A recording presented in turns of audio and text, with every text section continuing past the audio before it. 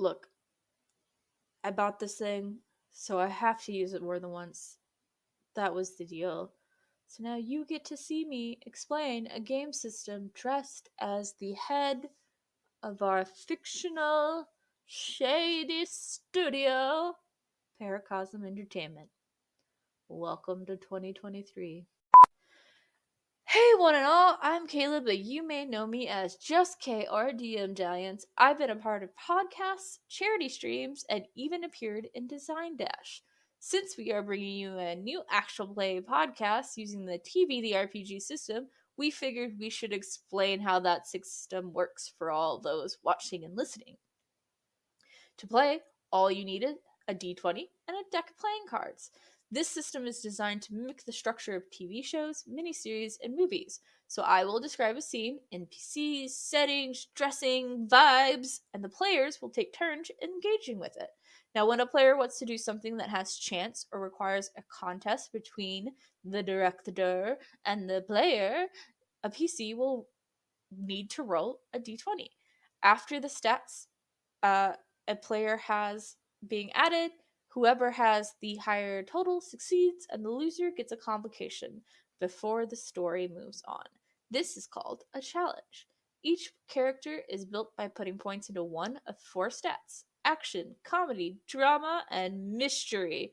They also have characteristics, which are abilities and traits that make them unique. These may provide bonuses during challenges and scenes, but they also might make certain types of scenes harder as well. Instead of hit points or health, we have plot points, which represent how vital to the plot any given character is.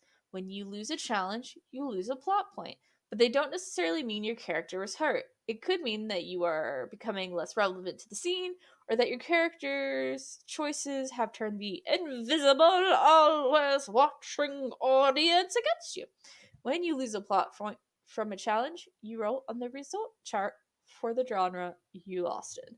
This could mean explosions, friendships, mind melting, and so many more things that I have to try and come up with how they happen because you rolled them.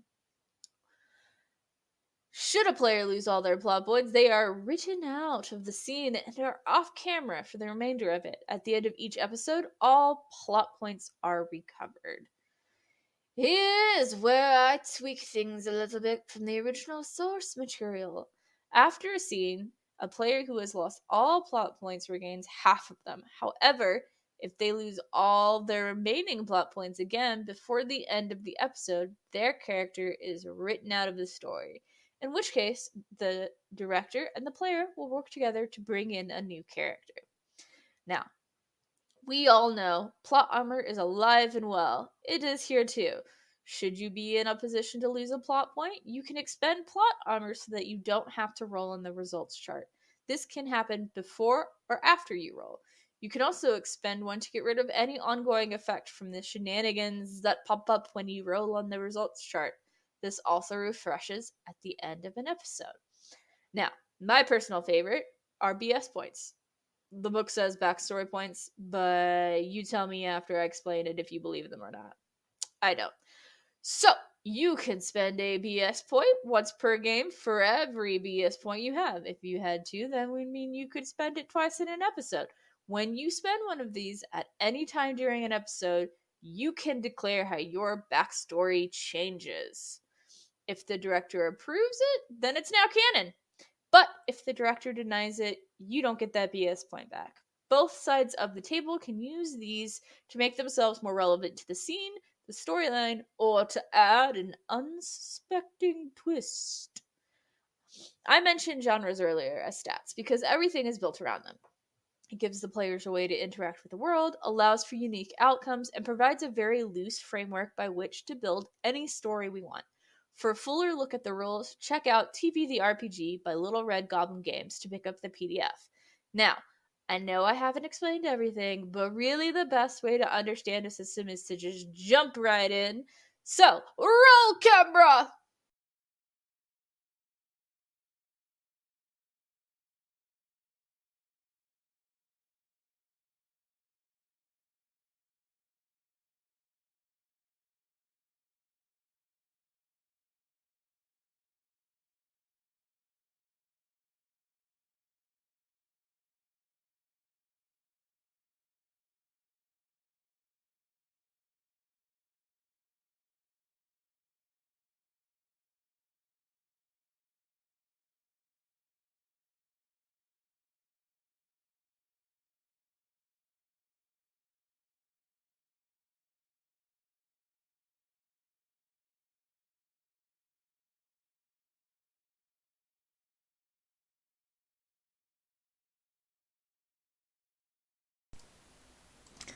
All right, hello, and thank you for joining us for our spooky horror survival one-shot and TV the RPG.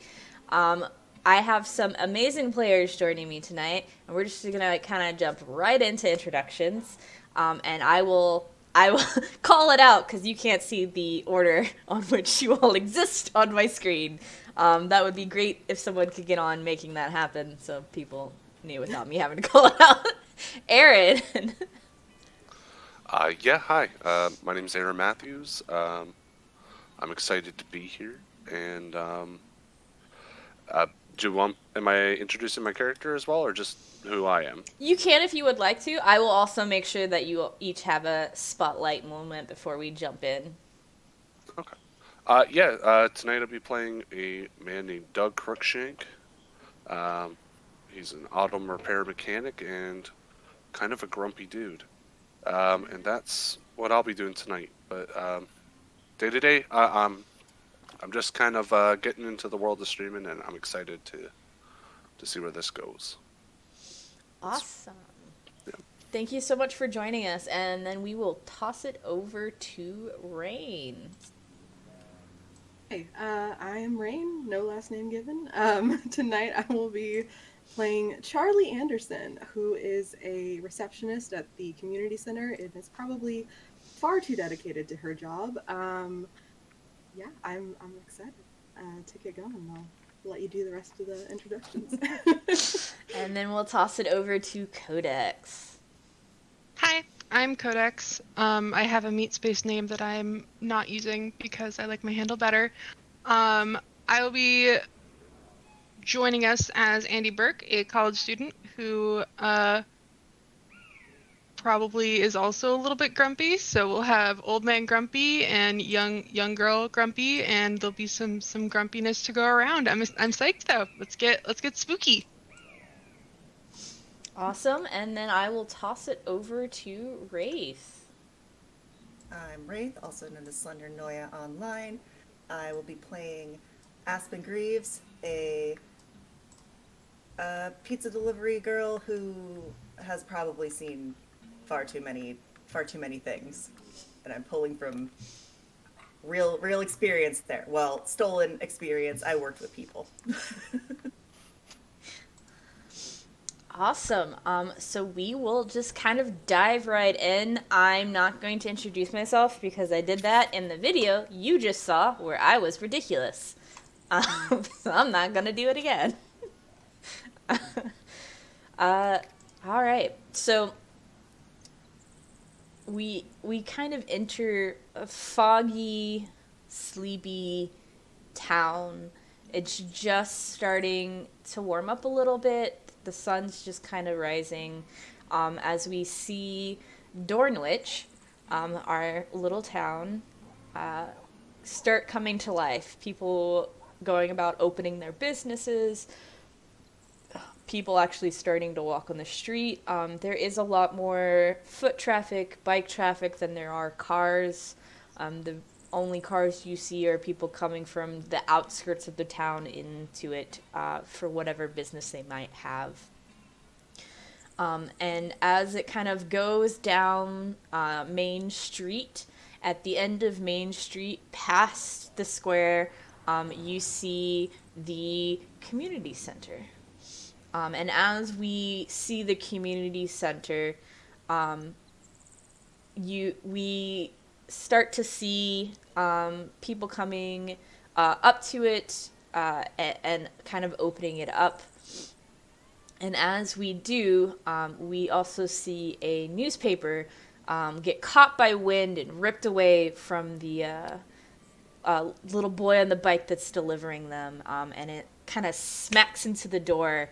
And on it, in big, bold letters for the headlines, you see, "Whole town's been disappearing." And the article goes on, and it says, "Whole towns have been disappearing recently with no cause. Whole groups of people just up and gone without a trace. Everyone has been on edge, but they are pushed to hysteria as news of yet another town's disappearance reaches them." And as that happens, before you can read more of the article, the wind catches it again. It vibrates before shooting off the side of the building and flying away. And we see Charlie. They're opening the door to the Civic Center, Community Center. Just let us know what you look like and like, what are you doing first thing in the morning?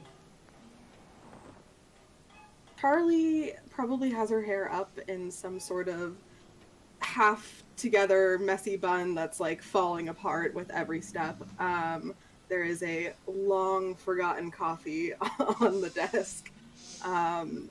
And she's probably been there for about an hour already, despite the fact that it is just now opening. And she also probably would have been very, very interested in like trying to peer at that news article as it flew away. And is disappointed that she didn't get to read more, but is like, well, we got a job to do. Okay, let's unlock this door. Hi, welcome in. What can I help you with? Very to the outside eye, everything's fine. Everything's great. Fantastic. Awesome. And the people there this early to get in are the people who are there. There's like a little old ladies knitting group that's, early, and they got their coffee already and their little like pastries, and they're just all chatting on the doorstep waiting for it to open up. So they're there. You have like a youth basketball league that's using the gym.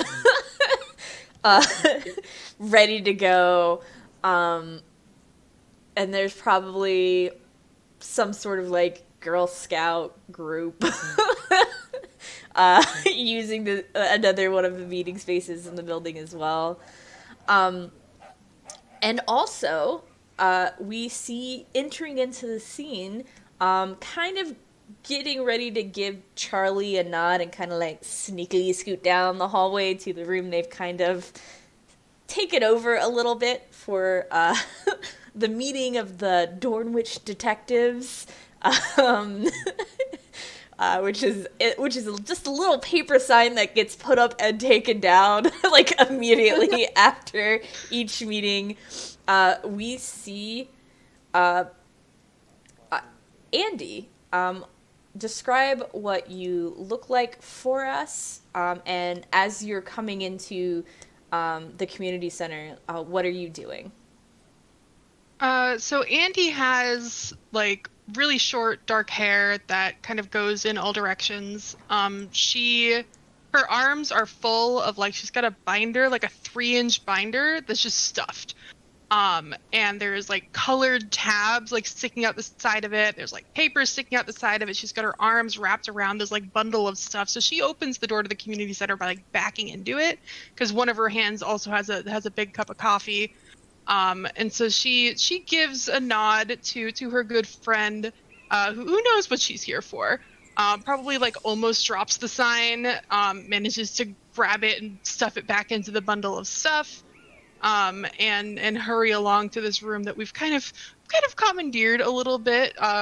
Try to get set up in time for the others to arrive and not be behind schedule, although she's probably already behind schedule, being honest here.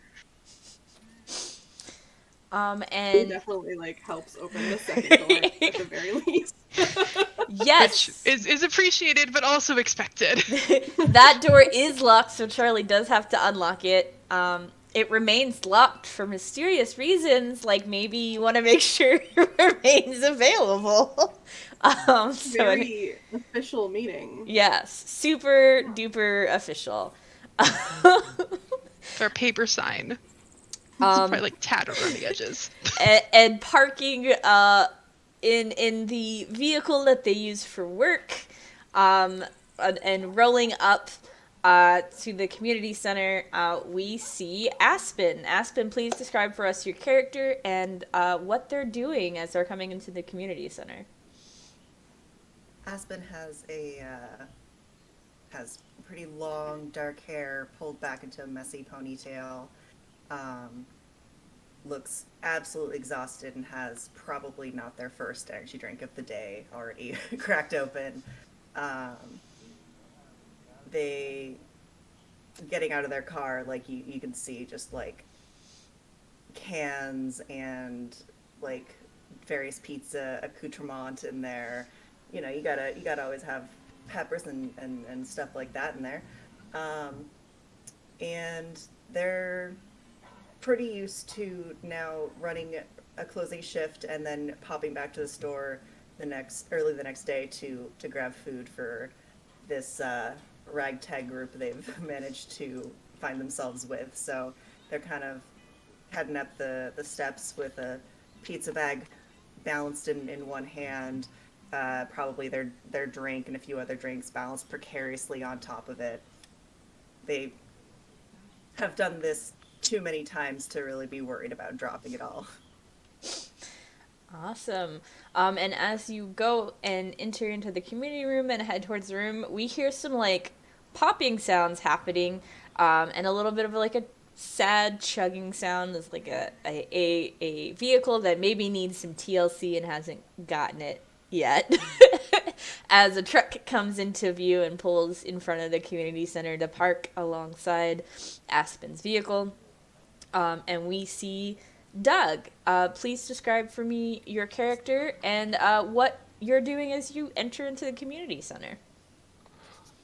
Yeah, so sitting in the driver's seat of this this car, wanting for a little bit of love that it's not going to get anytime soon, is like kind of like a stocky man with a full beard. Um, he's not particularly tall, and he has really short hair, and it would have been salt and pepper probably about 5 or 6 years ago, but it's just salt these days. He's wearing a pair of blue overalls with the name tag that says Doug. Sorry, it doesn't say Doug on it. It says Paul on it. And in his hand, he's got a big, tall thermos full of coffee. And as he steps out of the car, he reaches across to the passenger seat and picks up like a small paper plate with some saran wrap on it. And he has laid out homemade venison jerky. And as he walks in, he maybe sees Aspen, and he just kind of gives her a curt nod. He's like, hey. And you can kind of...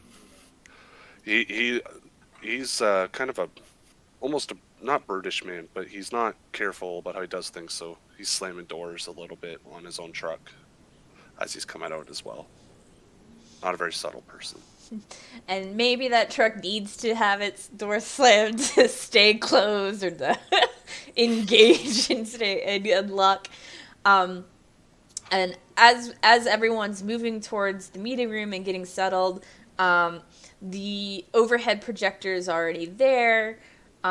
It's not plugged in. The cord just kind of like unplugged on the floor from the last time you all met and cleaned up. But it's there waiting to be used in case you all want to use it today. All of the chairs are still placed stacked against the wall, so none of the folding chairs have been laid out yet. There's a small table in the corner that's generally used for refreshments or if anyone has any like sign up, stuff like that, for anyone using the space, which lately has just been y'all. And so as you all are getting set up, what are the things that you're trying to make sure you have prepared for your meeting, especially for anyone of the players' characters who do read the newspaper or follow the news on, I can't say online because it's maybe you have dial up. There has been another town that's just disappeared or that, people have lost contact with. Some people are saying it's just like bad weather knocked out, the power lines or the phone lines for that town. But this is probably the third town that it's just kind of lost contact with. And people are starting to get a little bit worried, a little bit buzzing with like rumors and things. So for anyone who does read any news or listens to town gossip, you have heard about the newest town disappearing. So what would you like to make sure is in those spacers set up before you all jump right into what you have been meeting for over and over again?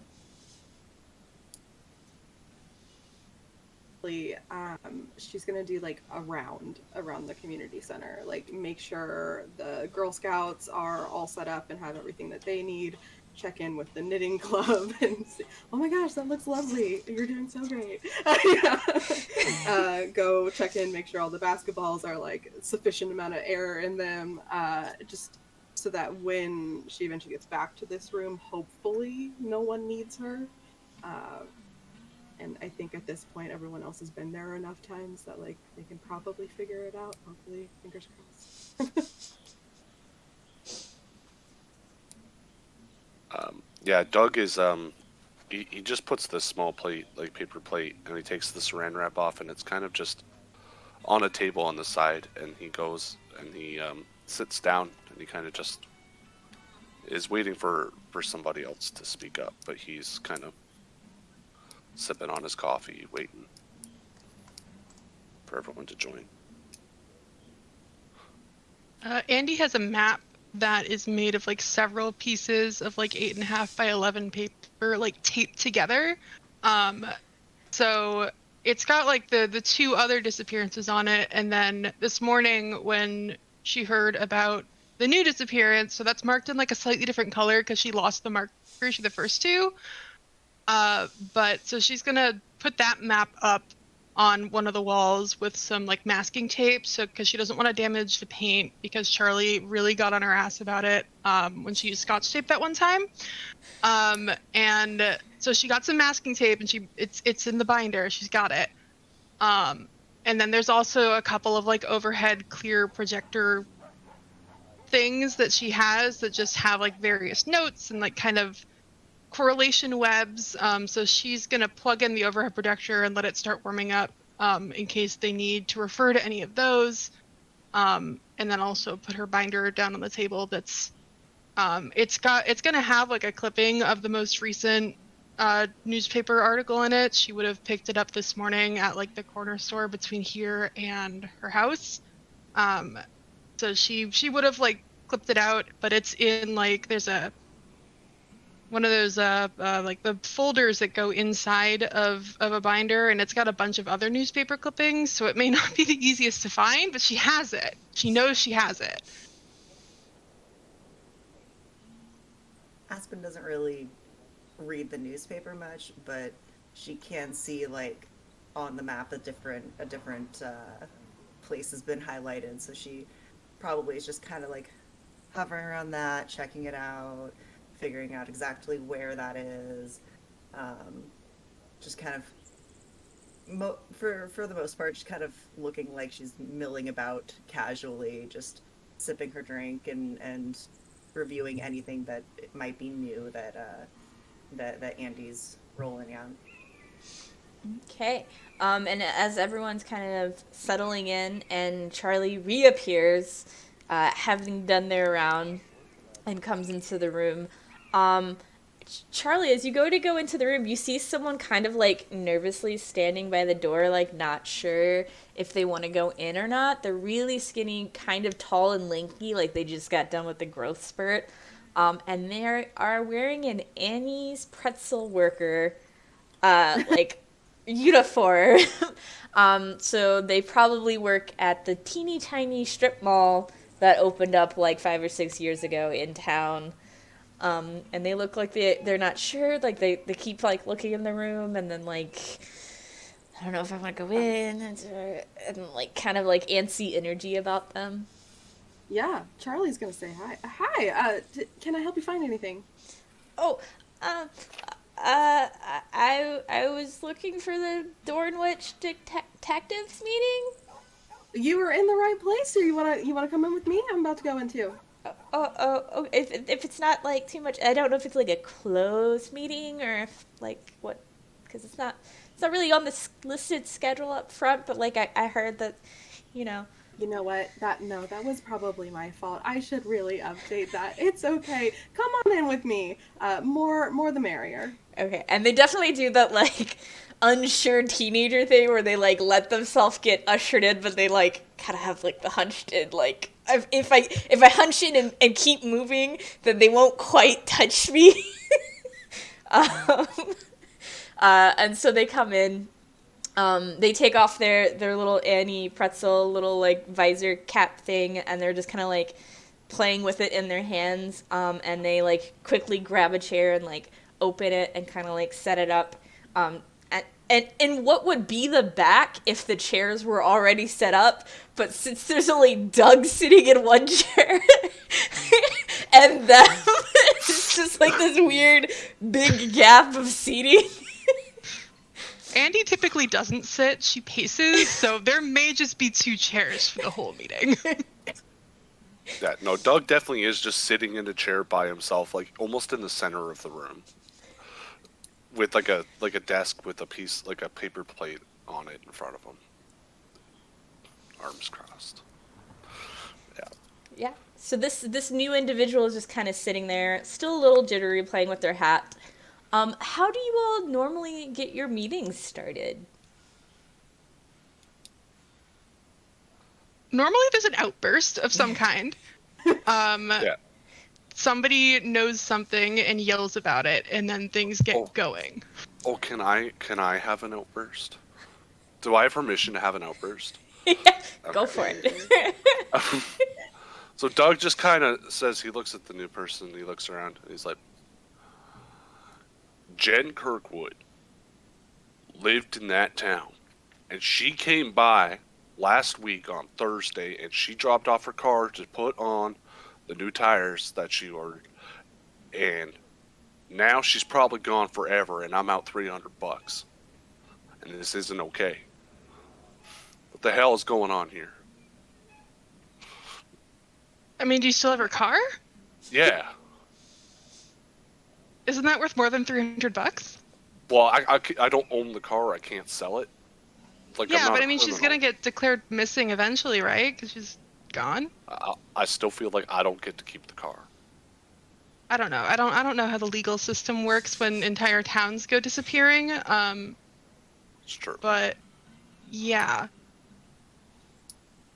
I don't know, but all I know is I'm out $300, and I'm pretty sure Jen Kirkwood is dead. What town Yikes! was that with? Well, Missing? I mean, chance the to whole look. town disappears. It's like aliens or nuclear bombs taking off whole towns. Okay, if it was nuclear bombs, then we would have a much bigger problem. Well, you're some sort of expert apparently. Do you ever see a nuclear bomb go off? I've seen pictures. Yeah. I've played plenty of games with nuclear fallout, and I'm pretty sure it doesn't just affect one town. It's going to affect like at least the areas around it.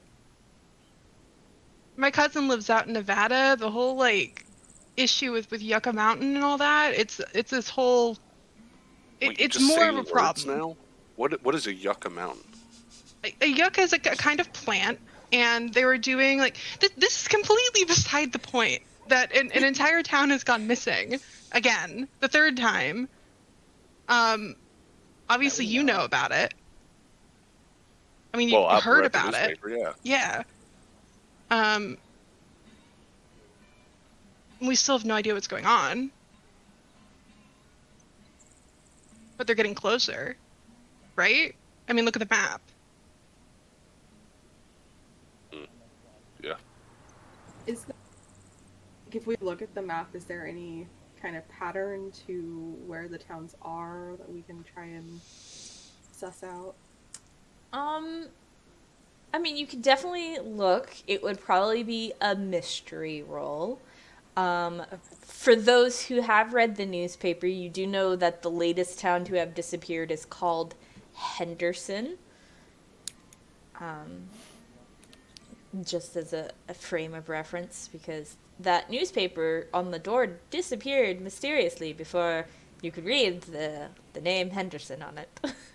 Because it may have been later in my notes. Understandable. do I recognize the name of that town? If this is the one you want to tie to your backstory, then yes. Sure. Yeah. Okay. That's so funny. Yeah, my dad lives there. Okay. Have Probably you not heard from him? anymore. Yikes! Well, what? You know what? I'm sure everything's fine. I'm just gonna page him real quick. Send a quick little page. It's like, hey, can you call me? And then just like stare at it. I'm assuming they had an error code for when the message didn't go through. I don't know because I did not use pagers. As someone who's used the pager, sort of, it comes back and it says undeliverable, is what it says. Okay, it or says something like that. Yeah. Yeah, it says like undeliv because I'm there's also Yeah. like a character limit, so Okay, that's fine. Yeah, I'm sure it's just like poor signal. Maybe they went on a vacation and didn't tell me. Does anybody need coffee? Okay, Yeah, you I look like could. you need coffee. I'll be back.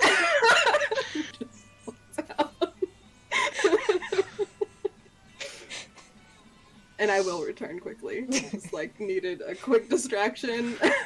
Need a breath of fresh air. Yep. you need to go stare in a void in a corner for a moment to come back.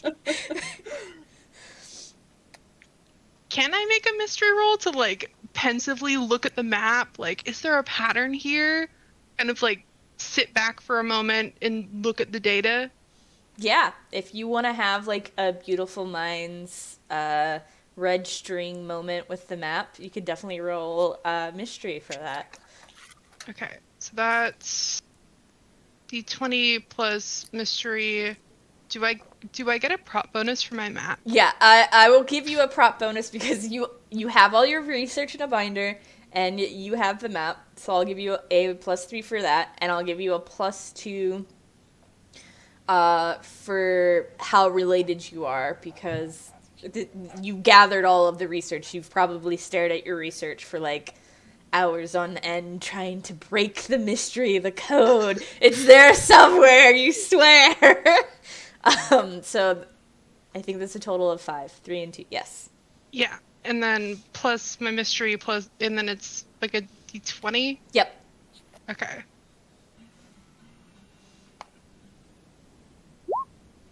Oof. I got 12. That roll. Okay, I see that. Is that after all of your bonuses? Yeah, that's a +10, so they rolled a 2. I rolled a 2. Yeah. I'm just not. It's not. The pieces aren't going together for me today.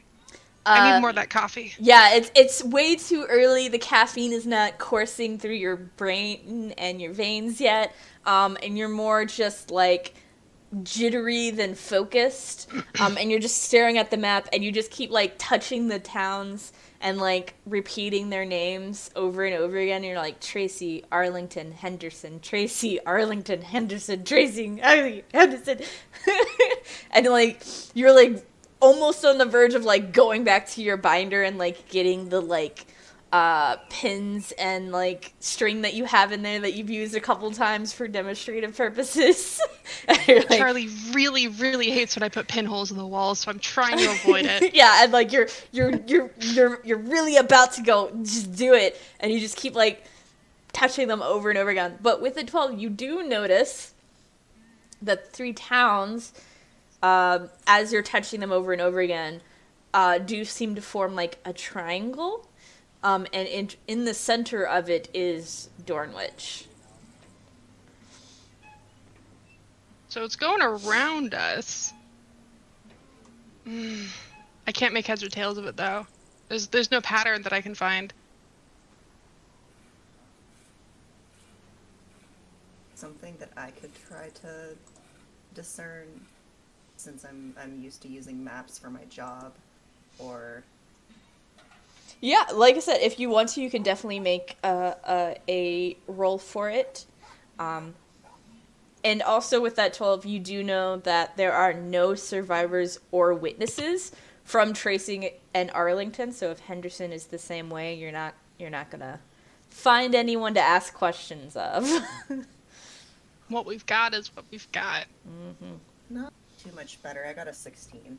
Okay, so you do get a little bit more information on top of the noticing that, yeah, it's like a weird, perfect triangle with Dornwich in the middle of it. Like, even ignoring some towns that, like, they could have, whatever it is, maybe hit on the way, they've instead made this perfect triangle with Dornwich in the center. There are no survivors or witnesses, but then you also start thinking about, like, the timing of, like, the latest town going away, Henderson, and you go over and look through Andy's binder just to, like, make sure, and you get crazy calls all the time, but they get worse under a full moon and a new moon. So you happen to just remember that when Henderson went and disappeared, it was under the new moon. And so having thought of that little thing, you went and looked at the other news articles that Andy has in the binder, and you're like, new moon, new moon, new moon. And so you just kind of like tape up those articles around the map where the cities or the towns are that disappeared. Andy pulls out a notebook from the back of the binder and makes a note to download a calendar with the moon cycle overlaid on it and make a printout of that for the next meeting. Doug turns to the new kid, like the young man. It was a young man, right? That came in? It's not really discernible on what they are. Okay. They're just tall and lanky and clearly a not confident teenager. Okay. The young person that came in. He turns to them and, you know, I don't know who you are or why you came, but I personally think it's like crop circles. Like I'm pretty sure it's aliens. And they just kind of like look at you for a moment. They look a little silly because they are in that super tall, lanky stage, and the chairs that are used in the community center are the ones that are like real low to the ground, just from like overuse of being like a fold-out chair and like slowly sinking down slower. So their knees are like almost at their chest as they're trying to just like get comfortable in this chair for this meeting. They don't know how to quite respond to the crop circles thing, but they're like, I mean, sure, but I don't think Tracy is a farming town. I said it was like crop circles. Get your head out your ass. Oh, And I okay. hand him some beef. I hand him some venison jerky. Or hand them some venison jerky. Thanks. They just like slowly chew on a piece of venison. He's just like There's that. pizza too. Don't worry about it. Yeah, that's just Doug. Or Paul today. Were you gonna not buy overalls at the discount store just because they have You someone could else's pick name on them? the stitches out. You could take the patch off. Like, I got enough things to do in the day. I don't need to do this. You know my name's Doug. It's fine. And Fine. the new person raises their hand. They're like, I didn't know your name was Doug. Yeah, see, the new kid probably thought your name was Paul. Yeah, no, it's Doug. Yeah. Identity theft is not a joke. The serious crime, Doug. Neither one's going missing. Maybe we should I mean, I know our. I mean, our maybe meetings are, like, the most overalls focused, are but- from someone from Henderson. Oh gosh. Wait, no, but like, has anything been recovered from any of the towns? Like, I know no people, but We should if you go. try to drive there, What if it's unsafe? Well, What if there's just a big hole? And we try to drive there, and we just drive into a hole, and then the car falls into the hole, and then it hits the ground, it crashes, and we die? I'm none generally of pretty the good about news like seeing agencies road ends. reported on that. Like, you would think that in the article it would be like, whole town gone, giant pit in earth. would support the nuclear bomb theory, though. No, If there it was a wouldn't, hole. because No, it wouldn't. That would be more like a sinkhole. Yeah. But if I flip through the articles real quick, is there any kind of follow-up other than, like, lost contact? So it seems like Tracy and Arlington have had some, like, follow-up. Henderson's still too new for, like, there to be a whole lot of Yeah. information about it. But it seems like, from what you can tell, like, the town, as in, like, the buildings and stuff, seem relatively untouched. It's almost as if everyone just disappeared. Like, there are some cars that had their doors left open, like someone was getting in or out of them. There are stores that had their lights on and the open sign still turned. There was, like, a whole school bus in the middle of one of the streets, just like it had been driving or something. So it seems like there's, like, just no, not just person, but, like, no living creature. There were no animals in the town. There was just nothing. It was just objects. Creepy. How That's far the would it be worst. to... Oh, sorry. Oh no, I was just like, when you walk in somewhere and it's like deadly silent, No creature sounds, no nothing. So there's no birds, or birds, like, not flying into the towns? We might have to go there to see, like, because now I'm curious if there's like lichen or something, because I'm sure there's still plants. Like, none of the pictures said that there were no trees, but lichen are symbiotic organisms, so they're like plants, but they've also got, like, critters in them. Like werewolves? No. Werewolves aren't plants. Or lichens? No. Like the thing on trees, buddy. Like Spanish moss. What? Not lycanthrope. Different.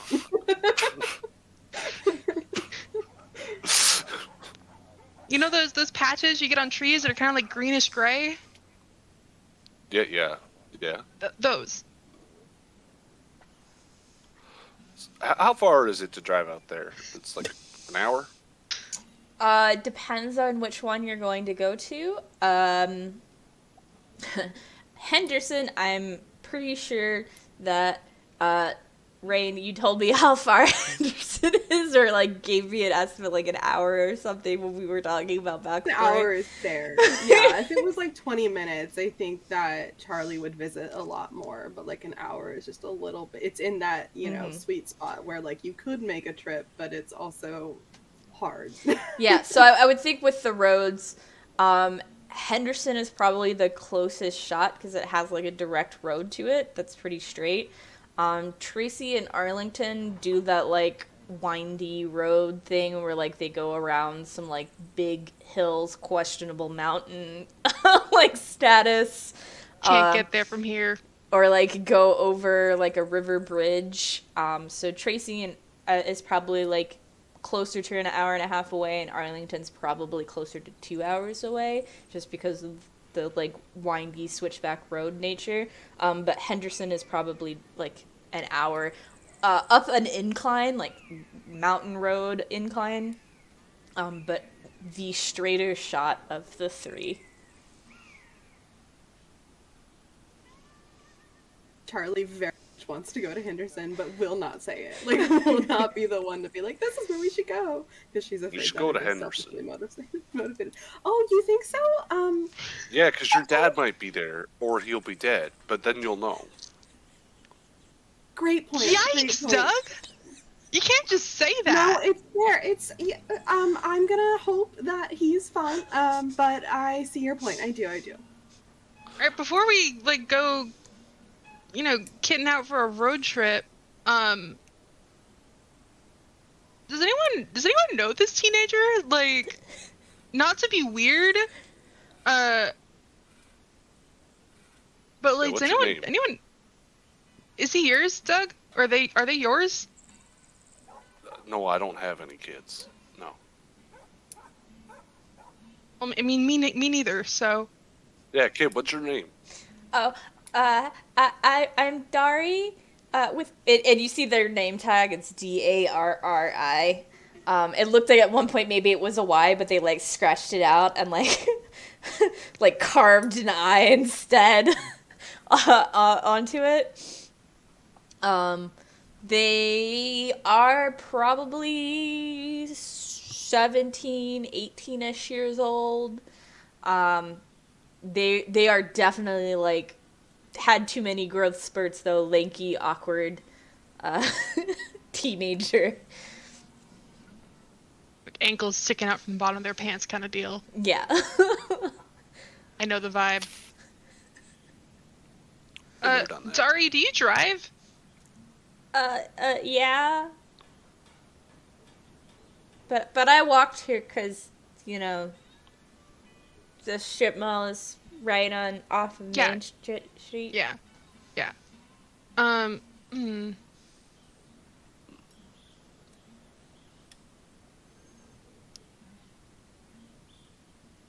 Like, I don't know want to we're- ask you to come on this road Right. trip, but Right? We could all pile in the pizza car. Oh, I got the I mean- truck too. do you think your truck's gonna make it all the way out there? Yeah, that truck's been running for like 20 years. Straight? Like, has it stopped ever? Yeah. It stopped right now. You think it'll start again? I'm pretty sure. No, I know it'll start. Yeah, no, it likes to bang around a little bit, but it's it runs fine. Fine enough. Is there room for all of us in your truck though? But we have more than one vehicle. We could Yeah. just there's 5 of us. So we could load into one car, but we could just also take 2 cars. Yes, Dari, you have a question, comment, or concern. I mean, if you want to see what's happening with like the community, I have a CBD, like I think that's the word, radio in my car that I could set up here. Oh, like a trucker radio? Yeah. Yeah, CB. Yeah. Yeah. I was like, I knew I said too many letters as soon as I said the last one.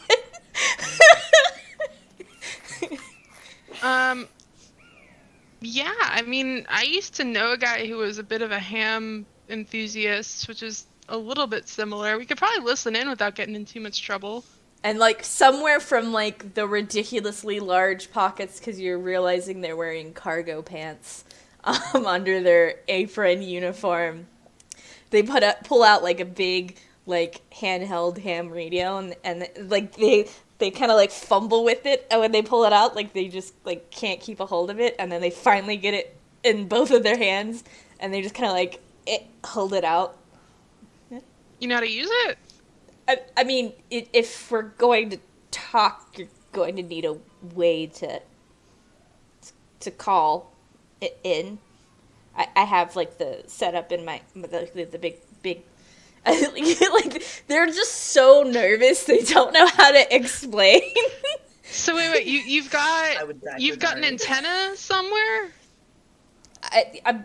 So I have the big unit with like the handheld, and then this is like a mobile unit. Like it doesn't do super duper far, but it should be enough to get you to like Henderson, especially since Henderson is at like a higher elevation, so it'll get clearer signal.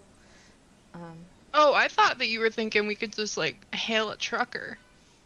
No, I mean if we wanted to see like if just like communications like blocked off or weird, or if like you needed someone to like to keep in Oh contact god, just with. like you want to stay here and like we'll try We'll to take the radio mobile. into you from Henderson. Yeah, because no offense, but if you go missing, someone should probably know. That's fair. Yeah, no, So that's kind of you. valid. Yeah. Would you feed my horse if I don't come back? You have a horse? Yeah, Why?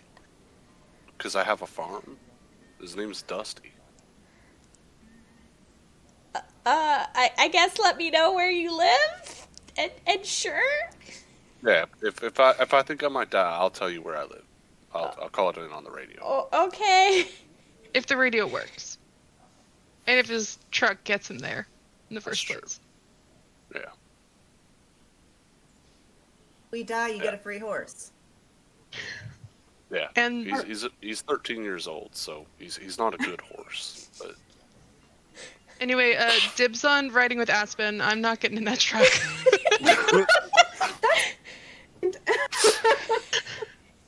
By the way, whatever your normal coffee order is, it has been delivered to you with like the perfect amount of cream and sugar to your taste. If you use an alternate milk, it's in there, and now it's in a to-go cup. Excellent. And mine is still on my desk. I forgot about it. That's fair. That's totally fair.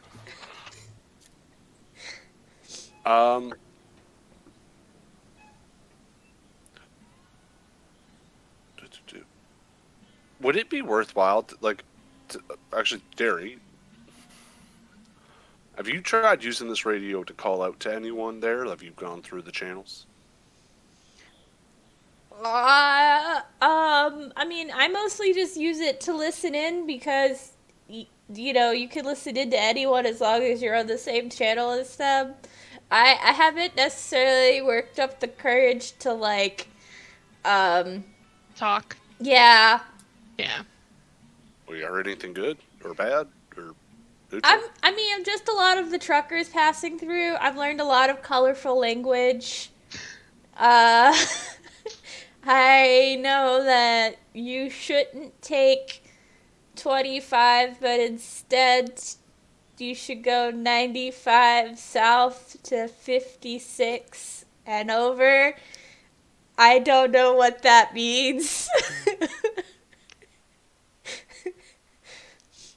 Doug knows what That's that fair. means, and he's right. They're right, yeah. Whoever told you that, they're right. And with the radio, we tend to have like handles. Mine is Headbanger 45. Wait, how do you have a handle if you've never talked on the radio before? I mean, I haven't worked up the courage to, but like, Boy. it's like part of the whole process is like you kind of like pick a handle so that when you do talk, you can like call out for who you're looking for. So I'm just gonna call you all the Dornwich detectives. That seems accurate and descriptive. Yeah, so Headbanger 45 on the radio, if you need me. Andy like writes that down in her notebook because she's going to forget. Yeah, Doug also writes it down on like one of those like pocket books. Like he kind of flips through a couple pages and just jots it down. That's Headbanger 45. Yeah. Why are you banging your head? Metal man.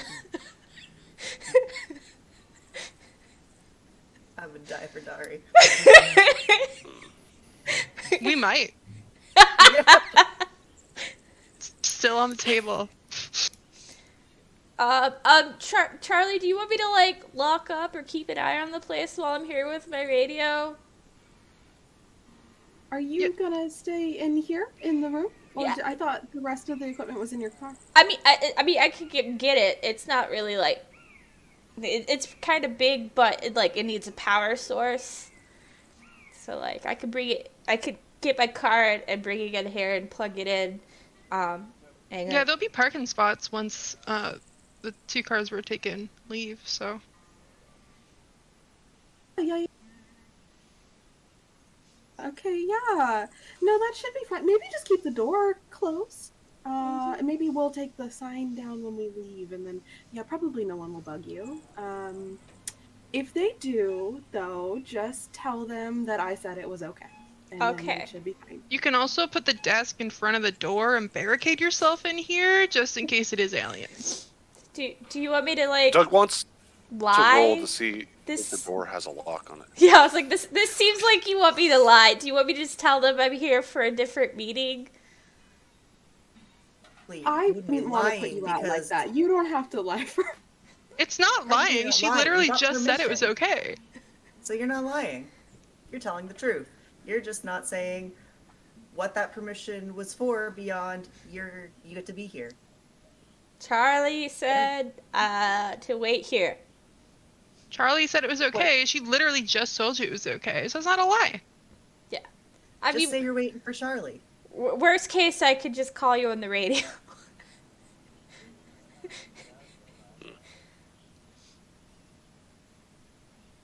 We should probably do a couple test calls as we're driving out there anyway.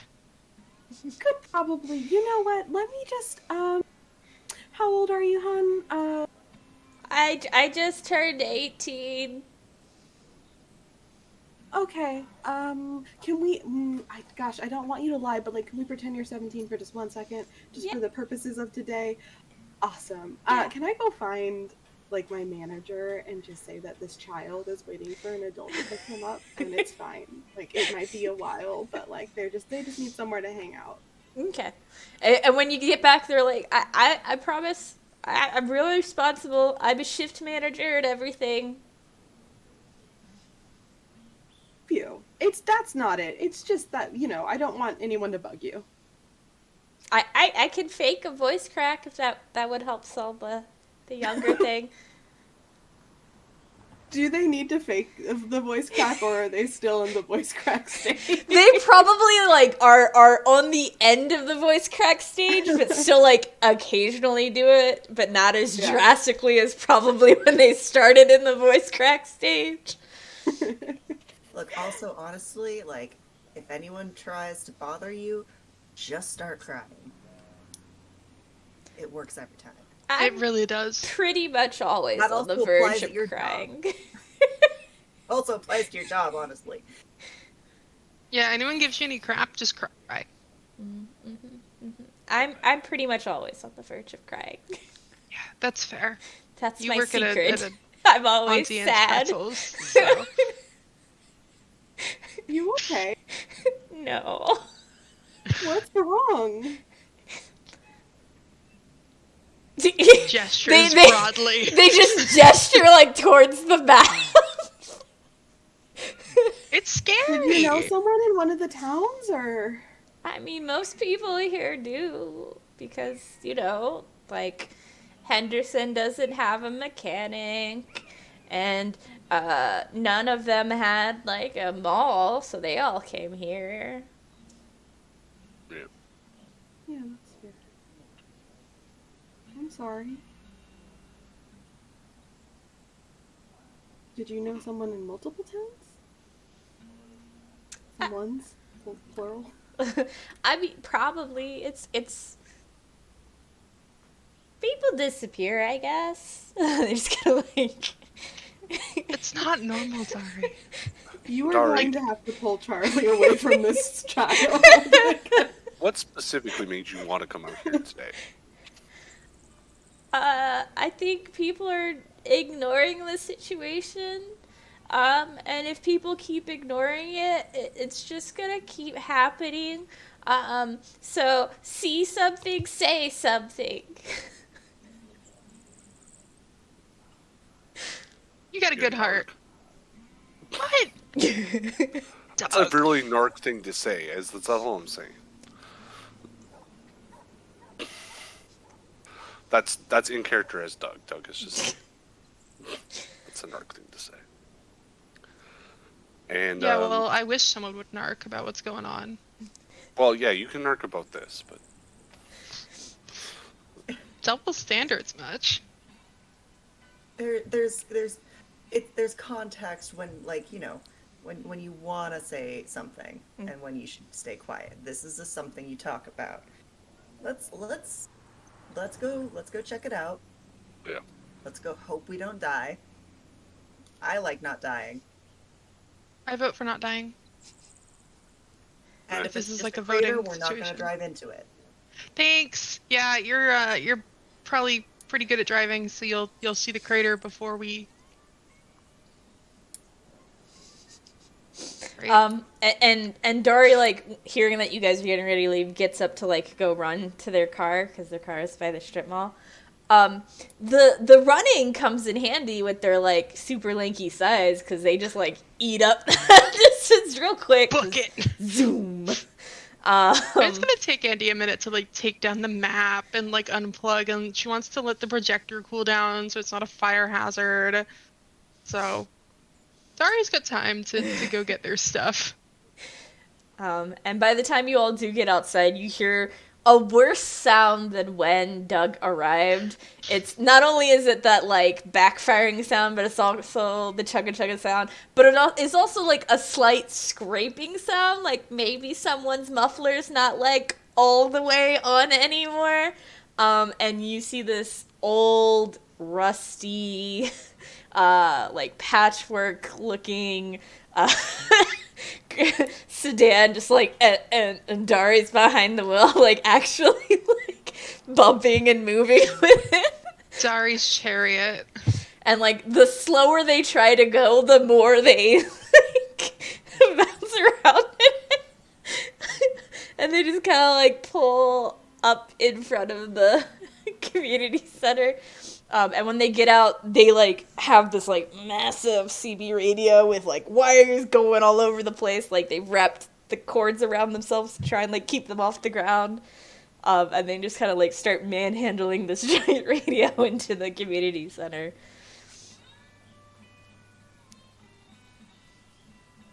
I really hope that thing works.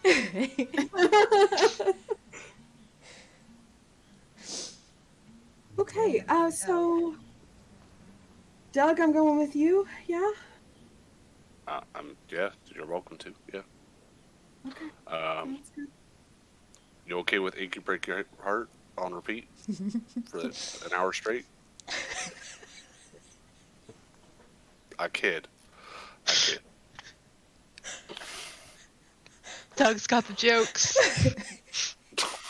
I feel like Doug would like have a broken radio and there's like a tape stuck in Jammed, it. like stuck in there. And it just plays that over and over again.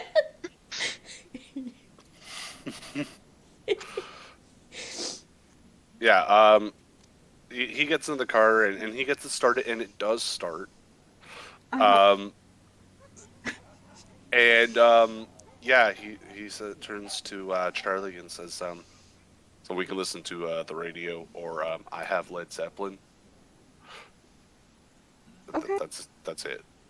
So you pick. Sure, either is fine with me. That's not what I said. I Is said it you like- have to pick. What? Led Zeppelin? That's perfect. Again, he puts it on the tape player. The question and hesitancy in that, like, I guess let's have The way the initial question was phrased, I'm like, is it literally just like one single on a cassette playing over and over and over? No, it's just he has like a lead tap, like he has like a. Yeah, by then they would have had a best of Led Zeppelin tape, Okay. side A, side B. Okay. That's better. That's much better. It's just once it reaches the end of one side, he's probably gonna have to have you pop it out, flip it over, put it back in. That's the way technology was then. That's not Doug's fault. It's okay, I did it many a times, just flipping the same cassette tape over and over and over again. Yep. You all get into your cars, and who's taking the lead? Is Doug ahead in the front of the caravan? Is Aspen in the front of the caravan? It depends. How fast does Aspen tend to drive? So she's probably letting Doug take the lead so she doesn't accidentally just book it out in front of him. Okay. Well, joke's on you. Doug's going 20 over the speed limit the whole way. Perfect. She is matching that, no problem.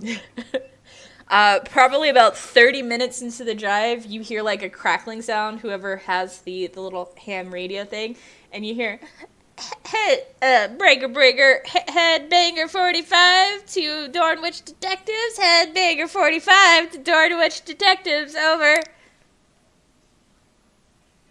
I'm gonna say Okay. Andy has it because Okay.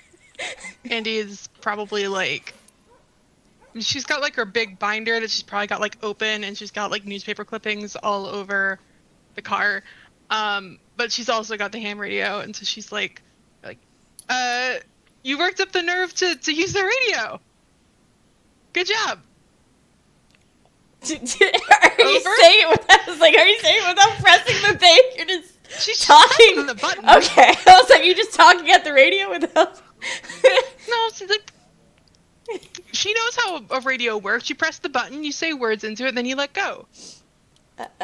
Headbanger 45 to Dornwich Detectives. Yes. Over. Do you have to say over every time? Is that the rules? Over? Headbanger 45 to Dornwich Detectives. Yes. Over. Okay, I'm probably not going to do that. Unless you like really, really want us to, but I'm glad the radio works and that we can contact each other. And there's like a Over. really long, there's like a long pause until you say over. If he won't respond until she says over, it's just like, over. Headbanger 45 to Dornwich Detectives. Roger it out. Over. I really don't think that's how that works. But you know what? If that's what how it Dari works wants, today. we're gonna fit the formula that Dari needs. And we'll see how we do. And during that last one where they were saying Roger over, you could very clearly hear like some sort of like metal music playing in the background, like they had maybe brought in like a boombox or something to play while they waited to see if you all just, disappeared forever or not. Classic. That I just like abandoned my shift. I didn't realize that until we got in the car. I don't think I've ever even called out sick. Okay, yeah, sure. It's fine. The fact that this is done 30 minutes into the drive. Right, yeah. Perfect. We were just pure mission mode. Didn't even think about it. So yeah, the mountain road looks pretty, clear. There doesn't seem to be, any landslides or anything as you guys are driving along it to show, why maybe you haven't heard anything. Or, maybe there was bad weather. There's none of that kind of visual cue as you all are driving to Henderson. And after about another 30 minutes, you all get to kind of the edge of town. And almost as soon as you all have driven through the town limit, into the town itself, it is, quiet. There's no, birds, there's no dogs, there's, nothing. There's, maybe the sound of, a squeaky hinge sign blowing in the wind. Maybe, and maybe, the sound of, a flapping door, someone left it open. But there's no, signs of, life in this town. Doug will pull over so that we can kind of convene, the four of us. Rolls down the window so that you can yell at him from the car.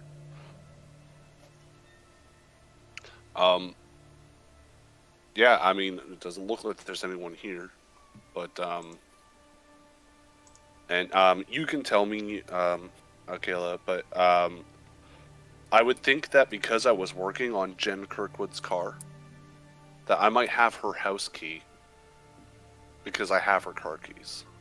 Yeah, just from people tend to have the two on the same ring together. Yeah, and if you want me to do a backstory point for that, I will. But I might have you do a backstory point to know where she lives, her address, from the customer form you had her fill out. But yeah, most people tend to have those on the same key ring. So if you have her car keys from working on her car, then you probably have her house keys. Yeah, so I'll mark it down so that I know where it is. We could go just kind of up the hill here, make a left, and then 4 blocks down. I had a customer from here. We could stop by and see like if there's anything in the house that indicates that maybe she's there or what happened. Before we do, I should radio Dari. Yeah, let's see if it works. Make sure I On the can. way. Andy swallows her pride and says, Dornwish Detectives to Headbanger 45. Do you copy? Over. And after a moment, they do reply, it is a little crackly, like maybe there's a little bit of interference, but you can still, like, hear the words. And they go, Headbanger 45 to Dornwich Detectives, reading you, over. We made it to Henderson. There does not appear to be anyone here. We're gonna check the place out, but if anything comes up on your side, you can reach us and we can reach you. Over. Headbanger 45 to Dornwich Detectives, Roger Dodger, over. So the radio works. That's good.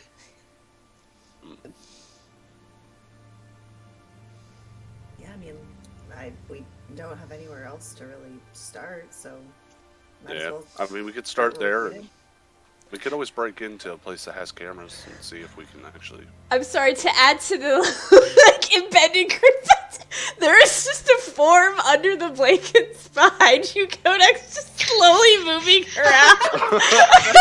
It's one of the cats. You said that, and I was like, "Oh my god, what's behind me?"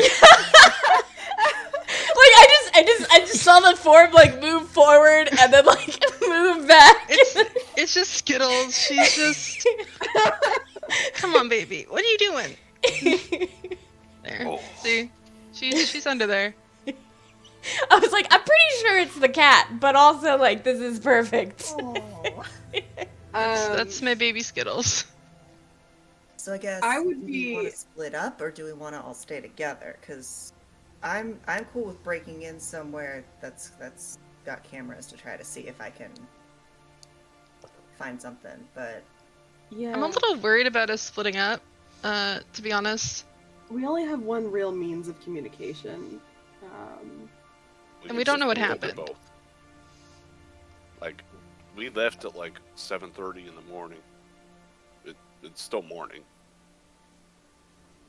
You know. Can I spend a backstory point to say that my dad's place probably has cameras? He's got 2 preteen boys that are probably latchkey kids. Sure. It will, however, be those like chunky CTV. Oh yeah, totally, Yeah. totally. Yeah. Barely gets the right angle on the front door. Yeah. Slight chance of maybe reusing the same tape over and over again. Dang, they So you got forgot to like record after for it. images. Yeah. Okay.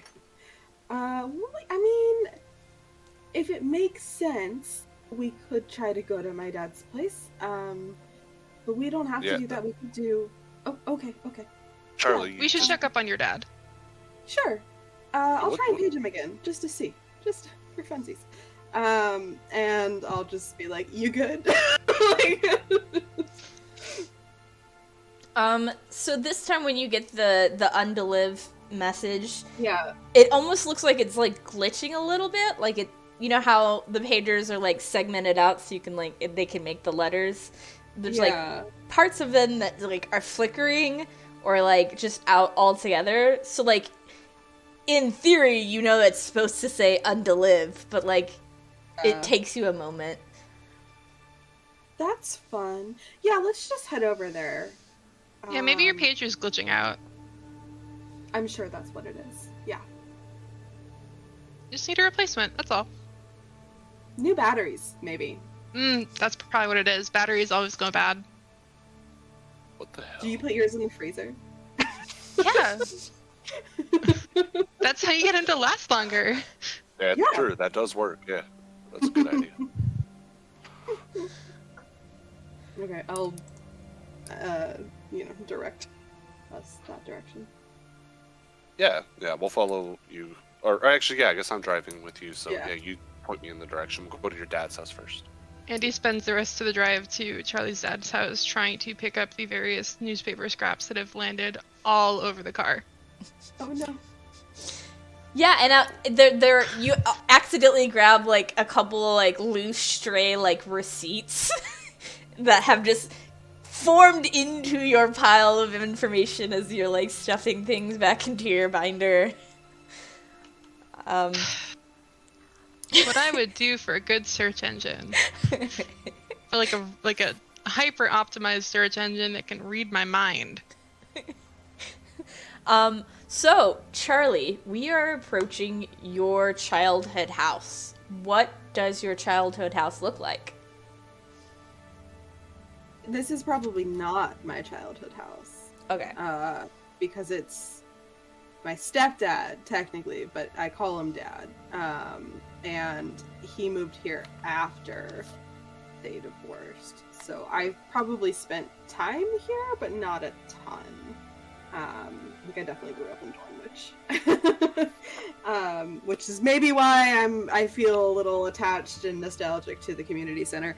But it is probably not the nicest place, let's be honest. It is just kind of the best he could do, moving on somewhat short notice. It's got 2 bedrooms, like a master, and then like one other bedroom that the boys are sharing. There's probably like, some bikes in the front yard. And like no real decor. It's like a couch that was thrifted and a chair that they salvaged off the side of the street, and the probably most decorated place in the house would be my brother's room, and then the the master is like a true bachelor pad, like bare minimum, like just getting by and figuring things out through this next phase of life. Okay, you mentioned stepdad. Yeah. Stepdad as in divorced from your mom, or stepdad as in married your mom after your mom got divorced? Stepdad as in divorced from my mom. Like, was my stepdad, and then they separated, and ex-stepdad. Yeah. Significant enough part of my life that I would still call him dad. Okay. Yeah. So mom does not live in Henderson then? Just the boys and stepdad? Yes. Are the boys from his marriage to your mom, or like a combo? Both from the marriage to your mom? I probably...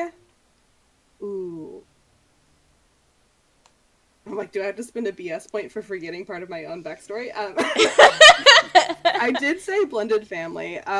So then I guess, Maddie and Jake would both have existed prior to him marrying my mom, but it would have been... I think they were young when they got married. Maybe 3 and 1. And are now 12 and 10. Okay, who's 12 and who's 10? Maddie is 12 and Jake is 10. Okay. And is this the white picket fence kind of house? Maybe at one point, but not now. It was probably... I imagine that he would try and find a suburb, but maybe more of a neglected neighborhood. Mm-hmm. Would it have any kind of fencing? Sometimes they have stone instead of white picket fence, or that small iron gate kind of deal. Yeah, let's go iron gate. Okay.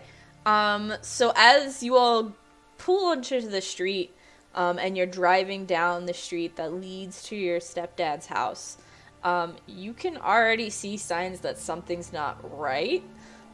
There's a car in the driveway with, one of the doors open and the trunk open, and what looks like maybe groceries just kind of left there.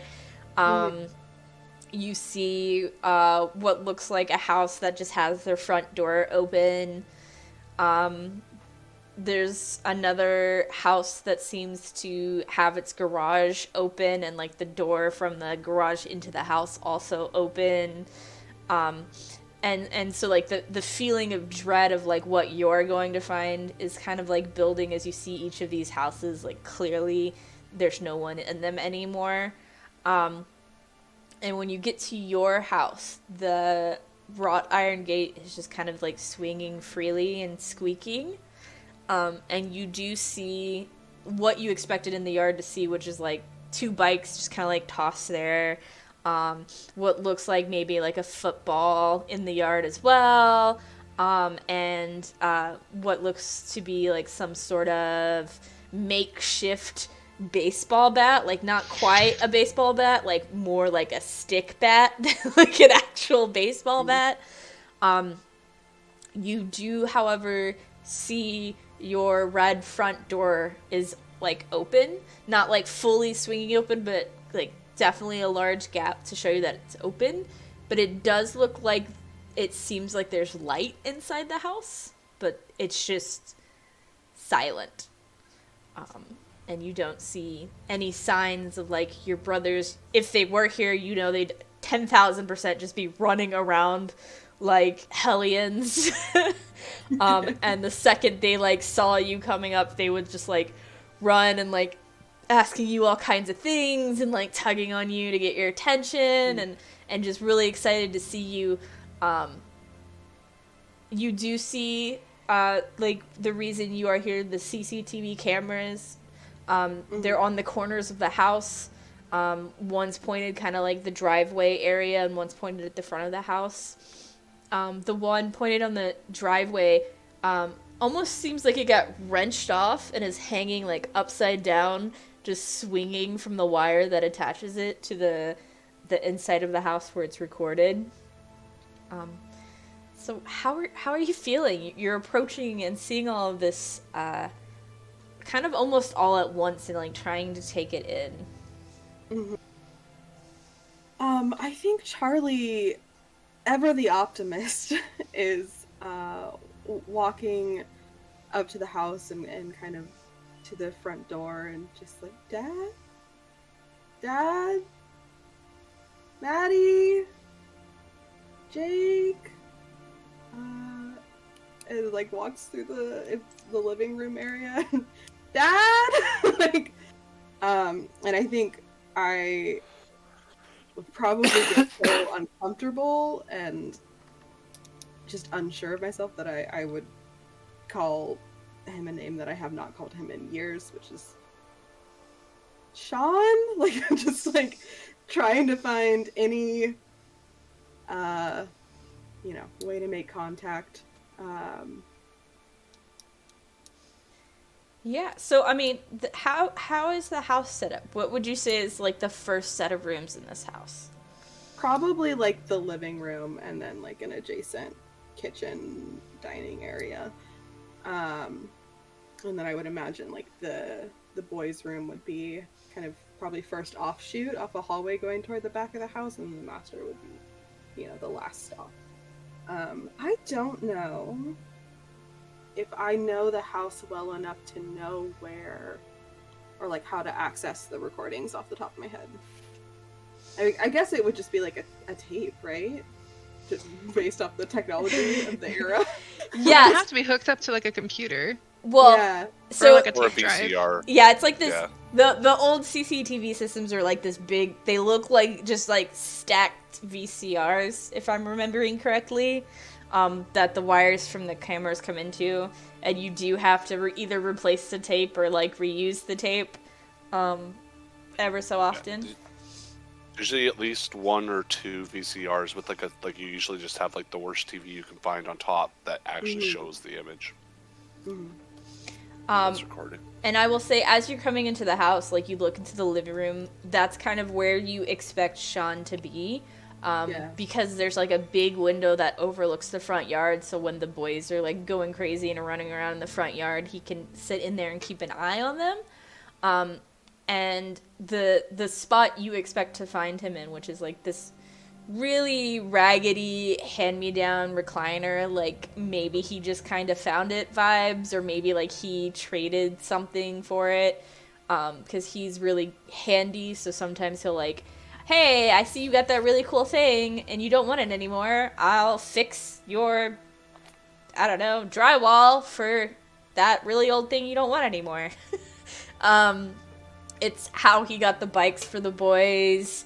It's probably how he got enough money to get them like uniforms for whatever sports thing that they decided they were interested in. And you could swear at first when you first see it that he's there and just hasn't responded to you, because the thing is kicked up, it's leaned back as if there was someone in there. But there's no one in there. And the TV is on, but it's muted.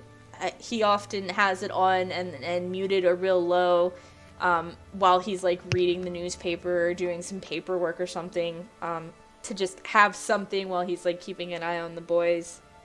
And it seems to be playing some like daytime television morning nonsense. It is on mute though. It has that little like mute thing on it. The remote is balanced on the arm of the recliner, like he was just there. In the seat of the recliner is like a fallen newspaper and pencil. It looks like maybe it's the like wanted ads. Maybe he's trying to pick up some additional work. Okay. And you go into the kitchen. The dishes are still in the sink. It looks like somebody left a glass of milk out. That probably smells horrible. It's only been a day. And so as you move through the house, like the lack of sound is probably the most jarring thing of this house right now for you, because it's got two boys in it, right? So it's like supposed to be pure chaos. But just like the rest of the town is like not just quiet, but seems to be like lacking any sound other than like flapping doors or swinging gates. Yeah. Okay. Well, we came for the cameras, right? So let's check the videos. I don't really know how to do that. Are any of you techie? I just know that they're here. I can probably figure it out. Okay. I know where they are. They'll like point out, where the cameras are. Yeah, he's probably converted. I don't know. Yeah. Where they're on the inside. I mean, you would probably know he's converted like the weird slanted like closet. Okay. That someone left in the house, of like, you all never used it for coats or anything. It was just not enough space for that. But he's like crammed in like a makeshift table that has these things stacked on it, and this like really small crappy TV with the like foil on the little rabbit ears, even though they're probably not needed because they're just hooked up to the VCRs and the system. Okay, yeah, I'll point out where that is to help. Yeah, unless one of you guys knows how to work one of these, like, Andy's just gonna try to figure it out and hope that she doesn't break it.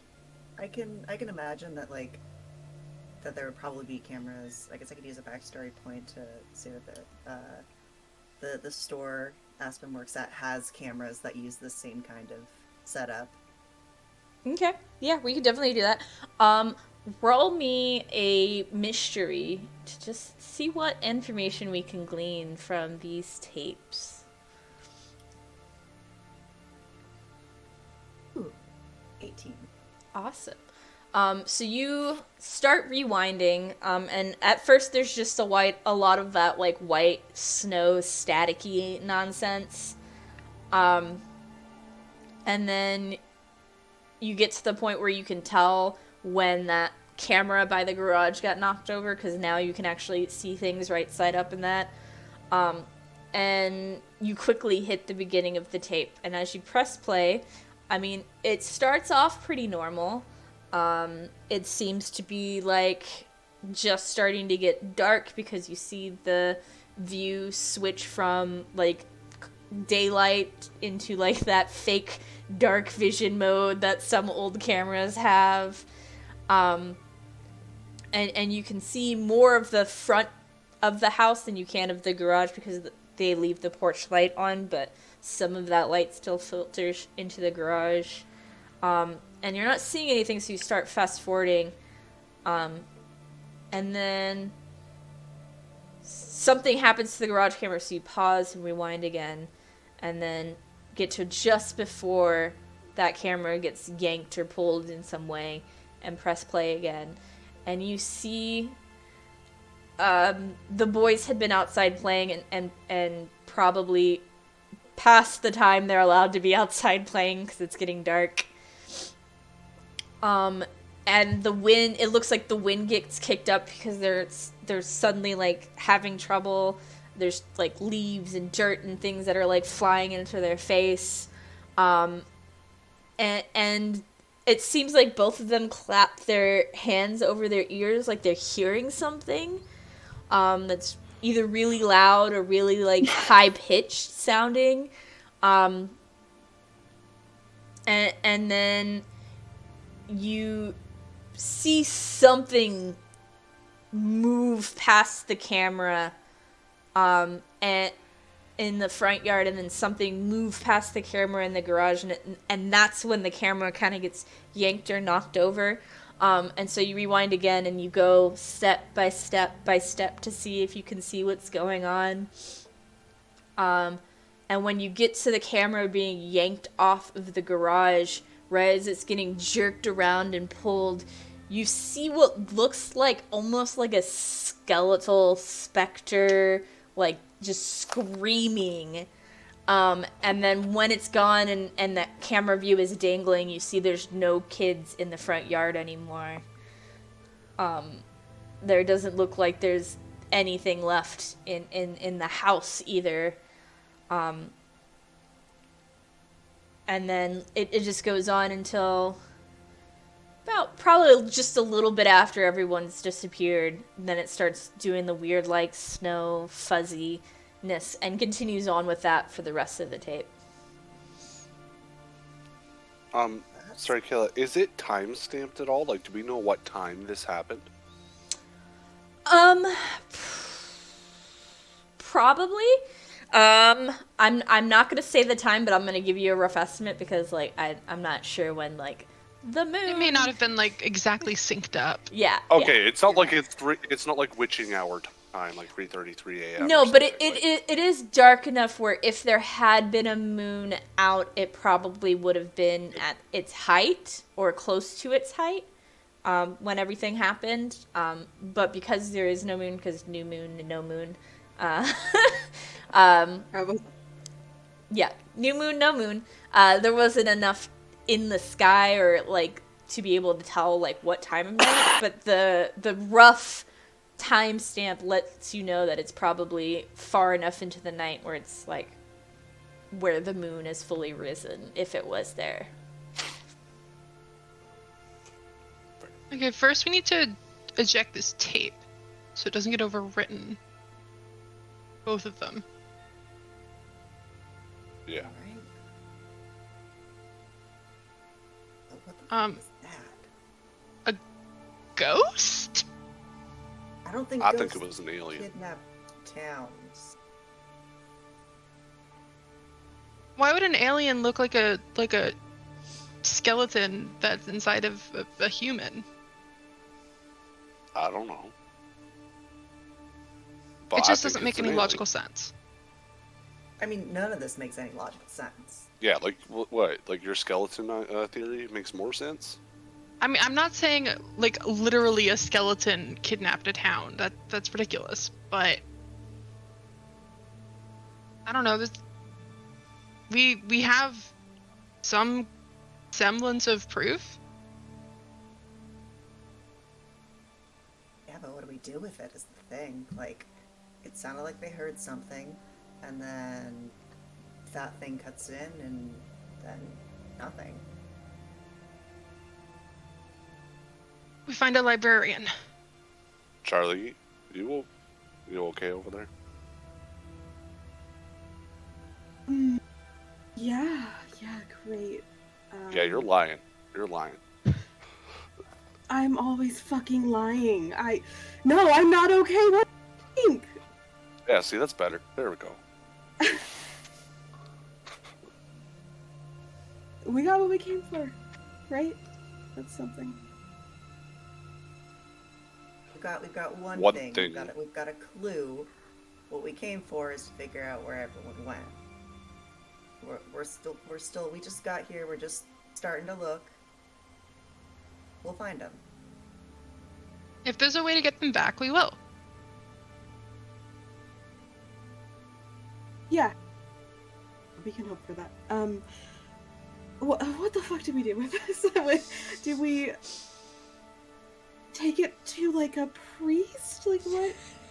This is out of my depth. A priest is an option. I'd rather a librarian, but Have we Like, the spoken occult? to No, the just like police at all? what are the cops gonna do? You show them a picture of a ghost.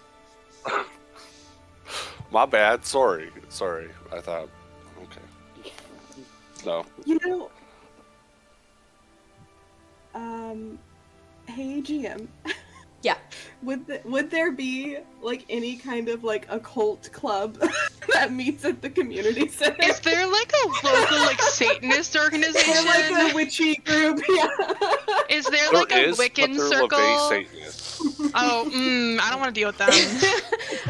So I don't know if there's any group that meets at the community center, but I will say, if you're trying to find information, you all live in Dornwich, so you know there are probably 3 places you can go. You can go to the library. You could go to the school, because they do have, like, their own, like, little mini library in there. They maybe have more of the, like, weird science books in there. But you do know that several years ago, someone did open a kind of like Crystal Vibes occult shop. Not on Main Street, because no way would the mayor ever allow that to be on Main Street where people coming through the town could see it. But off of one of the side streets, kind of in like a small squished building that's almost backset from the rest of the shop, so like you have to almost go into what looks like a little bit of an alley before you get into the shop. You do know that you've never been into it necessarily, but there's like big like purple velvety curtains in the window display, and like one of those like fake stuffed ravens, and like crystals, and Ouija board set up for like the display window. I'll tell the group as just a potential option. I don't know if anything will come of it. I mean, yeah, we can go talk to the witches.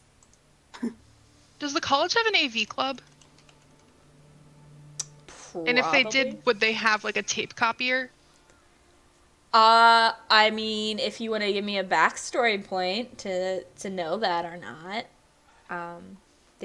you can definitely say that they have that. Yeah, I will use a backstory point to say that the college has an AV club with a tape copier, because Andy's first priority is protect the evidence that we have. Which means make a backup.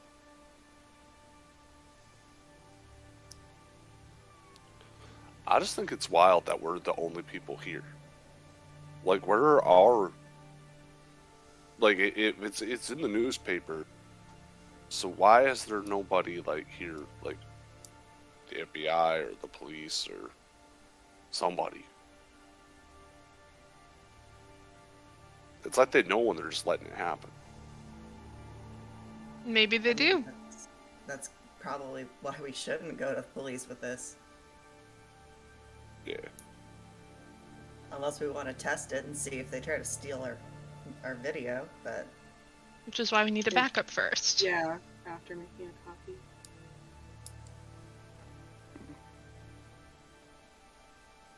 Do you want to... Oh, I was going to see if you wanted to check on your customer, too, before we left town. I don't know. I mean, I'll be honest, we can swing by, but I highly doubt that she's here.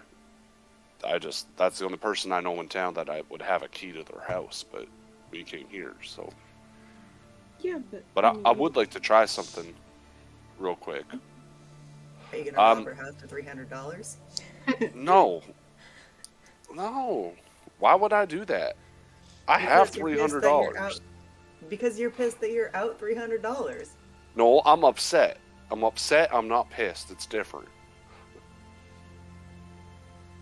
Pissed would imply that I'm seeking vengeance. Upset just means that it's not fair. You know, he's mildly inconvenienced.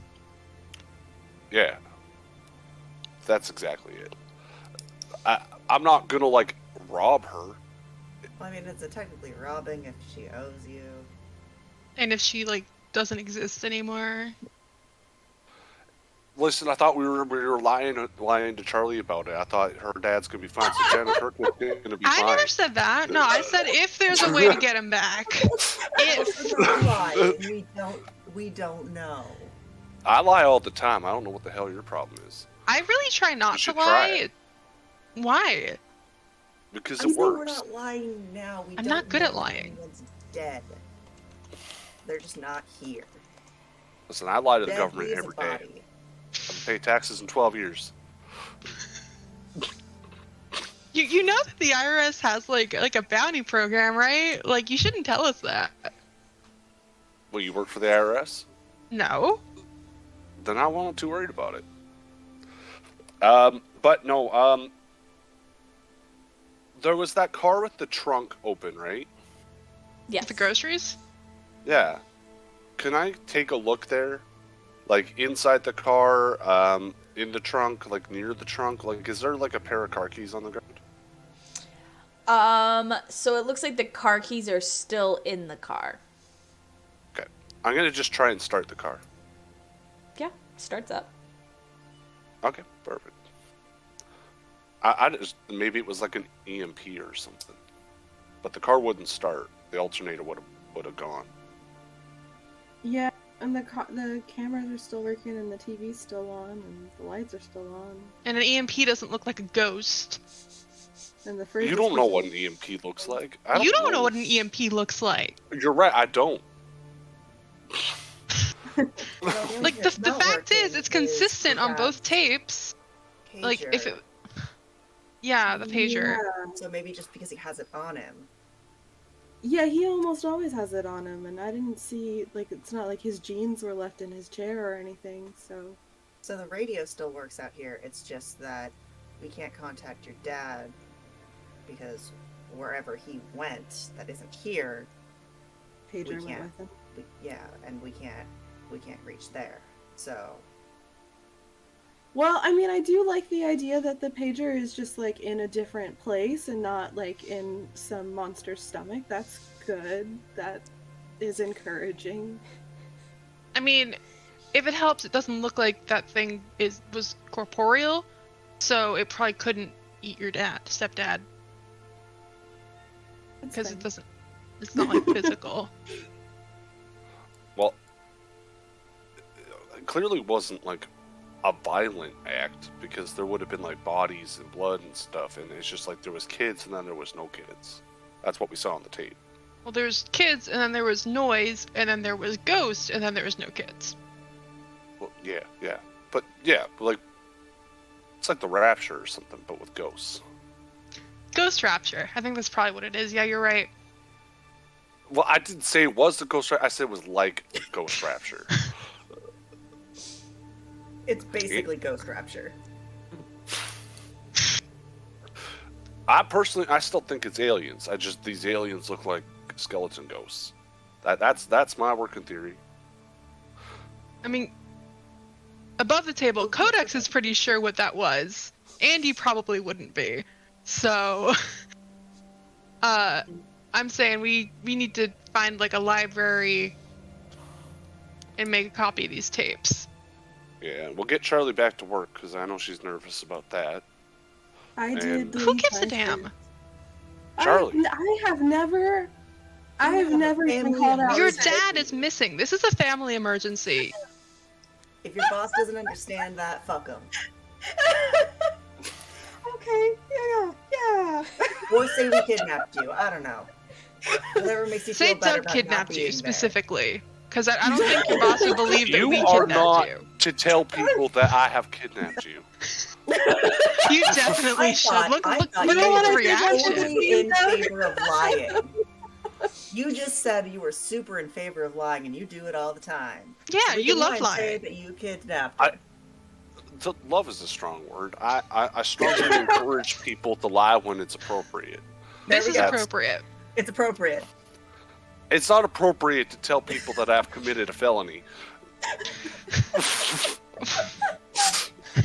There's I mean, time you and a don't pay your place. taxes. Isn't that like a felony too? Yeah, but this is a different kind of felony because, like, No, they're I both owe, like, felonies. Lying about the type of felony you commit.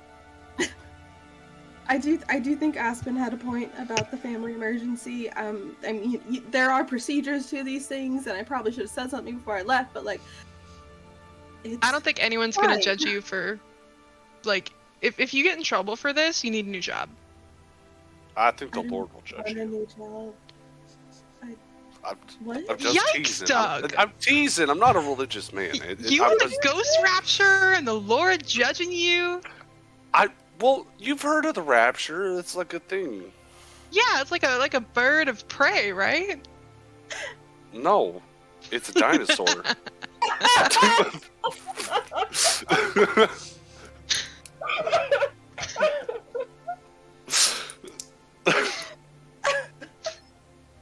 Anyway, so Go we're going home. back to town. Yeah, I think we're going back to we should radio Dari and let them Oh, know right. we are okay and have not been ghost raptured. And that we're We should headed to the probably college. Explain what we mean when we tell them we haven't been ghost We're not raptured. actually going to say that. I'm gonna definitely say that. Well, good thing that Andy has the radio. You hit the button and I'm yelling over you. Tell them that you think it's more likely it's aliens than ghost rapture. I am Because not, that is true. I believe I'm not that in telling my them heart. that. No. I'm not telling them any of our theories because it'll be good to have an impartial, like, outside third party that hasn't been subject to Fine. all this to bounce We're ideas gonna go off to the of. library, and I'm gonna look up aliens. Okay, that'll keep you out of our hair while we do actual research. That's good. You treat me like a problem, but I can be a solution. You should tell Dari that we haven't been raptured and then not say over. I will not do that. I'm sorry, I I- just needed to make a joke. I'm really stressed. It's fine. It's understandable. I just don't want Dari to worry. So I'm gonna radio Dari. I'm gonna say, you know, oh geez, what did we name ourselves? We named ourselves the Dornwich Detectives. I don't remember Dornwich- picking that name. One person Sorry. picked it, and then we just ran with it.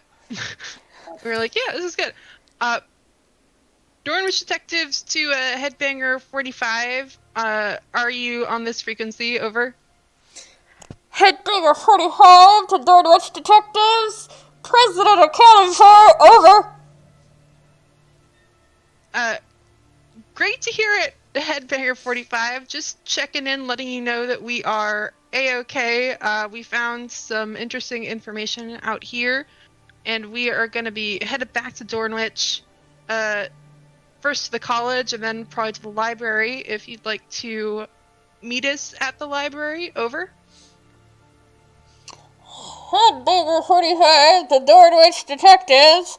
I could probably hang out here until you get back, but I really should be getting to work after that. Over. No, yeah, definitely don't like mess up your job on account of our investigation. It's very important to have a good employment history from a young age. It helps you with getting into a good college and will help you to succeed in life. So don't wait up for us. Over. Her bigger 45 to Dordrecht Detectives.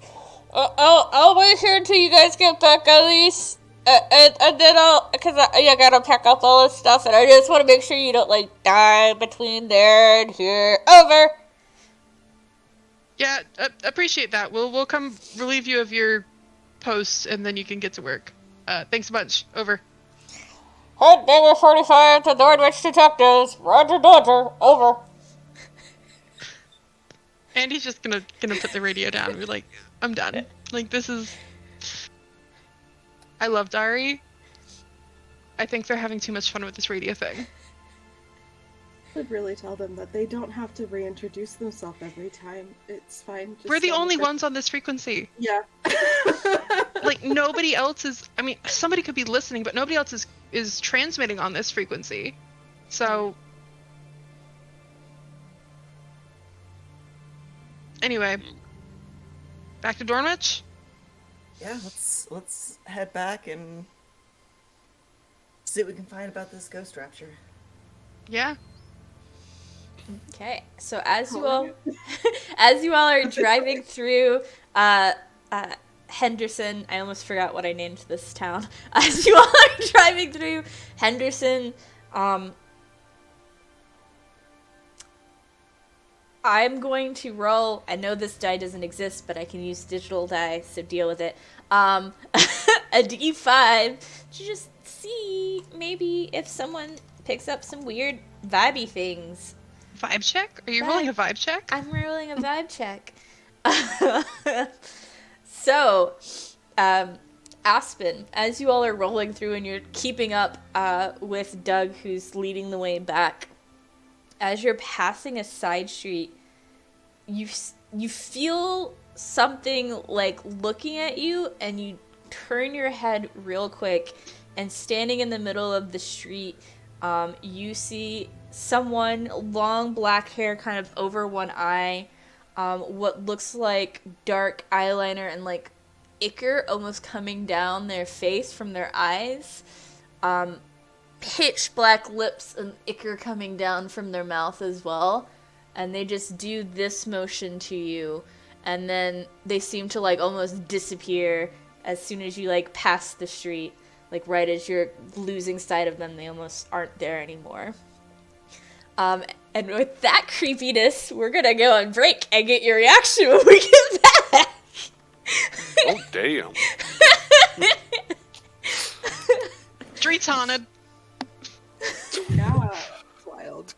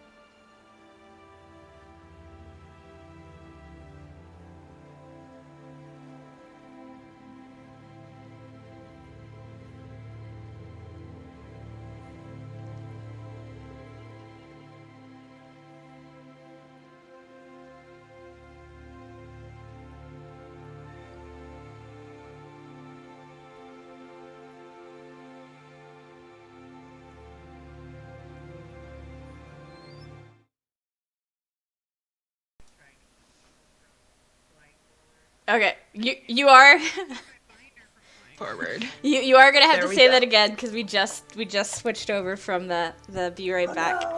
no. So you see that creepy figure. As you're just passing a side street, you catch it and turn and look and see that figure. What do you do, Aspen? So I'm just gonna pretty much just instinctively slam on my brakes and kind of like throw an arm out into Andy's lap and basically protect, like keeping her and the binder from flying forward as I'm hitting the brakes. I just did you see that? Did I see you slamming on the brakes? Yeah. No, There's nobody here. This town's empty. there was something there. What, like a dog? No, like a humanoid something. I don't think it was a person. Are you getting ghost raptured? I mean, I'm still here, so I'm not getting raptured, but I think Are you there was haunted? Maybe. I think that means we have to leave you here. Because otherwise you'll bring the ghost back. Listen, I don't know. I think I should go investigate. I think we should go investigate. What did it look like? It looked like a person, but like inky, like black ichor all over their face. And they went like this to me. Which What, is like, be super quiet? suspicious. Yeah. Which clearly I'm not following. Yeah. Like you're already disobeying the ghost. Yeah. Which I so mean, I would expect nothing less from you, but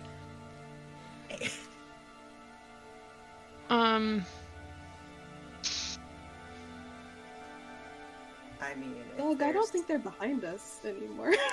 Because we were in front, right? So if we Yeah. have a break. Yeah, Okay, like, we're I just guess fully I was stopped in the road. yeah, I was gonna wait till that conversation was done to ask, did we notice this or are we just gone? I don't know. Does Doug has Doug been checking in their rear view to see make sure that Aspen has been keeping up with them? Yeah, and I will say this, like, Doug maybe isn't showing it particularly just because of how he is as a person. He's a little bit spooked. Like, this is super weird. So he is kind of on edge a little bit, watching around to see what's happened. So yeah, I would say that, like, I maybe got, like, quite a bit ahead of them at first, but I noticed before I got, like, way... Yeah, I would say then before you reached the town limits, you realized because you have said you drive 20 miles over the speed limit.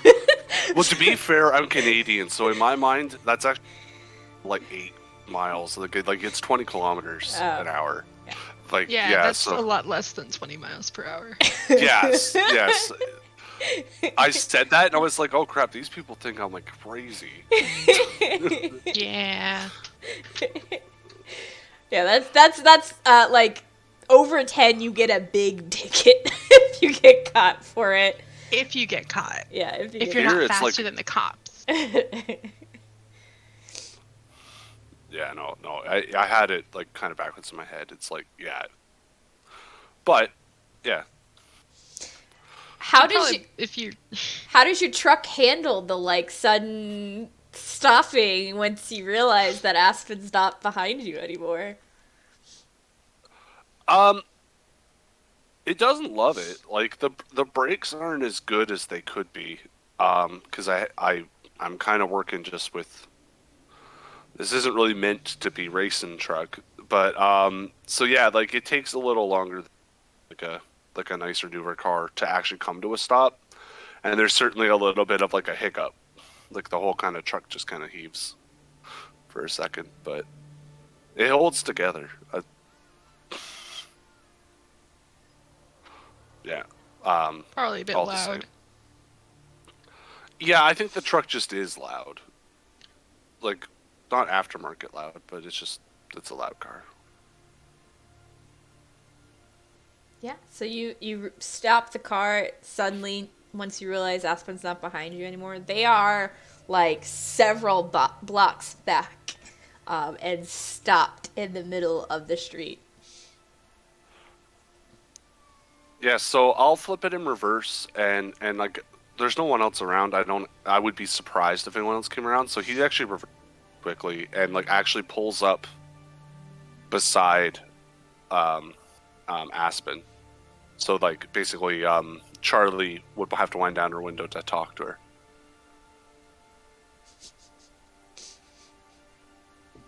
So I saw something.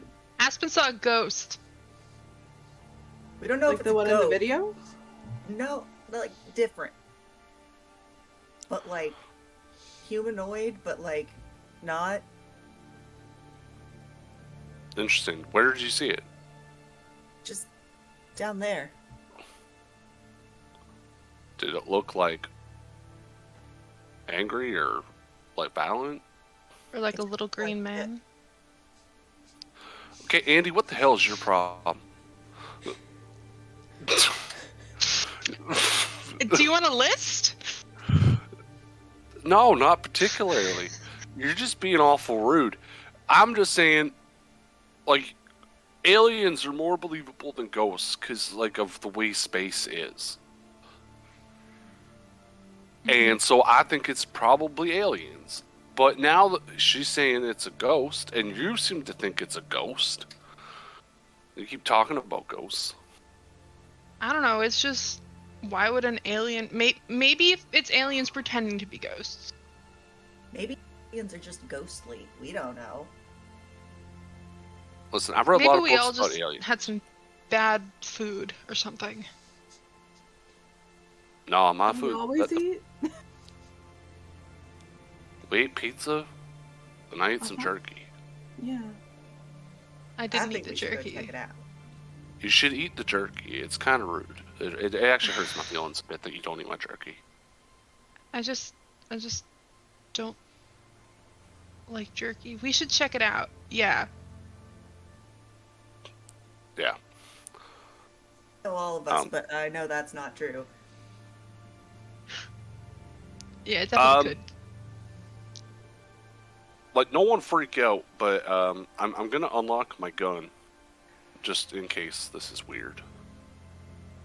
Oh, it's already weird. So yeah, go ahead. And yeah, I'll spend a backstory point if it makes sense to do so, because I'm introducing a prop, I think. But yeah, like he has like one of those like hunting rifles like that you have like locked up in the back of a pickup truck. Okay. So- Do you have to like get out and go into the bed, or is it just behind, like locked up behind your seat? It's in the, yeah, it's locked up like kind of like behind our heads in the cab.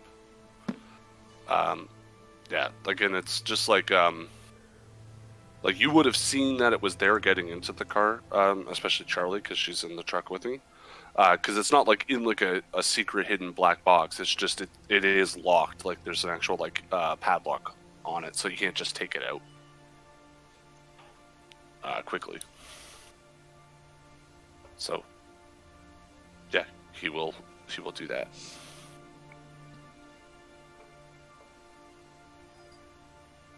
And he reaches into the glove box and pulls out like a couple of rounds. So I guess you're volunteering to go first down the spooky street? Yes, yeah, Andy. I'm a little bit miffed at you right now, but I don't want you to die, so I'll go first. Nice. Ish. Mostly. No, she's been kind of rude to me. That's all I'm saying. I'm a but little yeah. stressed out, okay? Like, let's just... Yeah. I think everyone's a little on edge. Yeah, like I said, I'm not holding it against you. I'll go first, and if I die, you have to feed my horse. Always comes back to that horse. Okay. You just really like this horse. It was my dad's. Yeah. Okay. So Doug's going towards where Aspen, I'm assuming, is pointing out where they saw the thing. Is anyone going with Doug? Oh yeah. Oh yeah. Yeah, we're following You're not behind. Just abandon him. Just a few paces maybe like back. 10 feet back. Yeah. Yeah. Like let him go first because he's got the Rudy Tooty point and shooty. But So Doug, you did say it's a hunting rifle. So would you say you have experience hunting, or tracking and things like that? Yes, I would say that. I mean, I wouldn't say he's like an excellent tracker, like Eagle Scout or anything like that. But he has done the hunting, like he does do deer hunting. Hence the jerky. Yes, that that was his. So yeah, no, he's a hunter. But yeah, I wouldn't say he's like an expert tracker. Like he's gonna smell some dirt and go and find everything. Like that's certainly not gonna happen anytime soon. But he knows how to use the gun. But he's also like never used a gun to like shoot a person before. Like he's not he's not a soldier or anything like that. So as you're going towards this place that Aspen pointed out, Doug is in the lead and spots it first. There is a pair of like perfect boot prints in the middle of this road. And as the rest of the group approaches, Andy, the radio that you have starts like crackling and going a little crazy the closer you all get to this spot. And as you reach this spot, kind of coming over it in like almost like crackling storm, like creepy whispers, like run, get out, they're coming, run. Discord is doing too good at its audio cancellation. Okay, I got Dang nothing it. from that. Dang. Okay. I'll have to do less whispery then. Run! Get out! They're coming! Run! Does it sound like Dari? No. It almost sounds like layered voices, or like one voice that just keeps getting like repeated or like layered on top of itself with like the crackling or whatever interference seems to be going on with the radio. Hail Mary, I'm gonna try to hail whatever this is on the radio. Like, is someone there? Over? Dari's got you trained. Yeah, just in case it's Dari, you know? So it increases that like crackling sound when you do it, and it almost seems to like increase in pitch until it just gets really, really loud, and then you hear like it's like snapping and popping, and you see like sparks flying off the radio, and then it goes dead. I think I broke Dari's radio. Or maybe the alien ghosts did. I'm sure we can find a way to make it up to them. Do we see anything going on? Like, is there like other than just like a pair of boot prints and like just a general, like I'm assuming like this is the kind of situation where the hairs on your neck go up. Yeah, like it's definitely giving creepy vibes. Yeah. Doug will step back closer to where the other people are, and he's trained enough in firearm use. He's not aiming the gun at people, but he is sweeping the street with the gun. So he's kind of stepping around them to make sure that there's nothing coming from either side. Like, do I see anything going on the street? No, it's still just as empty and just as quiet as when you all first entered the town. The boot prints. Is this like a paved road? So the side street that you all are on is a little bit more like a dirt gravelly side street. You all came off of like the paved main street to this side street. Does anyone have a camera? Oh. What was that? Is this like leading anywhere, or like the street? It just seems like one of the side streets that maybe like leads to like another residential area, or maybe leads to some of the like side shopping centers or something that this town probably has. Gotcha. The boot prints, are they facing towards the main street? Yes. And there's just like the two side by side. Yeah. Doug will go stand near them. He's not going to step in them, but he'll compare it to the size of his foot. He's a men's size 9. It's probably a similar size, maybe a little smaller. It is like the imprint is like deep though. Like we're talking like combat boots or like big chunkers deep. Rather than like tennis shoes or something. Yeah, I don't know what the hell this is, but I mean, it's corporeal enough to leave footprints, but Assuming it's the same thing. Like it sounded like on the radio it was telling us to run and that they're coming? I don't know who they is. I mean, maybe there's more than one ghost alien. Maybe we're caught in the middle of like a ghost alien turf war? I'm just going to say this. Are we standing here? I don't know if I'm ready to stand in this street and find out what happens. Do we want to still leave, or do we want to stay and try to find something else? Because, like... Well, the radio said to run. But are I we going think to bring that thing home with us? What's the other option? We can't stay here forever. Yeah. Yeah, it's going to be down. Yeah, but I have classes tomorrow. And I've got to get back to work, so. I have to feed Dusty.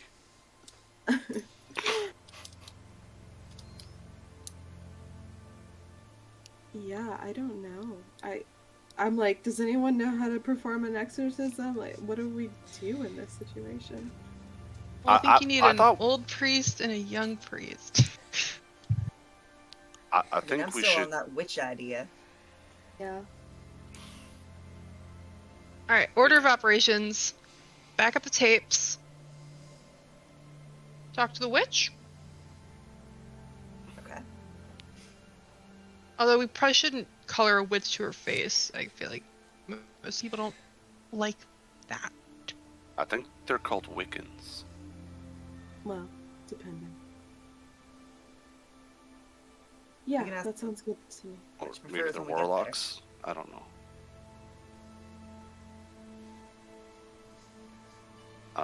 But yeah, I'm gonna be totally honest with you. I'd love it if you guys just got back in the cars and we left right now, because I'm just feeling kind of fucked up, and I don't want to feel that way anymore.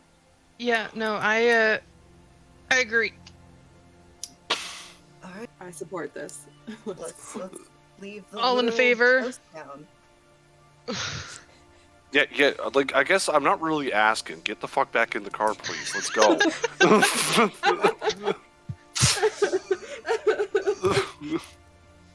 I mean, Doug's the one who's got a firearm, so Yeah, I'm not you gotta pointing go, it at you. so- I know, I'm not- but like, if you leave, like, we're totally defenseless. So if Doug says get back in the car, we say okay, we'll go back in the car. Okay, you guys get back in the car and you start driving back to Dornwich. And as you're driving, dark clouds kind of roll in and it starts raining down on you all. Enough that your windshield wipers have to move at a decent pace, but not like a torrential downpour where you can't see what's going on. And you all get back to Dornwich probably early to mid-afternoon. When everything is said and done, from getting up there and getting around the town and looking and seeing stuff and then getting back. So yeah, you guys reach Dornwich. It's vaguely raining, kind of overcast. You said copy tape first, so heading towards the college. Tape, copier, go. Charlie, where do you need to be right now? Where do you want to be? That is such a good and considerate question. I do not have an answer for it.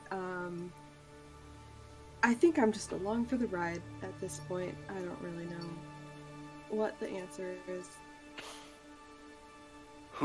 I guess of the three of us, like, I understand that I'm a certain kind of way. You may not want to ride within this car with me anymore now that you have options. Appreciate your no bullshit manner. It's very opposite to me. I am all bullshit all the time to appease other people around me, so I think we balance each other well. All right. I would like to go to the library. I know everyone's making because I think it's aliens. I still think that is more likely than whatever the hell they're talking about. We don't know what aliens look like. I want to look up what we know about aliens. You can do that at the college library. We've got kind of a small library there while I copy the tapes. Okay. Yeah. I mean, I think we've even got like a astronomy department. Maybe you could talk to someone. Yeah, I'm assuming that your library kicks the shit out of like local. Dormwich. It's a community college. It's not like. Yeah, but like it's Dornwich. We have like a population of 500 people. Yeah, it's like the local community college. It's not. I don't know. For people? I mean, you go there. Why are you talking down about your school? I don't want to go there. Well, then don't. I didn't go to college, and I'm fine. Let's just copy the tapes. All right. So, yeah, you get to the college. You already kind of know where to go. It's not a big school, so, you know, you kind of know where everything is, and the things you don't have signs to how to get there. The AV club is in the basement, though, so you kind of go down into the basement. They're probably down here because people just leave them alone, and they have room to store all of their stuff. And it looks like the AV Club right now is watching. Hold on, I need to just double check when this movie came out before I say the movie. E.T. I was gonna say The Exorcist from 1973. But I wanted to double check that The Exorcist came out before. When we have might even be like The Exorcist 3 at this point. Yeah, Exorcist 3 came out in 1990, but they're the AV Club, right? They're snooty a little bit. So they're watching the 1973 The Exorcist in the dark as you come into the room. It's probably right at the Exorcist scene in The Exorcist.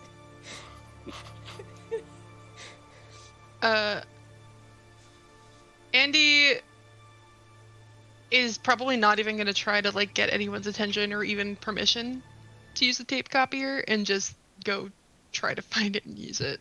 She doesn't want to interrupt their movie.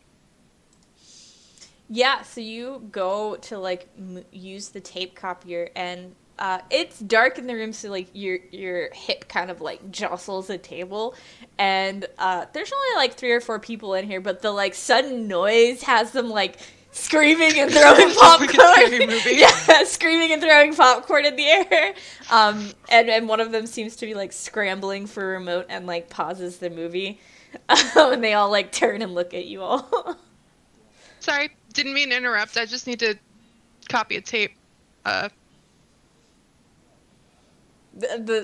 Jew who paused the movie just like it puts popcorn in his mouth and like points over to the corner where there seems to be like massive stacks of not just like VCRs, but like maybe like a beta tape deck and like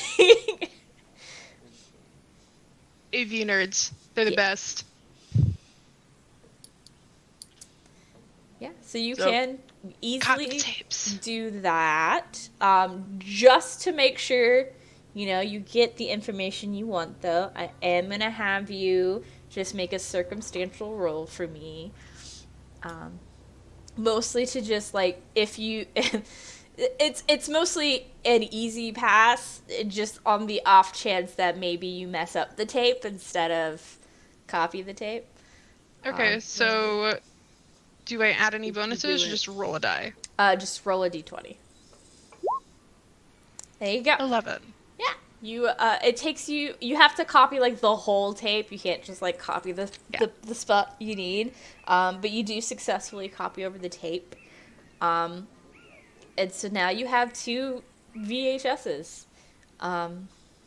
Rocking with the image. So now that I have 2, I'm gonna go try to find Doug and Charlie and give them one of the tapes. Because we got 2 cars, we got 2 tapes. A backup isn't a backup if it's in the same place as the other piece. That's fair. Yep.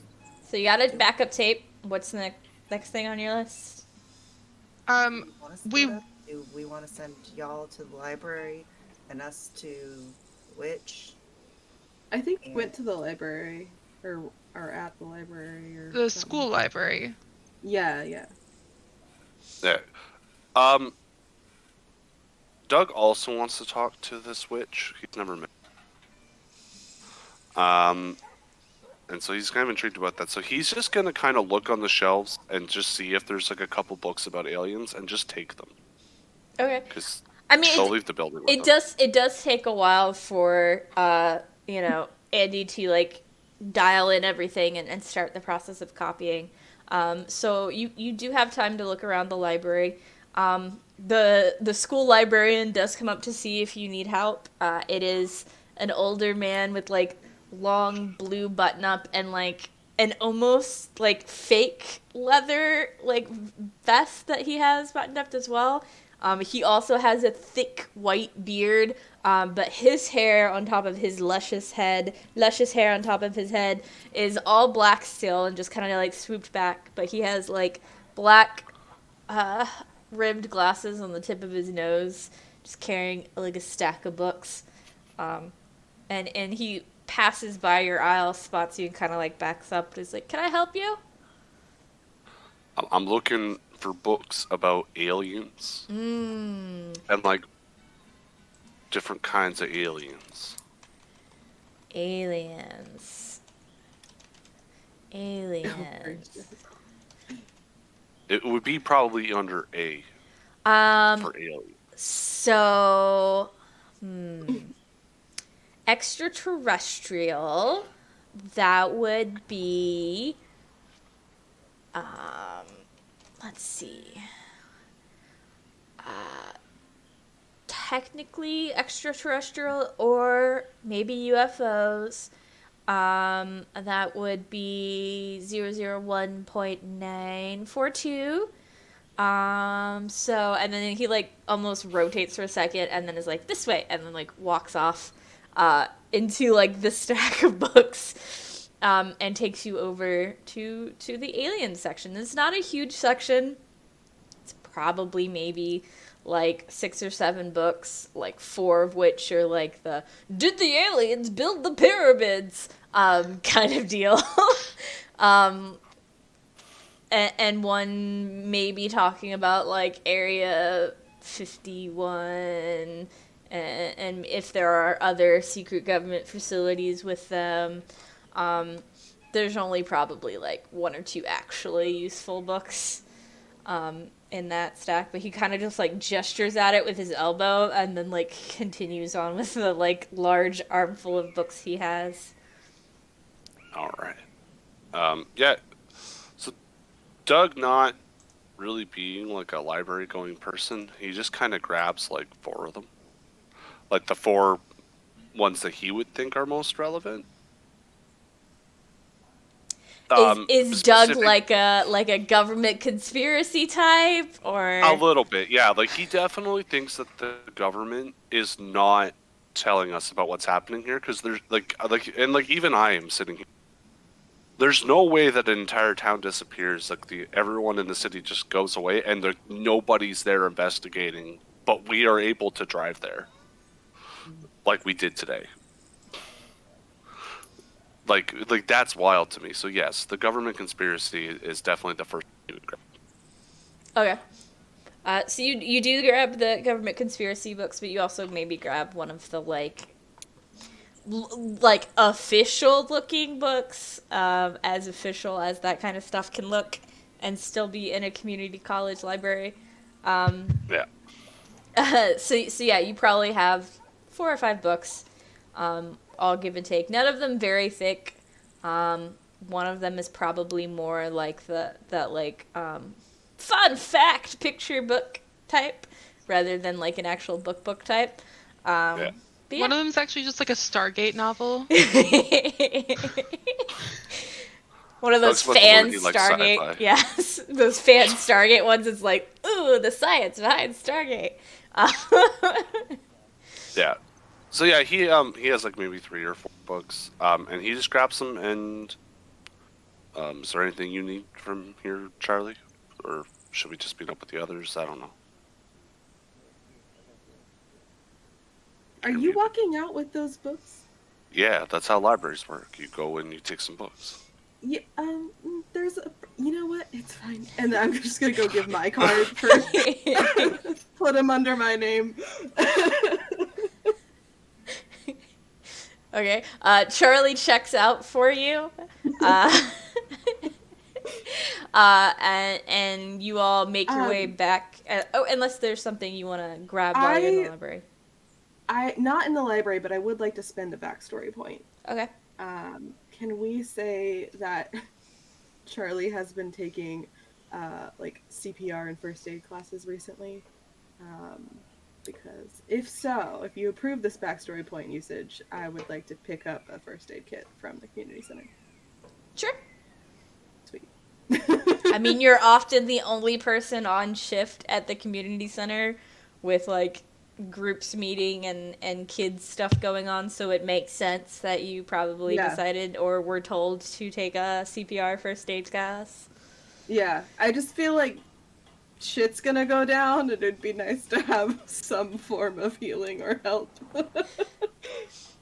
Probably a good idea. And once you grab that, by the time you make it back down to the front of the school, if you want to meet them at the front, or like actually down to the AV club area, Andy's probably done copying the tape at that point. Hey, copy your tape. Doug has like a stack of books tucked under his arm. Yep. Tape's copied. Before we go to that store that Charlie mentioned, I think Dari's waiting for us at the community center. We just gotta... Did we go to the community center to get the first aid kit already and just forgot about Dari? Or Tell Dari that we broke their thing. Yeah. Yeah, we gotta go apologize to them for breaking their radio, and also technically whatever that thing was broke the thing, but yeah. Get out there. Yeah, we can stop at the community center. Let's go check in. Yeah, I mean, sorry. You get back to the community center. I'm assuming there's a cat attacking something. Yep. Yeah. So Just a little bit. you get back to the community center. The radio is still there. Dari's not there, but they've left you a note, just like, hey, how to get back to work. Saw cars coming into the town. Glad you all are safe. And just kind of like tucked under like the corner of the radio they left behind, because they didn't have time to, manhandle it back out. Understandable. Their car is still there though, but again, the strip mall is not that far away. It's not a huge town, so they probably just left it parked and went back to work.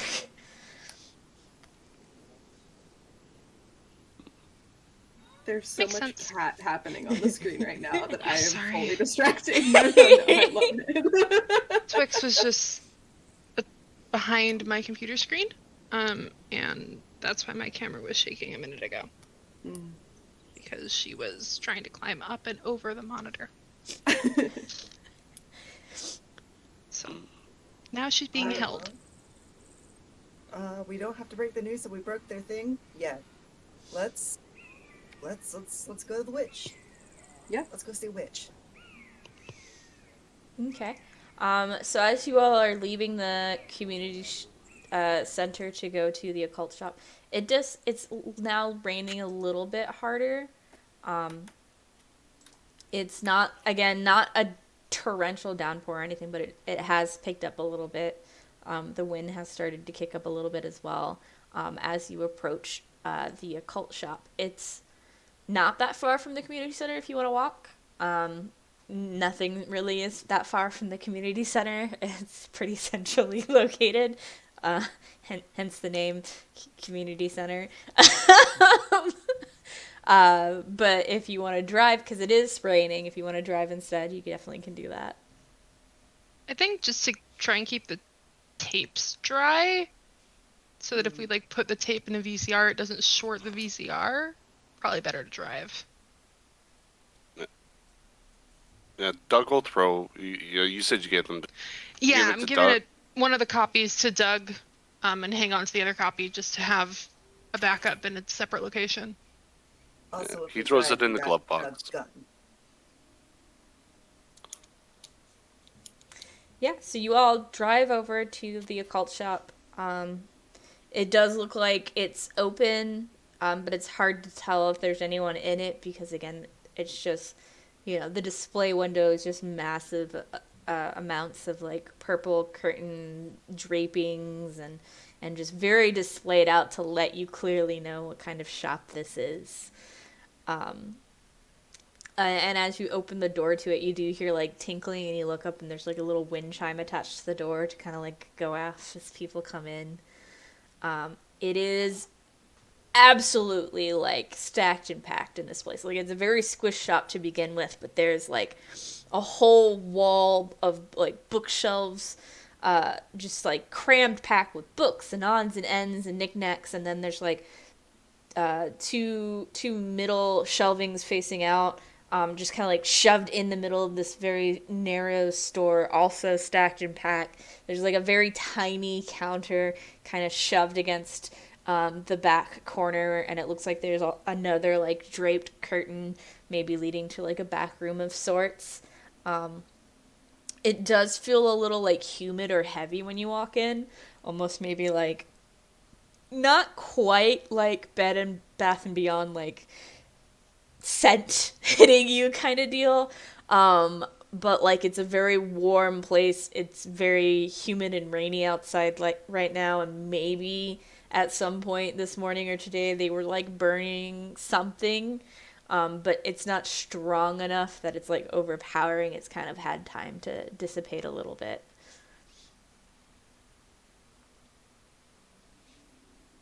Hello? Anyone here? You hear a little bit of what sounds like maybe crashing or tumbling from the back, and then coming out through that back curtain is a woman. She's got crazy flyaway curly red hair. She's got really big thick glasses. She has almost that English teacher, long, drapey, flowy, flowery dress kind of vibe from the 90s and early 2000s. And it almost seems like she has half a dozen necklaces or something just draped various links around her neck. She has a lot of bangles or wrist bracelets of some sort on. And she just kind of like startles, and she's like, "Oh, I wasn't expecting anyone. How may I help you?" Is she like a local? Like how? Do we know Is like her? she the? Yeah, I mean, she probably doesn't directly interact with a lot of people, but like but how old is she? Like, did we go to high school together? you probably didn't go to high school together. She moved here a couple of years ago when she opened the occult Okay, shop. that yeah. But you would at least know kind of like, at least her first name is probably like Patty or Patricia or something like that, because, as soon as she opened the occult shop, everyone started talking about the occult shop. Yeah, but she's not like native. Yeah, no, she moved here a couple of years ago when she opened up the occult shop. Do you have a VCR? Yes, I believe I do. I can't guarantee that it works at all. Can you watch a Um, video we got and tell us if you can recognize the thing on it? Sure. I mean, I've had strange requests, I guess. And, like, without even really saying anything else, she almost seems to, like, turn and, like, float back through the curtain, like, almost expecting you to follow her without saying anything. Andy will wait for somebody else to move first. Like, I'll go. If you thought the main store was like crammed packed, the back is even worse. Except there's no shelving. It's just like boxes of things and items for sale or to restock, just like piled up all around the walls. And you could see that she was having like a tea at a very tiny little round table that's like somehow shoved itself into this back room. And there is like a small very much old TV sitting on some sort of makeshift, probably stacked on boxes as a makeshift like table, and it looks like she was watching some sort of like soap opera daytime show, Days of Our Lives or something. probably. Easy. Yeah, I guess we'll all just squish our way in here. Yep, it is. It is very cozy to get everyone back here. Um, and she goes and like picks up her teacup and sips from it, and she's like, "Do you have the VHS you would like me to view?" Andy will produce the VHS tape, and kind of put it in the tape player if she can find it, and if Patty or Patsy will allow her to. Yeah, it's like one of those built-in like all-in-one old TVs Okay. where like the VHS is just kind of like built into the bottom of it. So she'll kind of shove it in there and like fiddle with the input settings until the tape is showing, and then like I guess we didn't really rewind it, so it should be right around where the thing was. Although no, it would have, when we copied it would have. So but Andy would have rewound it back to the beginning, and then fast forward to around the right spot, and it's on a VHS player that's built into a TV. It's probably harder to go like frame by frame like with our other one, but with a little bit of trial and error, she can probably get it to like right around the right time and kind of gesture at it like, okay, we're not going to give you any context. I just kind of want to know what you think of this. Setting it to start like right before like the wind started picking up, basically, in the video. She probably gets like nose to glass with this thing and is like really paying attention to what goes on and like plays it, probably pauses it right after everything happens, rewinds it, plays it again, and does that like several times, and then like pauses it one more time, probably after having seen whatever this is 5 or 6 times, and like just like leans back and like loudly slurps her tea. I was like,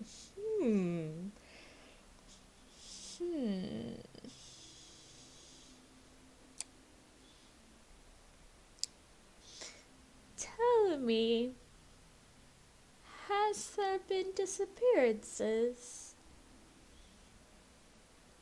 Yeah, like several. Yeah, Like like whole 3 town. towns worth? Yeah. Yeah. Do you not read the newspapers? No, I don't subject myself to mortal news. And just like loudly slurps her tea again. I mean, I've got a binder full of information back out in Aspen's car. Like, Are you implying that you're not mortal? No, I am mortal. I just don't subscribe to filling my head with mortal news to jam my channel to the wondrous. That's a hell of a lot of words to say you don't like to read newspapers. So you do you know what that is then? I have some idea. Why don't you grab that binder for me? I have a few books I can grab, and they like almost breeze out again through the curtains into the main shop and hear like shuffling. I mean, that's Andy's got a honestly kind headache. of impressive, and like how cramped of a space this is. It's just so graceful. Aspen's just gonna like book it back to the car, grab the binder, like in their jacket so it doesn't get wet to bring it back inside. Yeah, Aspen, as you've opened your side of the door because that's the side easiest to get in, and like leaned into the car to grab the binder, and as you're coming back up, right in your eye line in the alley right across the street, you see that same figure again, and he does this again.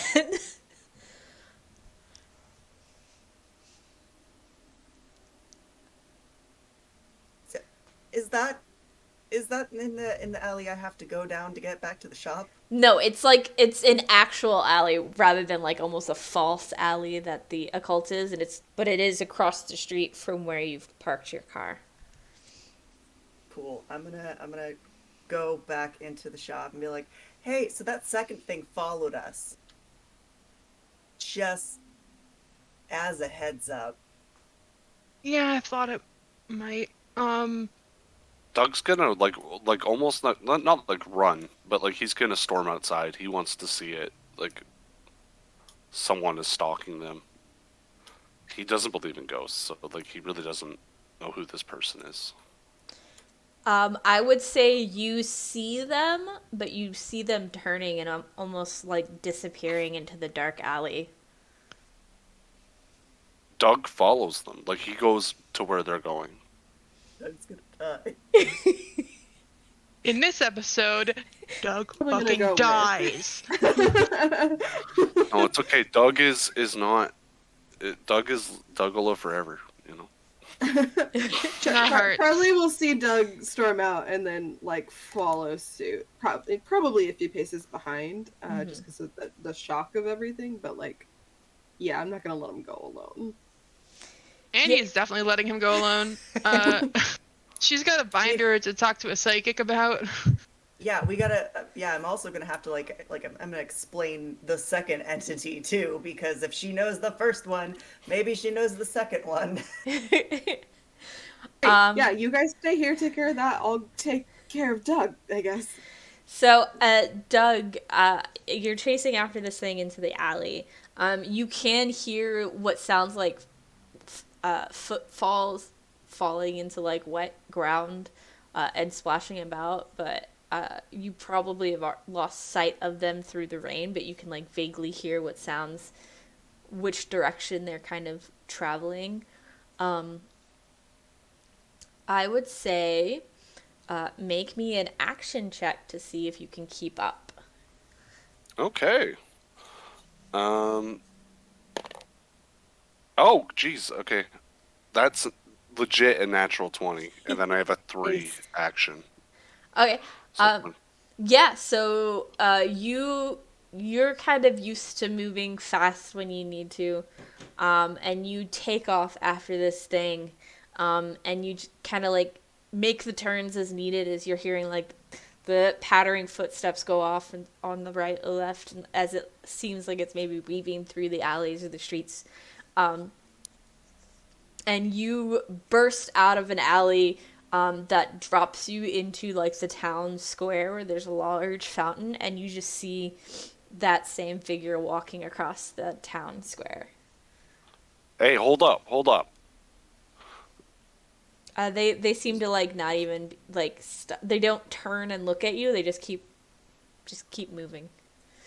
Is there like a stone on the ground or something?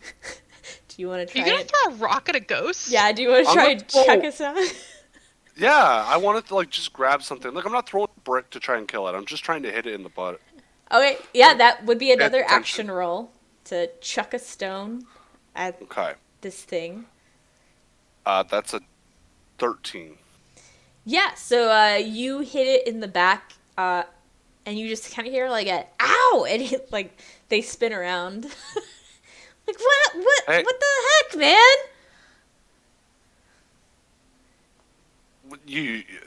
What the heck to you? You were over watching us at the cult shop there? I go to the occult shop all the time. Do you not? And he like gestures at his like creepy emo like look. Why are you like coming around and putting your finger up and what were you doing in Henderson today? Probably the same thing you are, trying to figure out what the heck's going on. You mind coming with me? Like we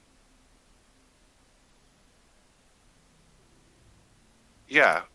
Yeah, like, do you mind just coming back to the occult shop? Like, so we can all just talk about this? Like, because if you know something and we know something and maybe we learn.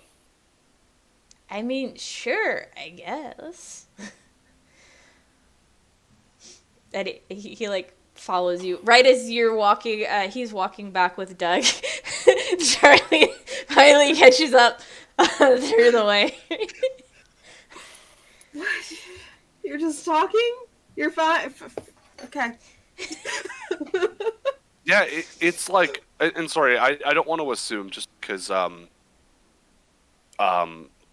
this is like a younger person. Like are they even like a kid? They're probably like I would say maybe freshmen in high school, maybe a sophomore. Yeah, Charlie, I'm glad you caught me. I don't know if I really want to treat with a 13-year-old here, but this is apparently the person that was in Henderson that Aspen saw. You're my friend, dude.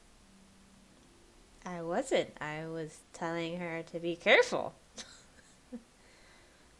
By silently staring and holding up your finger like this? Do you know what went through that town and took everyone? Do you? No, but do you know if it was gone with all the noise you were making? We didn't know what to expect till we got there. Let's just... Yeah, no, Doug, I think you had the right idea. Let's just go back to the occult shop. It's... Yeah, why don't you talk to Andy? She's really pleasant. You'll like her a lot. Meanwhile, Andy has like spread her binder and its contents like across this shop. She's like put the map up probably between two like posts of the bookshelf and is probably like gesturing animatedly at it as we try to explain what's been going on to this occult shop owner. And Patricia's just sitting there slurping her tea, like just listening. Just not interrupting at all, just listening. And Andy has gone full conspiracy. yeah, Yeah, like this is going on. You can put pins here. if she lets me put pins in the wall, I got the pins out, I got the string out, I got multicolored highlighters. There's no wall to get to, but there are boxes, so you can put pins into something. Yeah. I got like photos, I got newspaper clippings, and I'm honestly, this is gonna be a real tangle by the time I'm done. I'm making like a cat's cradle in here. Mm-hmm. And she just continues to like slurp on her tea and let you kind of like go off on your explanation. You get right to the end of your explanation when Charlie and Doug make their way back, and you hear that chime sound. Aspen.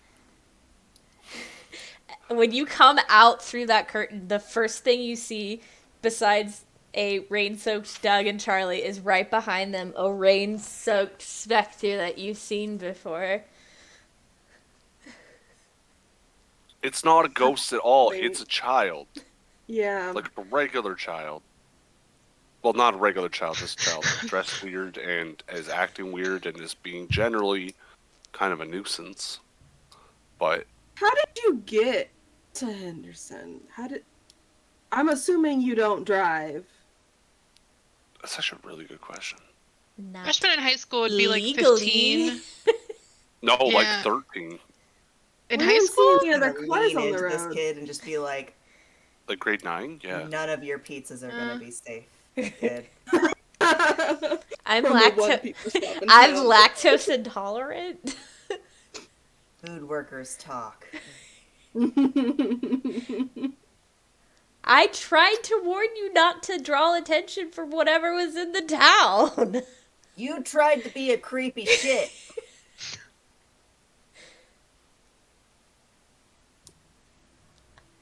Andy's like sticking her head out from behind the curtain, like seeing the ghost, meaning like, ah, Doug's a ghost hunter now. No, I Yeah, apparently I'm a yeah, child yeah. hunter. I'm just hunting now. This is a regular child. We could have shot you. It's true. I actually probably would have shot you if I saw you at that That moment. feels like a you problem. Well, it It would would have been very your much fucking have been problem. you Shot. problem. We would have turned you into a real ghost. Yeah, and Like then if it I would have shot been a you you in that problem. town. No, I want to explain something to you because I have never killed a person before. But if I had saw you in that moment and I had my gun in my hand, which I did, I would have pulled the trigger and I would have killed you. And then we would have just left you there because everybody in the town's disappeared and now there's an extra dead kid. I don't think I'm going to jail for murder. So before So that- we continue threatening this very I'm not irregular threatening him. child, I'm trying to explain to this regular child that you can't just go around bothering people who are holding guns. That's all I'm trying to say. And as I explained to the angry old guy, I was trying to warn you all to be quiet because you didn't know if the thing that had made everyone disappear was gone or not and making all kinds of noise in the town to where I knew someone was there. so have you Okay. gone to the other towns after the disappearances? Yeah. Did you find anything? No, that's the problem. But, I mean,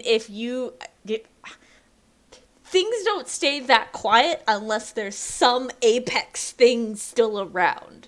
Like, prey knows to when there's something there. Yeah, well, you haven't found anything by being quiet, so I'm not dead. you Neither almost way. were. Does anyone know whose kid this is? Yeah, Thinking, who's like, kid do are I you? recognize them at all? Can I call their fucking parents? Like, what? Like, why aren't you in school? Are you playing hooky to go investigate, like, disappearances? I mean, it looks like y'all are doing the same thing. We don't I go don't to go to school. school. Like, I don't have classes today, buddy. You I'm don't, almost but 50. they work at the community center. They're definitely supposed to be at work. You She's don't know taking that. a personal day, you dumb shit. She had a day off. When you're an adult, you Charlie can take is days off when you want. literally always at the community center. And what of it? I'm gonna lean over to, like, Aspen Like, and be like, I'm I work with a lot of 99% kids. That's what sure. Aspen was kidding. I'm 99% sure that Charlie just lives in like the basement of the community center and never You leaves. know what? That's rude. Yeah, What? Do you think your teachers live at school too, huh? Yeah, probably. Presumably, Charlie has a home that's probably small and like not as comfortable as she would like, because that's just what being an adult is like. So we don't need to insult Charlie. We can keep insulting It's the fine. kid. We don't need to insult the kid Yeah, either. you know what? They're We just do. an idiot. You know No, what, we kid? do. You don't even We have do. a small, uncomfortable home because you're too young to own property. It's against the law Is it? to own property, like to own a house. I don't know. It has to be. I Does put that it? kid straight to jail if he owned a home. That's what I do. All you need Fuck is a that kid. cosigner. Are you familiar with the concept of timeout? Because I feel like you need one right now. You know what? This kid is a shit, and you are not gonna come watch this video. Okay, kid, perfectly frank. You've seen anything, or you a ghost, or an alien? I'm neither a ghost nor an alien. Thanks. Have you seen any ghosts or aliens? No, but I do. And he, like, thinks for a second if he wants to say anything. You show me yours and I'll show you mine. You're like 13. Okay, is there a way that I could use my +5 to drama to just make this kid say what he's gonna say? You can definitely roll for drama if you want. Okay, I'll roll, Issuing a see what I drama get. challenge. Yeah, I'm issuing a drama challenge is what I'm gonna do, and then I'll role play depending on how badly I roll. Not badly at all. So that's an 18 total. Cool. Roll me another d20 because we have been forgetting to do the results charts, but Yeah, it that's hasn't a been 5. that drastic yet. So 5 is they can't challenge you, because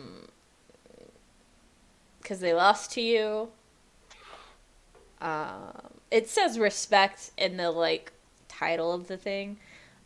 So how do you gain this kid's respect?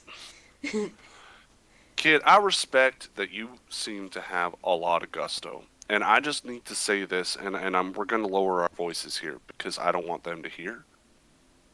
I spent 4 years in prison, and I've taken men twice your size, and I have choked them the fuck out.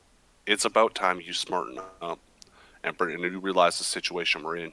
I'm on edge. Threatening a child? I am on edge.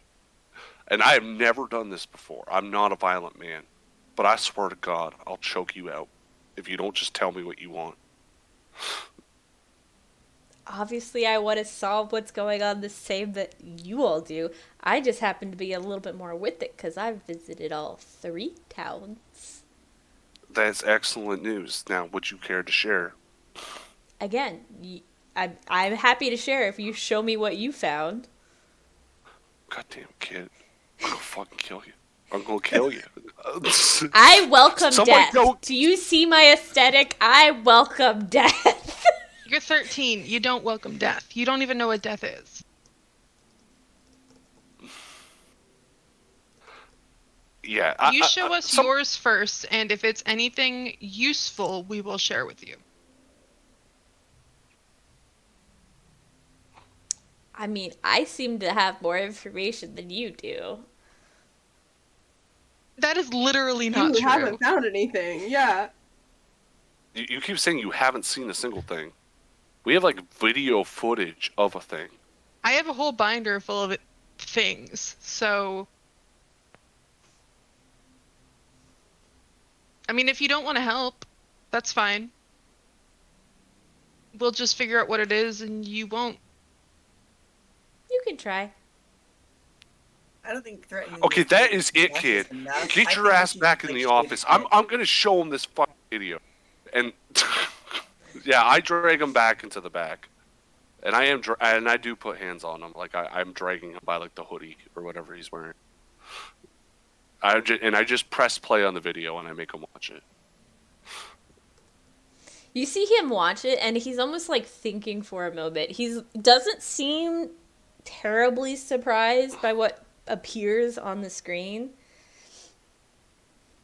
And once the video stops playing, Patricia, who's just like been sitting there continuing to sip her tea the whole time you guys have been having this argument and then drug this young person in and press The play. most lively your shop has ever been. Yeah, she's just like sipping her tea and she goes, "Oh, Terrence, how are you doing today?" Is this your son, ma'am? Like, do you know this person? No, this is not my son. Do I look like a mother? And Terrence goes, hi, Miss Patricia. So you can be respectful to an adult. Yeah, when they're respectful to me. I mean, I was You pretty weren't- respectful. After you threw a rock at me! Because you ignored me and I thought you were a ghost. And I had an old dude chasing me in the rain and yelling at me. Because you were being a creepy fucking kid. You were being a creepy kid, and I'm You an were being weird. institution town. Everybody. listen, if you don't want people to throw rocks at you, don't be weird. That seems like a false equivalency. Yeah, I mean, I wouldn't have No, thrown that's the rock directly at him what if I knew happened. he was a normal kid. I'll say that. If I you thought weren't he acting was- weird, you wouldn't have been beamed by a rock by Doug. That seems like you're blaming the victim. I am absolutely blaming the victim in this instance. This is 110% your fault, buddy.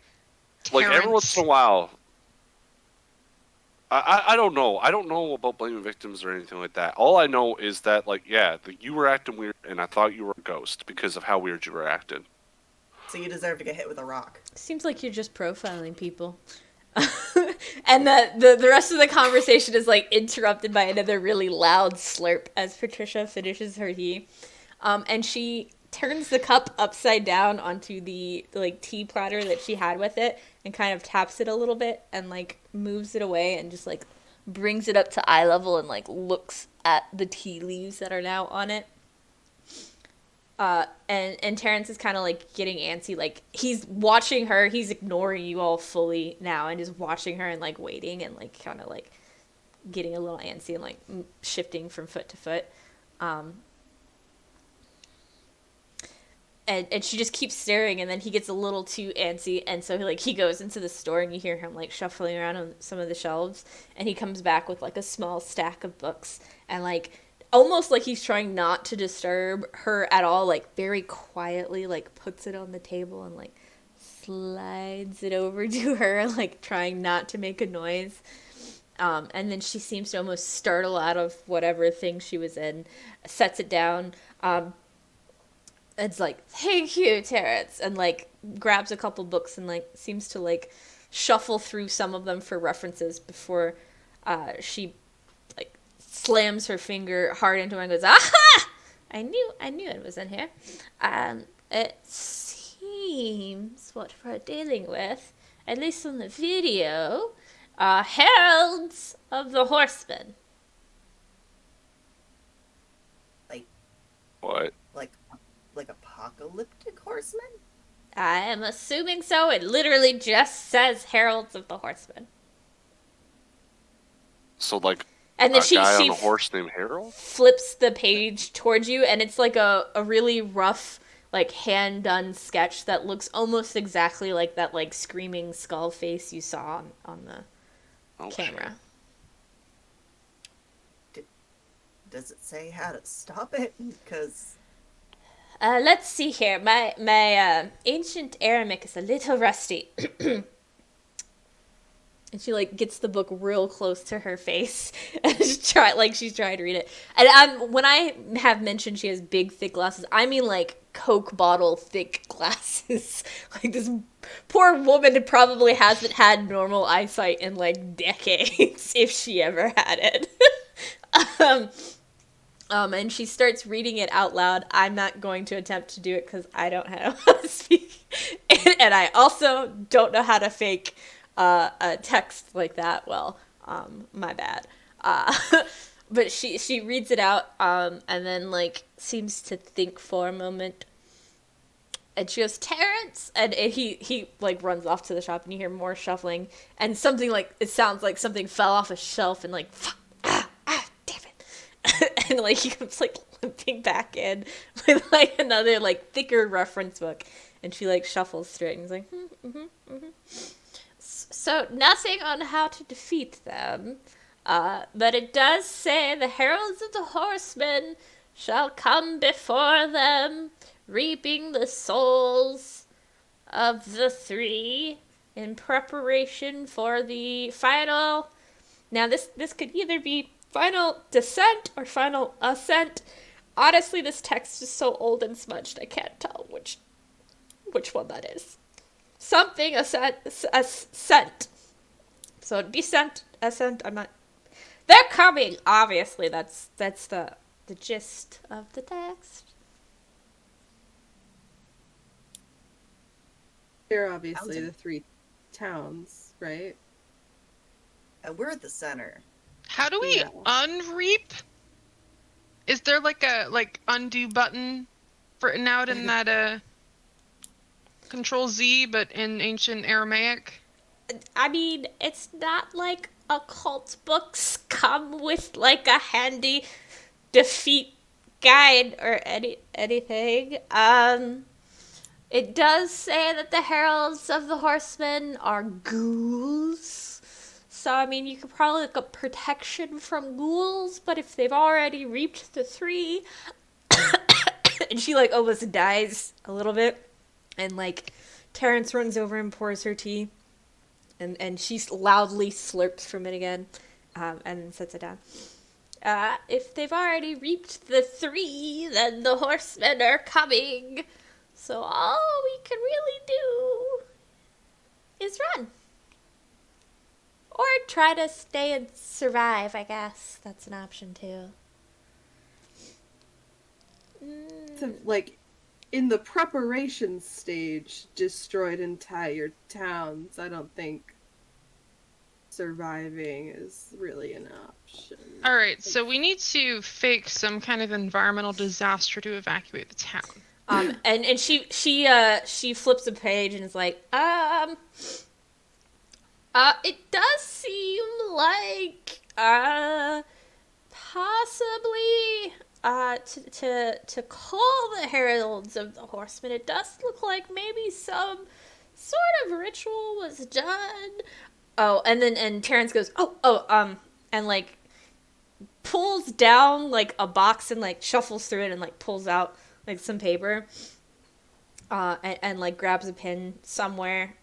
He's obviously very familiar with the store, like maybe this is where he hangs out, and like scribbles and draws something, and puts it down in front of her, and it looks like not quite like a summoning circle, but it is, you know, circles and geometric shapes within each other with some like writing along the rim of the main large circle. He's like, is it something like this? And she goes, oh, puts the book down beside it, and it's pretty similar, a little different. He's like, that's in the town center of the places. So we just have to not let people write that on the ground. Terrence is just like... I'm not asking you, Terrence. I don't want to ask you, So Patricia. someone has to be doing this then. So what? We just keep watch at the center of town and make sure we stop anyone who starts drawing shit? I mean... Banning chalk. It is raining. No, I mean, the reaping of the three... I mean, being at the town center to call the heralds of the horsemen makes sense, because they probably were brought forth from the center and then out. If they're calling horsemen, though, after having reached the three, you'd probably want a place of power instead of, like, center of town. I haven't been allowed to research the places of power for Dornwich. My petition for that got denied like 5 times from the mayor. So I can't help you there. But you could probably find, weirdly enough, information from like Pastor Henry or like that one equally grumpy old dude who works construction, Chris, because I know Chris. he builds all the buildings, so he knows like the town history and stuff. That's fair. I'm gonna take a backstory point and say that Chris is a hunting buddy of mine, if that's okay. Yep, that's totally fine. And you do know he is grumpy and grouchy, but like if there was like a town historian, Chris would be it.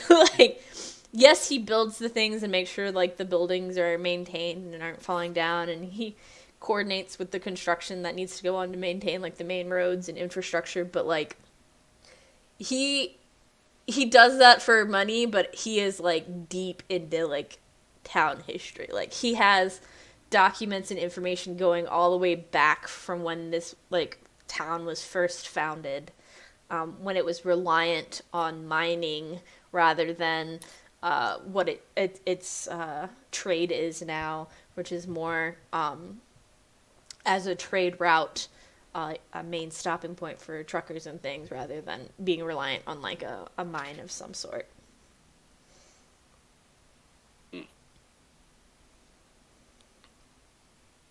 All right, so we can go talk to the Holy Father. We can go talk to Chris. How about Chris? Chris. Yeah, I like Chris. Yep. He's quiet. I just don't like churches. You'll probably you would know, Doug, that you probably will find Chris about this time, probably sitting on the like the what's the flappy bit of a truck called? My brain is blanking. Hatch? Yes, sure. Let's go with that. Sitting there, yeah, eating his like lunch out of his like Sorry, old the tailgate. Yes, Yeah. yes. Out of like the old school like red metal lunchbox he has, he's probably sitting on the tailgate, munching away on his lunch. Yeah.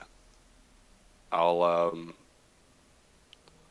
yeah, I don't know, like, are we all going together, or how are we doing this?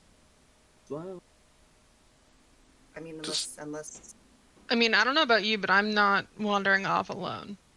Yeah. While the heralds of the horsemen are wandering about. I don't know if I really buy it that they're horsemen. Yeah, I mean, Do you chaseography have- is not exactly an exact science, but she seemed to know what she was doing. And I'll be honest, yeah, like I was really worried before, but then I found out that the ghost or whatever it was is Terrence, and so I feel a little bit better. But I hate like, Terrence. this 13-year-old didn't make 3 entire towns disappear, so like And didn't shit's break still going on. the radio.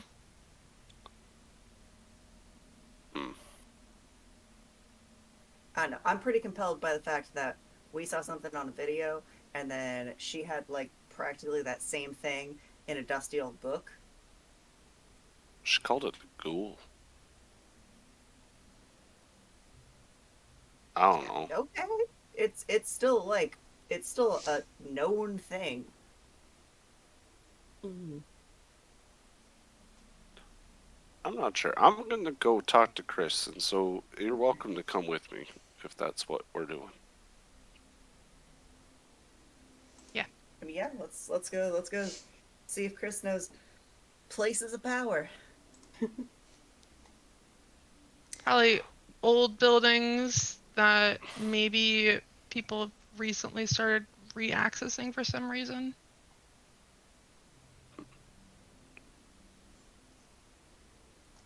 Yeah, so Yeah, we'll Chris. make our way. Chris can toward be Chris. found at probably the latest construction thing going on. He's pulled his truck in under like an awning or some sort of like, not quite garage, but you know, like those like lean-tos that you can park under. So he's out of the rain and just kind of sitting there, munching on some Carport. food. Yeah. Hey, Chris. Hey.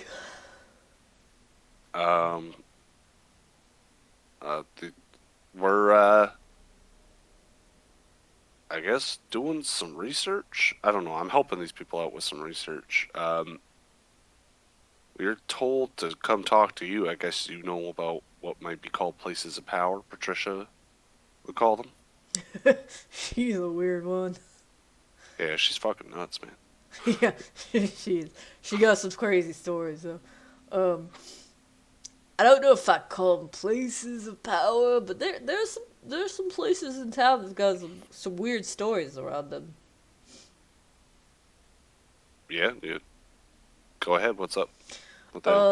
I mean, the old hospital is one. They got a lot of like ghost stories and like and things like that, and like mysterious deaths. Uh, uh, Probably the school is another one. There was like a big fire, killed a bunch of people. Um, strangely enough, the community center is built on um on the ruins of not quite like a holy, like not a church, but like a culturally significant doodad.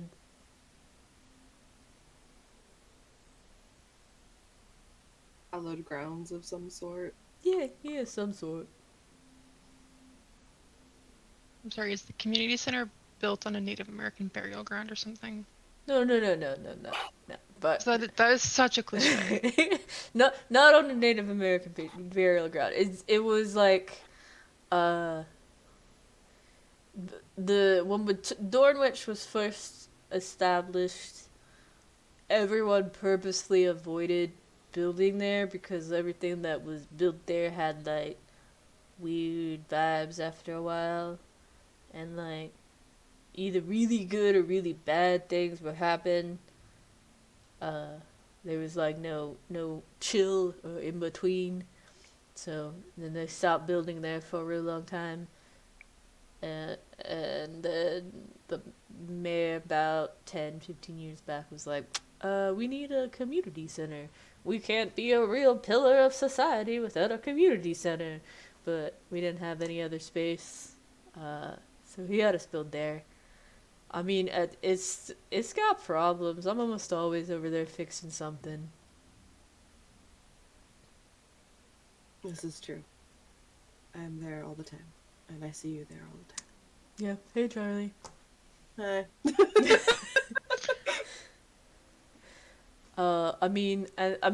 And it's like a layered building. Because we built the community center on the building that was there last time, after they let it like fall down. So like the foundation, and the sub basement are like from a previous building that we just built on top of because it takes a lot of money and time to, you know, lay a foundation and dig out a sub basement.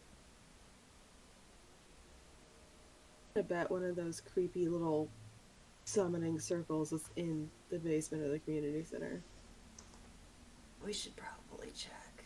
Ugh. Yeah. Okay, I don't know like this the is, idea, but This is like coming kind of out of left field, but did anyone know Dari before today?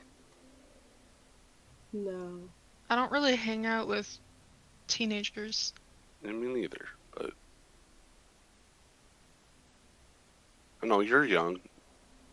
Aspen. I was like, I'm assuming when you say you're young, you're talking to everyone else in the group. You're all young, but Aspen is particularly young, I suppose, and so is Andy. But Andy is ornery and kind of unpleasant to talk to, so I don't think she has a lot of friends. Back at you. Yeah. I mean, I deliver to a lot of people, but I don't. I'm just saying it's weird that showed up. I don't know. I just have a feeling. I mean, Do you just not like children? Like, is that what this I is mean, about? to be honest, no, I don't like children. But also, I'm just saying, like, this has been a really weird day, and maybe my mind's going places. But, like, I just don't know who Dari is. They show up to figure out what we're up to, and then they put a bunch of stuff inside the community center. You mean their Well, I mean, radio set? well, let's go Yeah. check to see if Dari's in the sub basement. We don't know that Or they actually. at the pretzel shop? Maybe they never went back to work. Yeah. Well, we can call the pretzel shop from the community center. True. Yeah, that's true too. Yeah.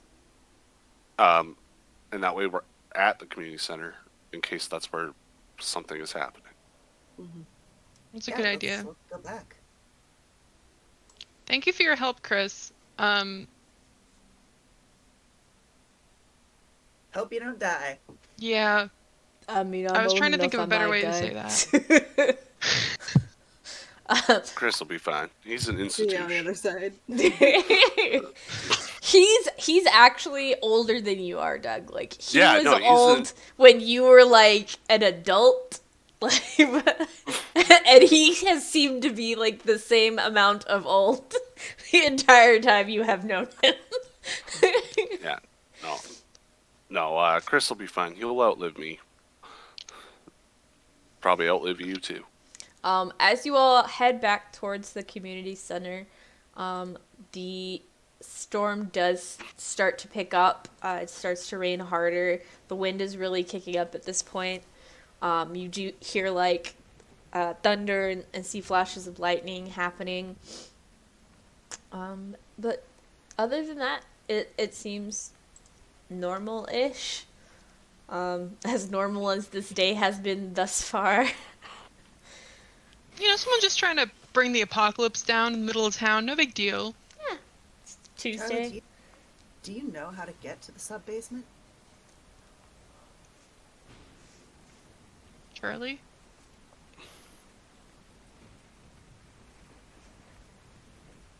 You're muted, I think. No, I'm not. Oh.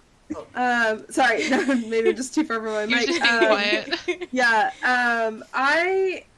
I don't know if she would know. I think she probably has an idea of at least like vaguely where to access it, but probably hasn't been down there. Yeah, you probably purposely haven't been down there because it's probably like boiler room level of creepy.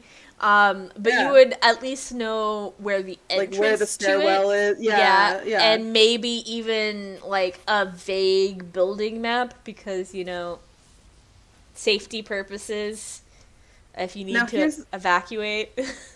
Here's the real question. On the various keys that I assume Charlie carries with her, would there be a key for the sub-basement? Some of the keys you have on the keyring they gave you when you started at the community center, you have never touched. So you're not quite sure if one of the ones you've never used before goes to the sub-basement, or it's just like those mysterious keys that seem to kind of like happen when you're passing key sets along, where like somebody added their own like house key to it and then forgot that they did. All right. Okay. We can try. Well, we should call the pretzel shop first. Here, you go try some keys. See if you can get in there. I'll call the pretzel shop and meet y'all down there. Yeah, I'll go with Charlie. Okay. I'll stay with Aspen. Pretzel shop duty. Yeah, let's call the pretzel shop. Okay. And the storm is kicking up now. Now, if you're near any windows, they're kind of doing that weird, like, wind, storm, thunder, rattling thing that especially government and older buildings do as it gets bad. I'm assuming you're using, like, the front desk phone to call. Yeah. Okay. So you call in and they're like, Etienne's Pretzel Shop, how can I help you? We're just trying to reach Dari. Are Who? they? Shit. I fucking knew it. Y'all don't have a Dari? I mean, I have a diary. Fuck. Okay, cool. Thanks. I just hang up on him. Hello? Cool. Let's go. Charlie, while they're doing this, you have made it to the door to the stairwell to go down. The doorwell's not locked. And you go down it to the door to go into the sub-basement. And while that's supposed to be locked, it looks like someone has, like, pried it open. And while in theory the lights down here should work, it looks like none of them are currently on in the sub-basement. And it is just a mass of, like, pipes and, like, large shapes that are probably boilers or some equivalent, just, like, stacked and packed in here, and it almost kind of, like, turns this little sub-basement into, like, a maze of sorts. One sec. I want to run back upstairs and grab, because Charlie would know where this is, like flashlights. I assume for any power outages that have happened before at the community center, we have like at least 3 flashlights that I can hand out to my friends here. Yeah, and it's probably a good idea that you do, because right as you get back to the front desk, there is like a massive booming thunder crash, and then all of the lights in the building like flicker for a moment and then go out. Okay, so there's no Dari. Great. Also, the sub-basement is open, so that's probably where they are. Yep, maybe actually murder a child. It's they not were 18. It's Yeah, not child, they're not they're a child. 18, yeah. It's legal to kill them. No, it ain't. Still not legal. Still murder. But it's less illegal to punch him in the face. As a thought, as an aside, is Dari's like radio stuff still in the room where we held our meeting? Do you gonna want to go look? We can go check. Yeah. Yeah. I mean, Grab a flashlight and go just look. like looking from the doorway, it looks like it's still there. Okay. I wasn't sure if there was some kind of like secret. I have to assume it was a pretense just to be in the building. And to get us to go. Maybe. Okay. I mean, it you could see it from the doorway with the flashlights, but like if you want to like see more about it, you would have to go examine it. We gotta. We don't have time for that. What's going on downstairs is probably more important, yeah. So. Flashlight brigade. Yep. Okay, so you have 3 flashlights. So who are the 3 people with flashlights? I'm gonna spend the backstory point and say I've got a pretty powerful flashlight on me just from having to do like deliveries in the dark and people's shittily illuminated porches. Or lack of a porch light. Exactly. So I would say I have a pretty good flashlight just on me. I Okay. think it's one of those things where Charlie's like passing them all out, and then Aspen is like, "No, you take one, Charlie." No, I got this. You need to see too. I'm guessing you all are gonna ask me to go first. If you I want. mean, I'll go first. I'm used to navigating in shitty sight, and honestly, I just want to punch this kid in the face now. That's fair. I I'll think be right Aspen should behind go you. I first. feel Yeah. great. I liked Dari. Our hearts have been broken. So, yeah, To be I'll fair, go I never first. liked Dari. How dare you, sir? Listen, it's We the don't 90s. even Metal know. isn't what you think it is. It's Metallica, but it's the wrong era of Metallica. You gotta wait till like 2000. It's just, you know.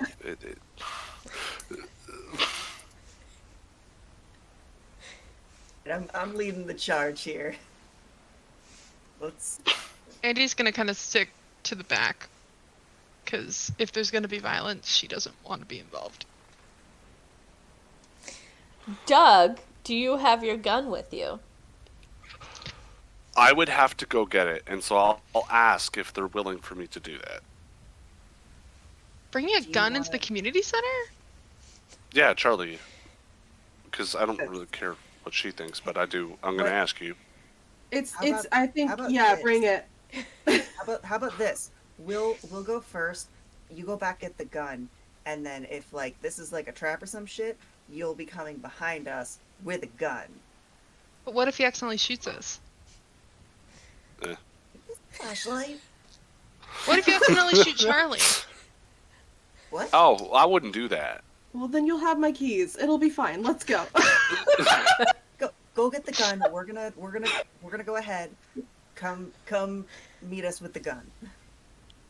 Yeah, I got you. So I will make my way out to the car. The goal is to unlock the gun, grab it, and I'm going to grab just like a fistful of rounds and throw them in my overall pocket.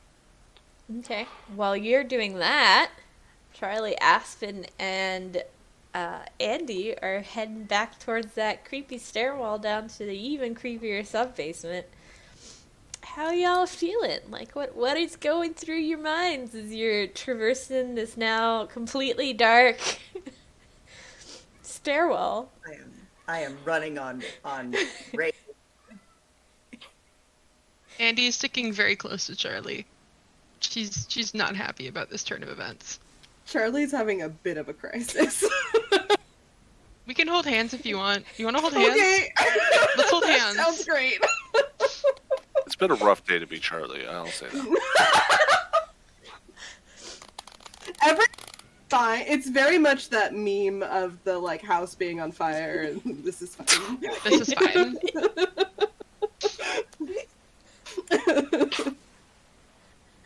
Look, we're doing something about it, so yep.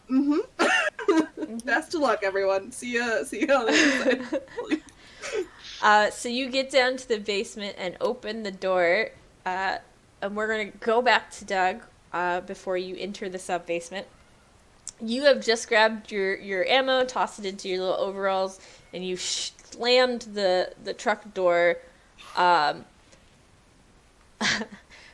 Let's see what happens here. Just rolling. Totally no reason. Ominous rolls. Yeah, ominous rolls. Not quite as powerful for ominous rolls when it's digital instead of like just randomly hearing the dice in like a little box behind the screen. As you're coming out of the truck and closing the door, a huge one of those like long red monkey wrench things that are like 2.5 feet long, like big, thick, heavy, meant for like pipes and stuff, slams down like right next to where your head was on top of your truck. And as you turn around, they take another swing at you, as if to hit you. And it's not like it's kind of a person, but not like you can't quite see any sort of like discerning features. Like it seems to be like shifting and moving and stuff, but they seem like they're big and tall. They also have overalls on, and they are just like swinging as hard as possible with this thing at you. Paul's back for his overalls. I thought we sent him. Son of a bitch, Paul! I bought him fair and square from the discount store. I'm gonna roll an action roll, I'm presuming. I mean, what would you like to do? Are you like fighting back, running away? Yeah, like his response, like he did spend time in prison. Like he's just having a moment where it's almost like a flashback where, like the emotions like throughout the entire day, it's elevated. He's going straight to like violence. Like he's gonna try and grab the guy by the throat and choke him, and stop the blow from hitting him full on. But we'll see how it goes. Okay, roll me an action to see if you can block the attack. Okay, that's a 13. And now let me see what his action defense is.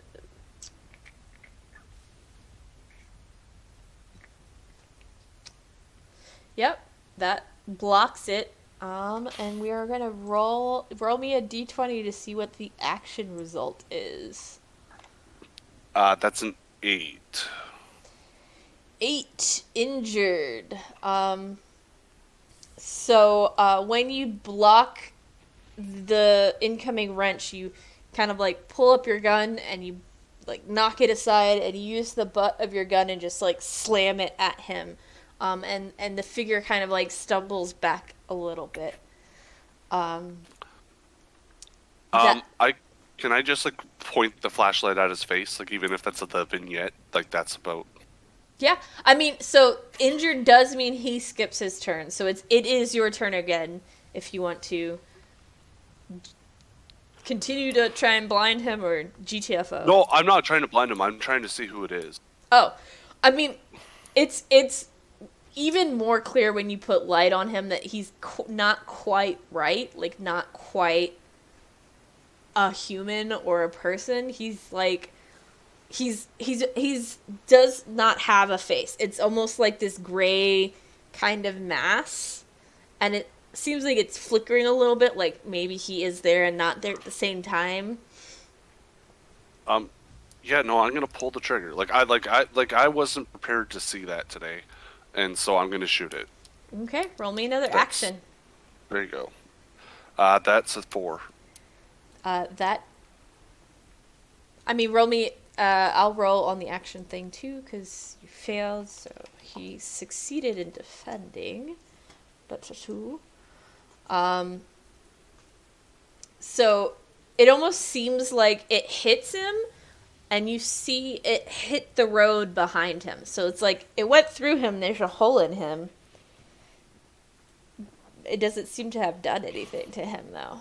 And he just kind of like looks down at it and picks back up the wrench that you had knocked aside, like he's going to come at you again. Okay. My goal at this point in time, because I'm just kind of freaked out and I'm completely alone here, and I don't know what's going on in the basement, and it could be worse for the girls down there, especially Charlie. I'm gonna head that way. Okay. He is going to take one more swing at you as you try and get away, but it misses again. He does take out your side mirror of your truck, and it just like shatters, and it just like spills all over the street.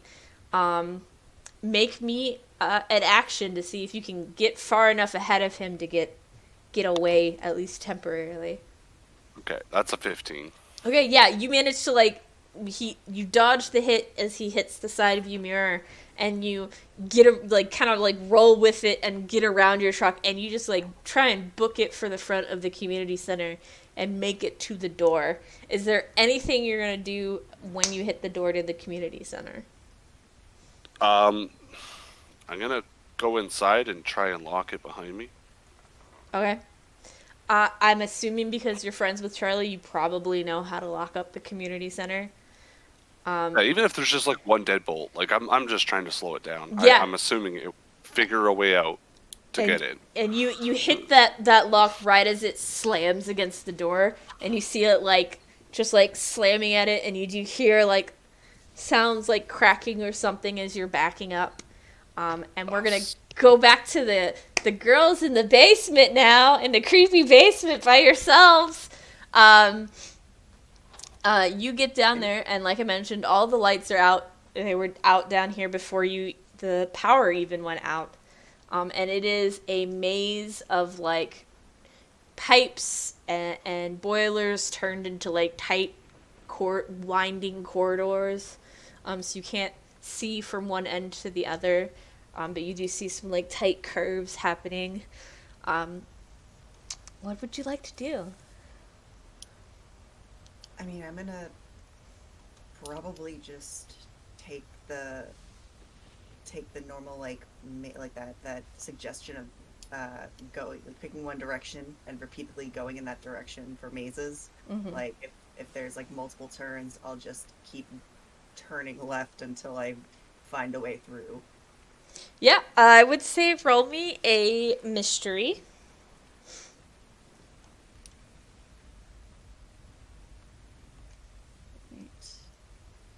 That is a 15. Yeah, so, I mean, it's a pretty good method to get through a maze, to just keep turning left or keep hugging that left wall. And as you get into it, you do hear kind of like the faintest sounds of like something. You maybe could call it chanting, but you can't quite hear like the words or discern anything about it. And once you get a little deeper into it, you can kind of like tell like a vague direction that it comes from, and kind of like get closer to it. And as you do kind of follow the sound, it does become a chant of some sort. You vaguely, like, kind of almost recognize the words, though you're not quite sure what they are. And you come out into kind of a clearing isn't the right word, but an area where it's a little bit more comfortable to be in, where a lot of the pipes seem to kind of like come together and down and around to a giant boiler on the far wall. And this area is just absolutely lit up with candles. Just like on every single surface, this entire space is just candles. And a massive circle similar to the ones that like you saw at the occult shop, but like slightly different, seems to have been like almost like painted onto the floor. And kind of chanting and rocking on their knees in the middle of this symbol with what looks to be like a massive dagger or knife of some sort is Dari. Gone is their Annie Pretzel's uniform. um, and with that gone, you do see peeking out from like the tank top they now wear is some sort of like tattoo that almost kind of like resembles the symbols you've seen thus far from both the villages and the one that they're currently like sitting on, and they're just like seem to keep chanting as you kind of reach this area. I start kicking over candles to try to mess up the symbol, like with like spilled wax. I thought you were gonna kick Dari. Not yet. I gotta stop this first. That will come later. You know you can stop this by kicking Dari, probably. They have a knife. I don't want them to like stab me, and like if like that's the final piece this needs, like I'm gonna mess up the scene first. Roll me just a circumstantial roll.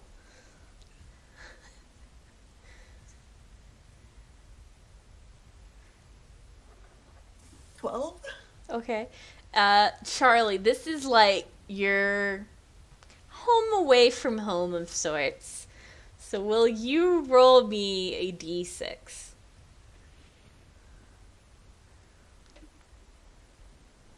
That's a 5.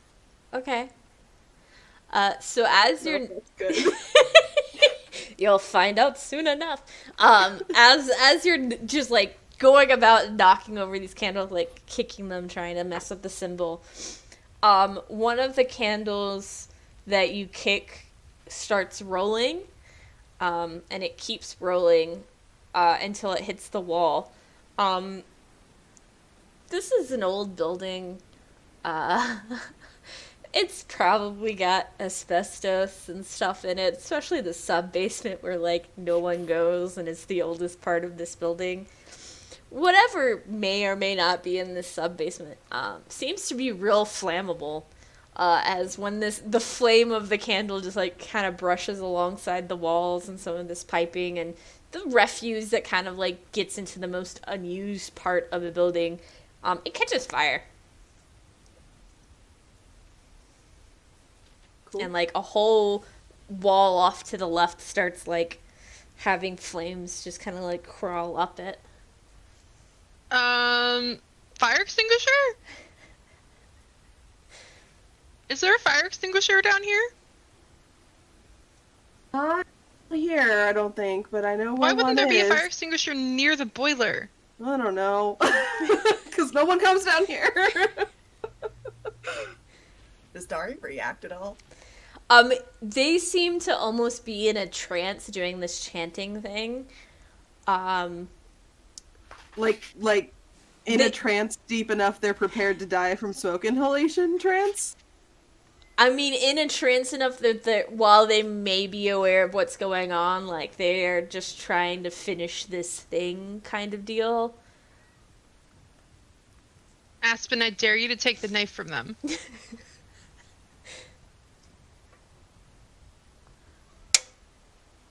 I'm instead going to try to knock them out. Okay. Give me an action roll. Oh, I'm so bad at action rolls. Same. I got a -2. Oh, We're all pretty helpless down here. yeah. Okay. So that's a nat 20, but that becomes an 18. 18's still pretty good. Can you say that the fancy flashlight you spent a backstory point for, could that be a prop bonus? Bludgeoning weapon. Yeah. I don't know if we had established before that it was Maglite, I would say yes, but we did not establish what kind of flashlight it was, just that it was bright. So if it's like one of those like bright, dinky, like keychain ones, it wouldn't be very helpful for knocking someone out.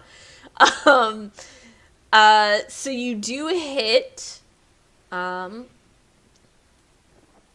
they do seem to pass out or something.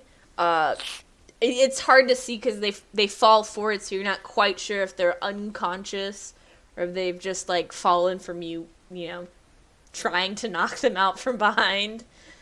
But will you roll me for funsies, since you knocked them out, a d6? No.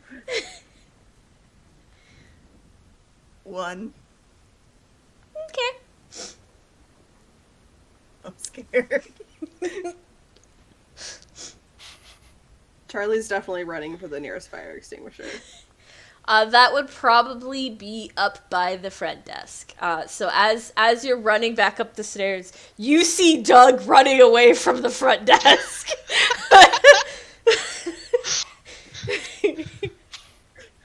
There's a fire downstairs. Be right back. There's like a weird zombie. And as you're running towards the desk, you see like something just bust in the windows of the front door. And you see that same creepy, non-featured gray thing just, like, reaching around in for the lock. I think at this point, Charlie's like, this may as well happen. You know, like, I'm gonna keep doing what I was trying to do, which is get the fire extinguisher. So it turned into the "this is fine" meme. All we need is a dog. Charlie is the dog.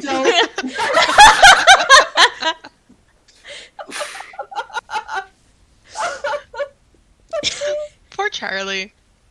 She does kind of have golden retriever energy, but like way sadder. Like old golden retriever energy, just done with everyone's shit.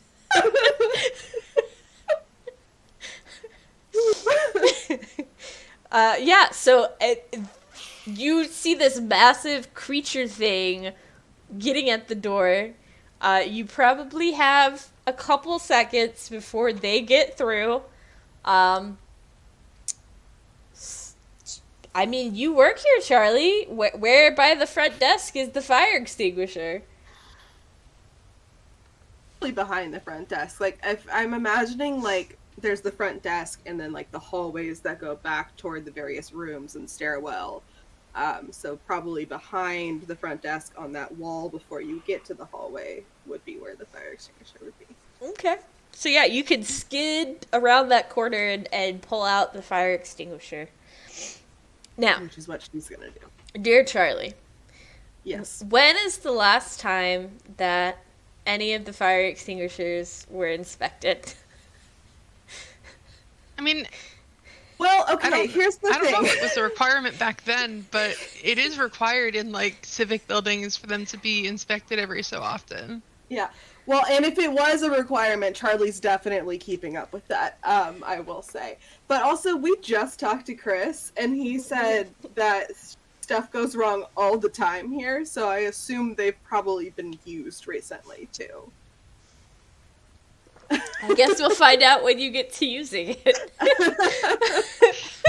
I mean, if stuff goes wrong all the time. I did have to ask the when they were last service question, because if you don't do it, it does lose its power. It kind of It loses just, out. yeah, it just goes it doesn't really do anything. It becomes depressurized. So you grab it, you see this thing like rip open the door because it finally managed to get their lock, so it's just like fully kicks it open and breaks the door off of its hinges. And it comes like flying towards you and like hits the wall beside where you've just grabbed the fire extinguisher from. And now there's this massive hulking faceless thing with a giant wrench in their hands, just kind of like lumbering towards you. Yeah, no, Charlie's doing everything in her power to not engage. And to be, like, above the table for a second here, I have the pacifist characteristic. I cannot issue an action challenge. So my only option is running. Yeah. Yeah, yeah, Doug is like, what the hell are you doing? Like, get going. Like, somewhere else. And yeah, he'll try to run with her, because like I don't really even know where I'm supposed to be. So you and Doug are running back to the stairwell, and as you're running back to the stairwell, you just hear the like steady footfall of this giant creature slowly following after you, just lumbering down the hallway after you. And so you hit the stairwell, burst through that door up at the top. Are you guys going to straight back down? Think so. I mean, we're still down there with a fire. Yeah. So, Can I try and close the door and bar it or lock it? It doesn't have like a latch lock like the front door did. You can try and get the keys from Charlie to try and like lock the door. Roll me a mystery, because that's like the intelligence of this, to see if you can find the right key before the thing reaches the door. Oh, you want me to roll a mystery? Yeah, Wait. Charlie tossed the keys at you. Yeah, wait, but question, could I possibly make that a comedy roll? Like, cause comedy's helping, right? So if I could describe it well enough, like, it's the small key with the red dot, that's the only one that's magnetized. The only one that's magnetized. So, I mean, if you want to try and do something like that, you can try and do a comedy roll. The comedy results chart will, like, benefit Doug the character and not necessarily make the roll easier. But if Yeah, you okay. succeed on the comedy chart, it might... The way we can play it off is, like, as you toss it, you just, like, blurt something out at Doug and, like, hope he understands what it means for the key. Instead of leaving him to go through the, like, 50 keys on the ring. Yeah, I'll try to be helpful. Why not? Oh fuck, that's a 4. Your target is restored 1 plot point. So that is if you succeed, or if Doug chooses to fail the comedy, because Okay, yeah. the first roll has to beat a 15 if he decides not to fail Okay. the comedy check, the comedy defense. The second roll, if it had been a 4, would be the comedic relief moment on the results Okay, chart. so wait. So The first I'll roll, take that roll then. Yeah. yeah, so is that's against 9 total. Yeah, is against either Doug's DC, which I think all the DCs for comedy are 15, or if Doug's like, I fail because I choose to fail, the save, then that would succeed, and then we roll again to see the results check. Yeah. Doug actually does not choose to fail because he's kind of like trying to get Charlie away from whatever this is. So it's like, I don't really give a shit about keys. Go! Charlie's like trying to explain, and Doug like, shut up. She's like pushing you down the stairs. Get out of here. It's the small one by the Mario key. Okay. Towards the fire. Doug, roll me a mystery to see if you find the key then. Okay. Alright, so I rolled a 5, and then I subtract 3. Ooh, So ooh. that's 2.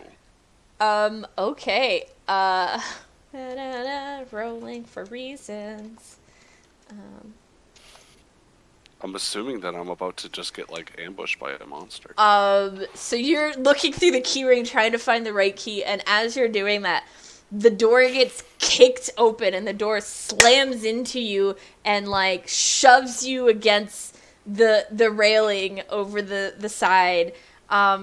Make me a action roll to see if you can keep from just totally falling over the railing. That's a 12. So you flip over the railing, but you don't fall down to the bottom of the stairs. You manage to, like, grab on. It's one of those, like, ringed, like, government building things where they're, like, metal tubes. My back is gonna hurt so much tomorrow. Your back is gonna hurt so much, but also, now that you're dangling and hanging on to one of these railing things, the creature is just gonna take a big overhead swing down at you. I presume the gun has also been dropped at this point. Yes. Probably either at the bottom of the stairwell or by the door when you got knocked back. He doesn't manage to hit you. He's coming down overhanded to go onto one of your hands, and you like drop the hand away and then like scramble up to get a hold again. It does make a huge clanging sound, though. So, Charlie, just as you reach the bottom, you hear, like, scrambling and a huge clanging sound. And if you look up, you can see what's going on with Doug right now. Oh my god. Does it look even remotely like there's anything I can do? Like, roll me another D6 real quick for funsies. oh god. 3? Are any of these good, by the way? Because we've rolled high and low on these D6. When we rolled a 5, we set the basement on fire, so... Yeah. I guess that's the best thing that could have happened. I've been doing evens odds for different things. So, the gun that Doug had, you can see the barrel sticking up over the edge up at the top where he is. So you don't have the gun to be able to grab it and help out that way. Even if you could, because above table you're a pacifist. So, you do have the fire extinguisher, which is a big heavy thing that sprays foamy stuff if it's still good. That and you gave him your keys, so you don't have your keys anymore. How close am I to the sub-basement door? You are like right there, like you're at the bottom of the stairwell, right before the door, on like a little bit of a landing. And it's not like a straight shot back to where they were either, right? Because we have to make our way back through the maze. Yep. So I can't like open the door and toss the fire extinguisher at them. Crap, dude. Did I get a sense of when we were in the sub-basement, like, if I yelled, could they hear me? If I was like, hey, I'm dropping the extinguisher by the door, like... There's a possibility because the chanting did echo to you, but whether or not they would be, like, able to fully discern what you were saying rather than you just shouting, you shouted something at them or they heard shouting.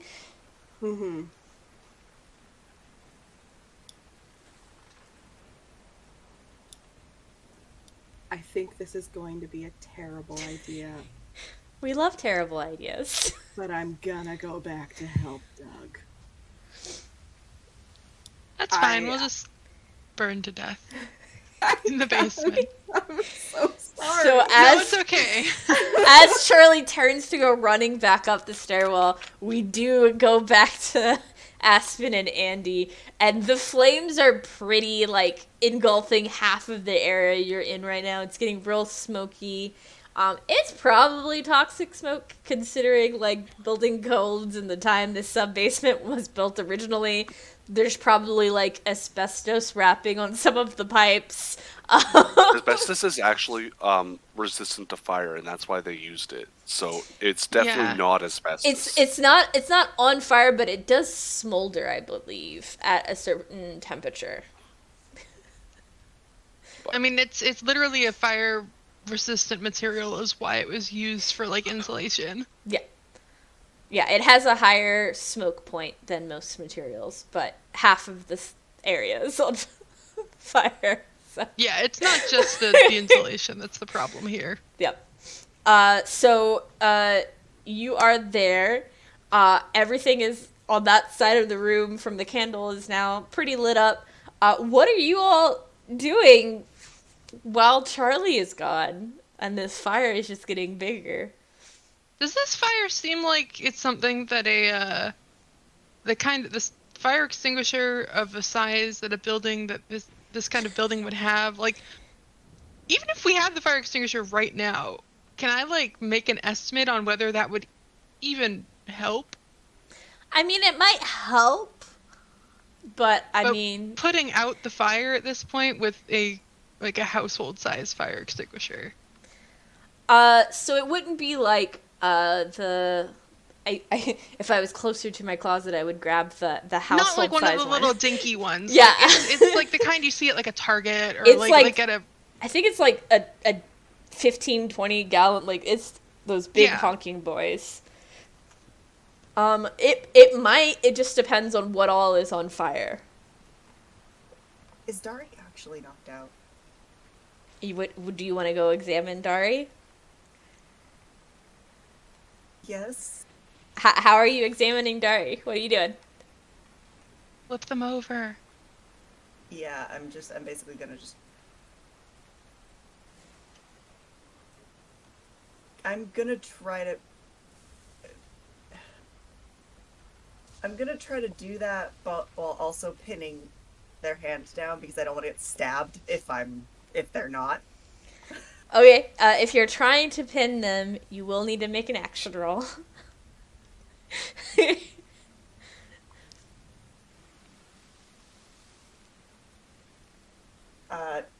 20 with my modifier. Yeah, so you, like, go ahead and grab their arms and, like, put them behind it and flip them over. You didn't need to, because when they fell forward onto their stabby dagger. So they are dead. The day is saved! I don't know if that's good or not. I don't know if it's good or not, actually. I did not want them dead because what if that's a part of the thing? And as you think this, I did not want them dead because what if that is the part of the thing? The blood that had started to pool under them before you flipped them over to try and see if what's going on or if they were alive. You see the pool of blood doesn't just stay where it is. It seems to almost form into, like, tendril strips that go to the outside of the circle and start circling it. And as they do that, it was already storming and windy, but the wind seems to take on this, like, unholy howling sound, almost like the start of like a very far away screech as the blood starts circling the symbol. Are there any, like, cleaning supplies in the stacks down here? Like bleach. I'm looking for like a bottle of bleach in the stacks. Like, are you leaving this area to go search for it? I'm not to the point that it would be difficult to find my way back, so I'm not turning more than like 2 corners into the stacks. Okay. I would say roll me a mystery because you are searching for like chemicals, something that could deal with the blood or clean something. Okay. Mystery.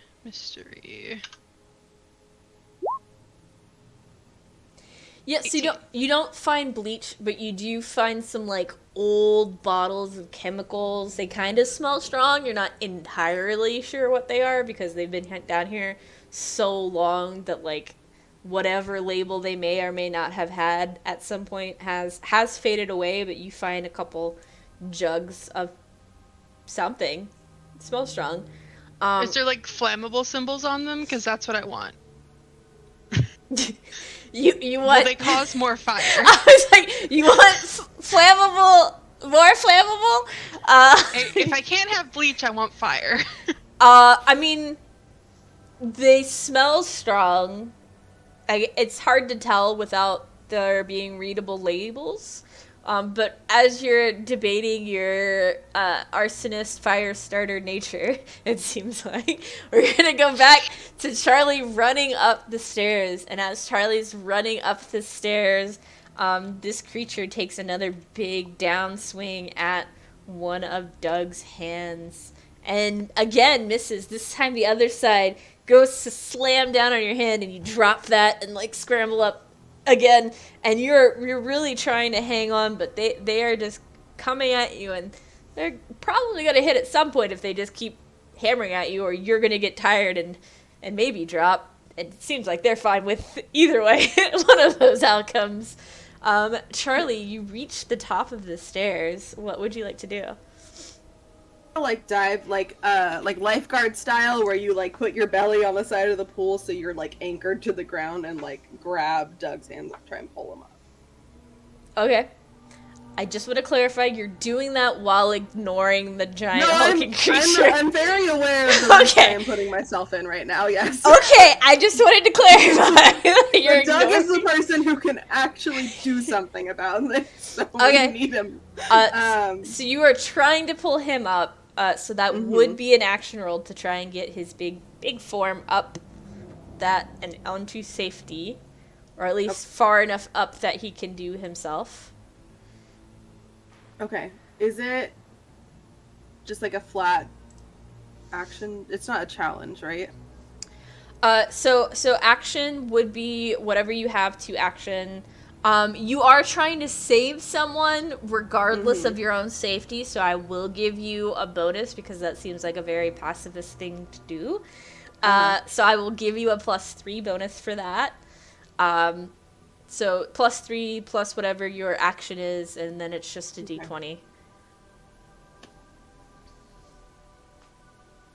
Don't you have lucky? Don't you have lucky? Oh, If fuck, you yes, reroll- thank you.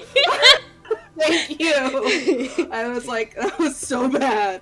Oh, okay, that's much better. It's 18 on the die plus 4, so 22. Okay, yes. So you managed to You are the goat.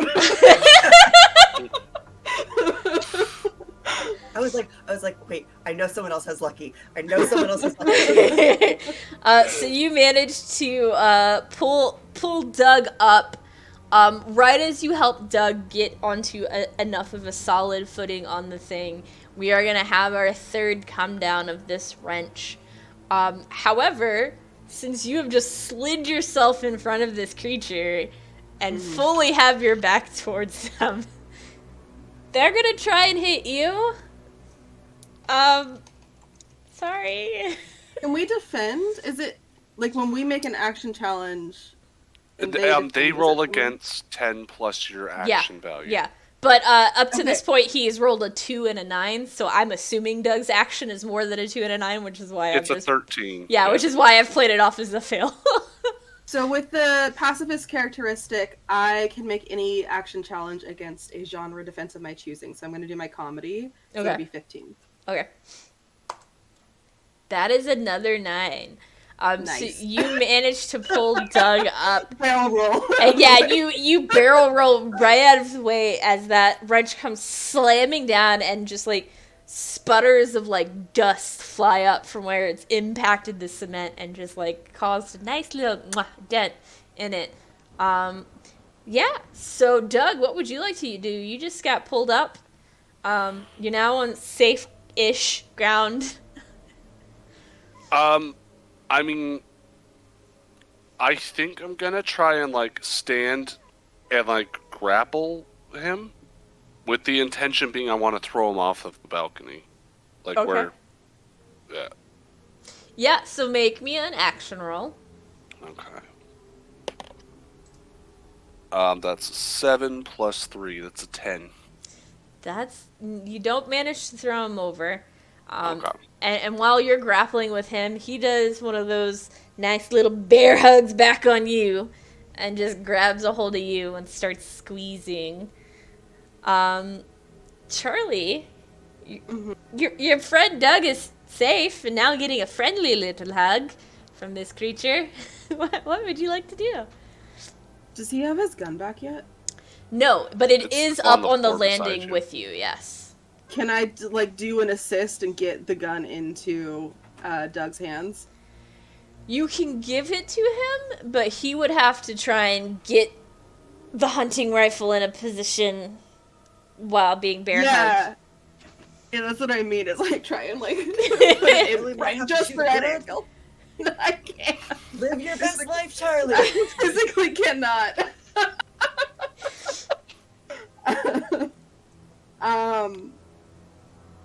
Yeah, I mean, I feel like that's the most I can do, other than just like cry and be like, "I've had a really bad day. Could you stop trying to murder my friend?"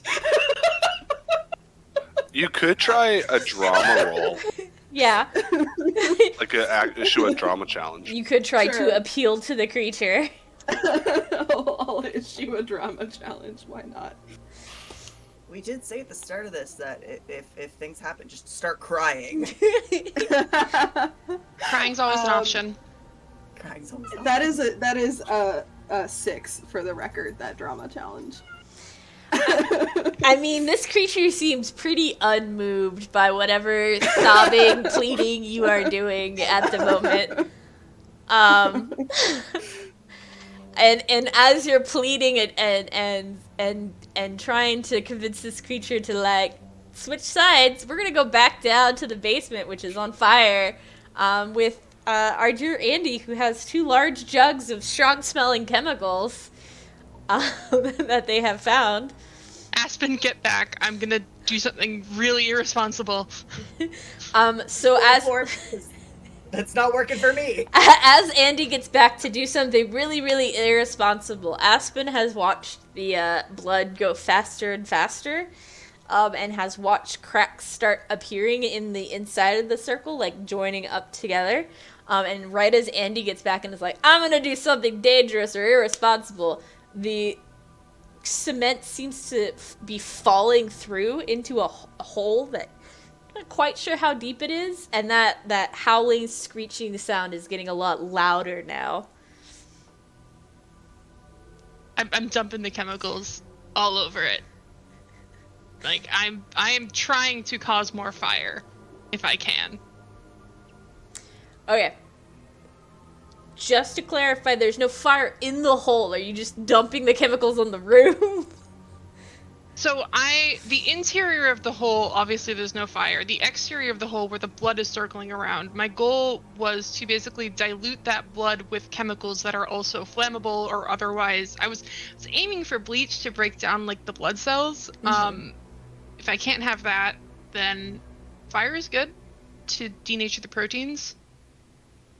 Okay. Yeah, so you're going to set the room more on fire in hopes that the fire breaks the blood circle. Yeah.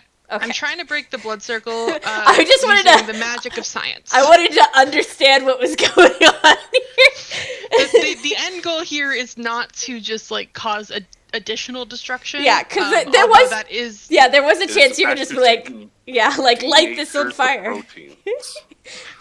Yeah, there was a chance you could be like, let's light this on fire and walk away. So I wanted to clarify what the intent was. Just based on like Andy's understanding of biology and like the structure of blood. She was trying to find some way to change what the blood is. Okay.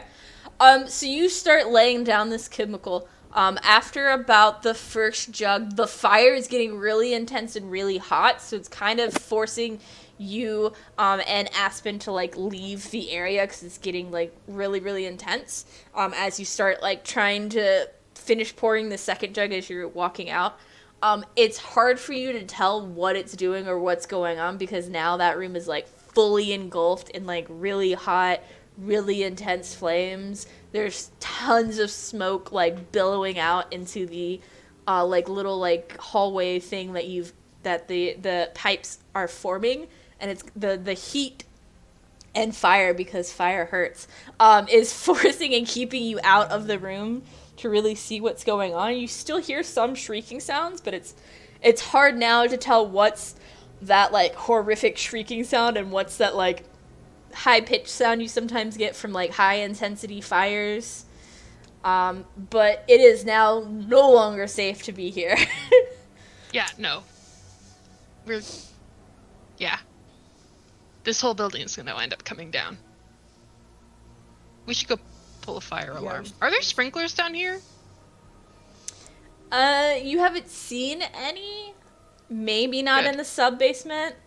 Maybe in the actual, like, newer parts of the building. I mean, I don't know that we want to save the building. I think we should just get out and let it burn. Well, there's people in here. We go upstairs and we tell people to get the fuck out. Yeah, but if we pull a fire alarm, it'll set the sprinklers off. That's true. But if there's no sprinklers down here, then it should do enough damage to whatever the fuck they were Actually, doing. interesting point. Has the fire alarm not already gone off? Not yet, but now that they've set more chemicals on fire, as Aspen and Andy make it to the doorway, there is now smoke coming out of that basement door up the stairwell. Which is how you see it. You just see this column of like black smoke come up from the stairwell, as our faceless friend continues to bear hug Doug. What does a 14 beat your action Yes, defense? it does. Okay. You hear this like painful like crunching, cracking sound as he like tightens down on Doug's back. And you see now this column of black smoke coming up as Aspen and Andy hit the bottom of the steps, and you start hearing like very loud footfalls coming up. Okay.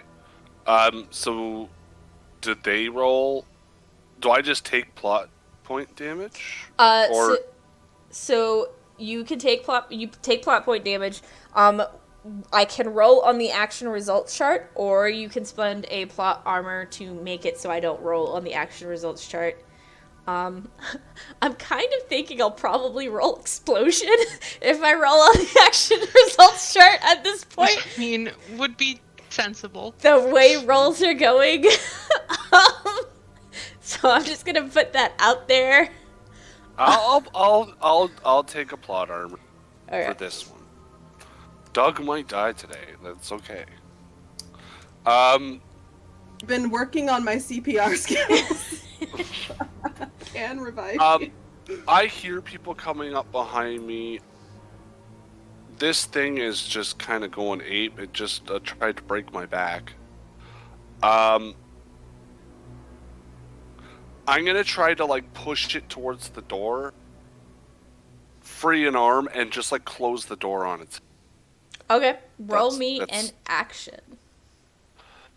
Okay, that is a 19 plus 3. Yeah, you managed to like break its hold on you and shove it out the door and slam the door behind it and like put your full weight against it. And it does start immediately like hitting it, trying to get in. I got to roll on the action assault. Yes. Yes. That's a 1. Let me pull that up real quick. 1. What is a 1?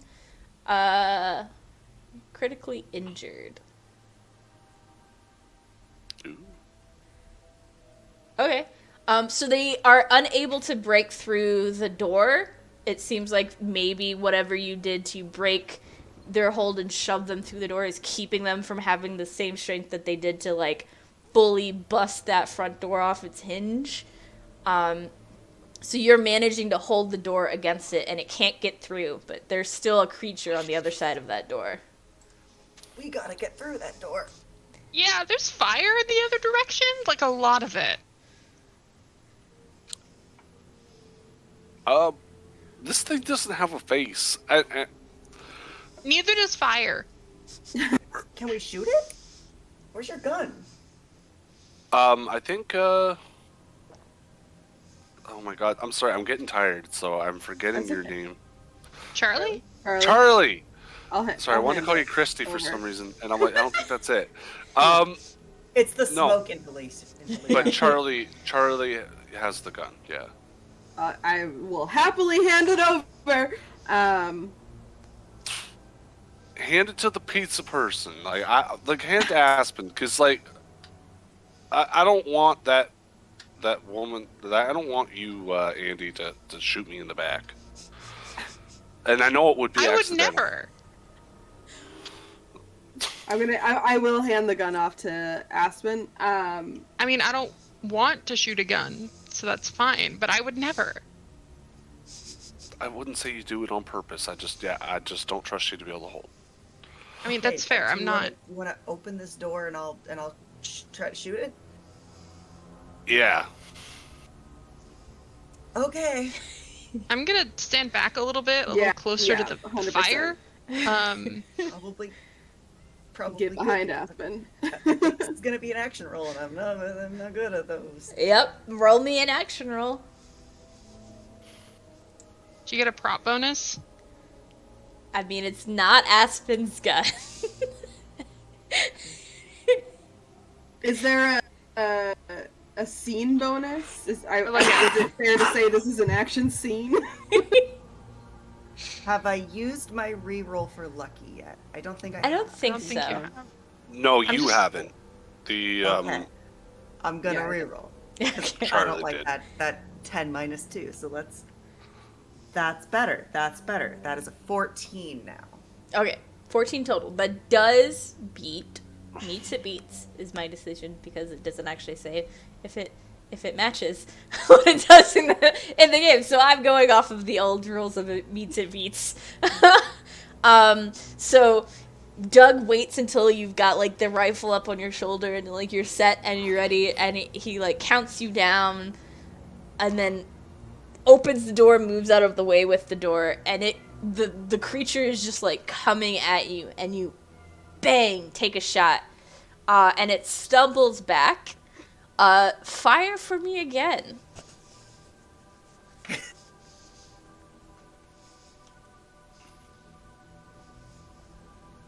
16. So that's another 14. Okay, bang, and it knocks back another step.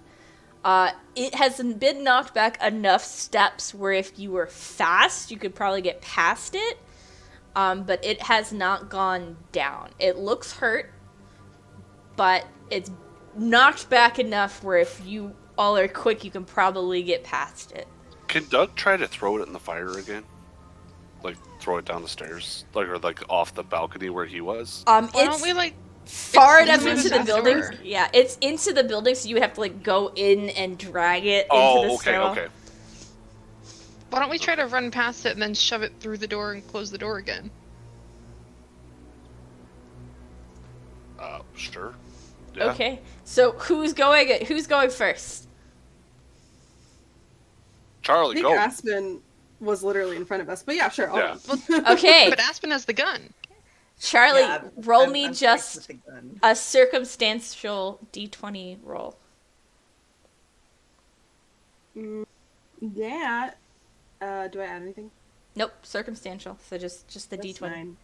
So you do make it. You're the first one through, so it's the easiest one. Who's next? Andy? Andy's gonna run if nobody tells her not to. Andy, roll me a d20 circumstantial. 6. No, Andy tries to go and gets just grabbed by the back of their shirt by this creature. Doug, you see this happen. You have the chance to help Andy, which will close the window, actually. or run past. I use the protective trait, and so Andy actually doesn't get grabbed. I do. Okay, Doug shoves you out of the way, gets you past the creature towards where Charlie is, and instead gets himself grabbed. Yeah, and I lose a plot point there doing that, I'm pretty sure. So, he the creature now has Doug in his grasp. And is distracted if Aspen wants to try and run past the creature while they have Doug. Aspen, go. Doug, no! I'm gonna try to shoot it again. Okay. Aspen, no! Aspen, you're gonna shoot me! Roll me. Gonna shoot him. Roll me in action. Look, it's either that or leave him, so at least I'm trying. Oh, Yeah, please don't but fuck you me. might get trapped too. Please don't fuck me. 13. Okay, that does not succeed. And roll me a d20.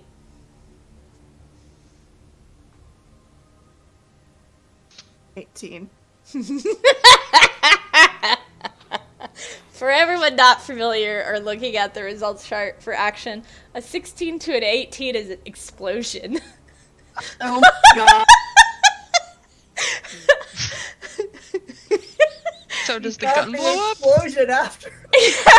So, as you go to fire, the creature has Doug and runs forward with Doug in its grasp through the door at you. And as it does, from below in the sub-basement, you just see this column of fire coming up and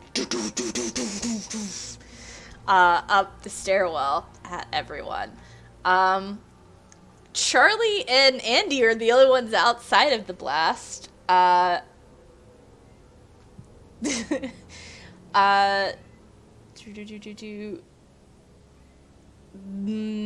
are two people in the blast. So whoever went last loses their turn. As you all are rocked and thrown off kilter by this explosion coming up the stairwell, as you all have been knocked back into this space by this creature. And they still have good old Dougie. So they're just gonna, they've got him by the collar already because he shoved Andy out of the way, so he's just gonna grab him by the, he has overalls on, so he doesn't have belt loop, but he grabs him by the back and just picks him up and tosses him over the railing down the stairwell. Now, just because he gets tossed does not mean he's perma-dead. It just means that he had an action happen against him successfully. If he still has plot points or plot armor, he's not, gone forever. Yeah, I do. I mean, we have decent plot points. I just see everyone's face, so I wanted to clarify. Rules is written.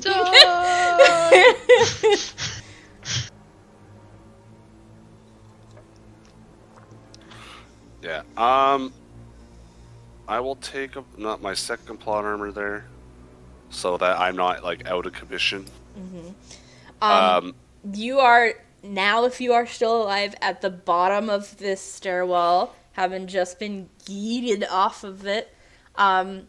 You are fully in the fire. Aspen, you just saw Doug get essentially thrown into the flames. And now this giant creature is in front of you.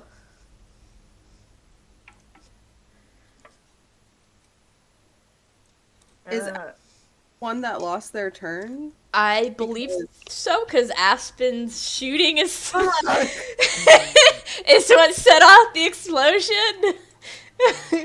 which made Doug lose his turn, and then he got yeeted, and then it's back to Aspen. Okay, so Doug lost their turn then, and Aspen Okay. is still there with this Um, creature, fully blocking your way, just all up in your business. So I'm still like on the stairs basically. So, Yeah, like, it's between that like landing right before the stairs. So is the creature between Aspen and the door? Yeah.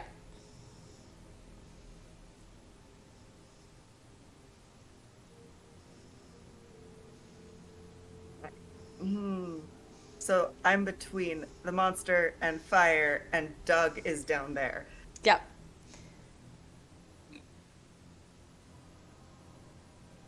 Right. How many shots does this gun have? So it literally only bullets without being able to reload it, and I have the bullets. That's. I had that in my head in case I wanted, because that's a type of rifle I've used before. Okay. So you have a rifle, no bullets.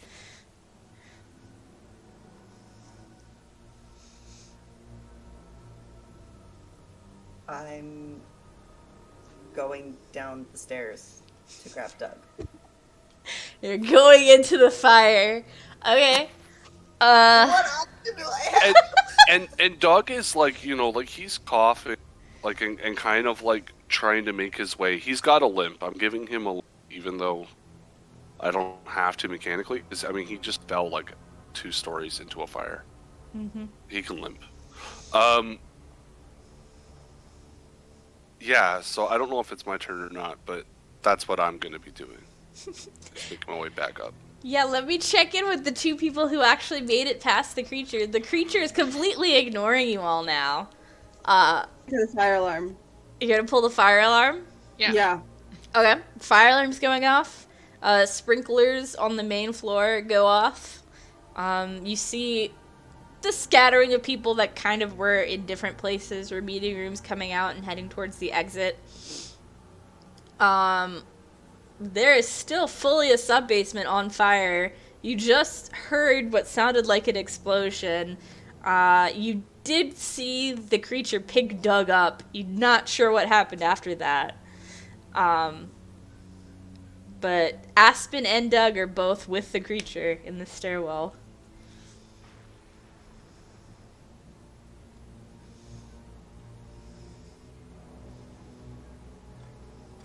The creature doesn't have a face, right? Nope, no face. It has no face. Face it. I was like, I don't know if there's like pepper spray stashed in here somewhere, but I don't think that would help with a creature that doesn't have a face.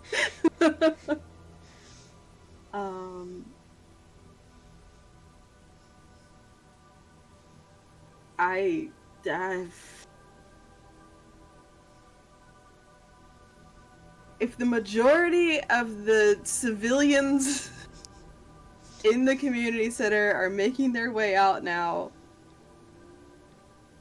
I'm going down with the ship. I will go back and try to help.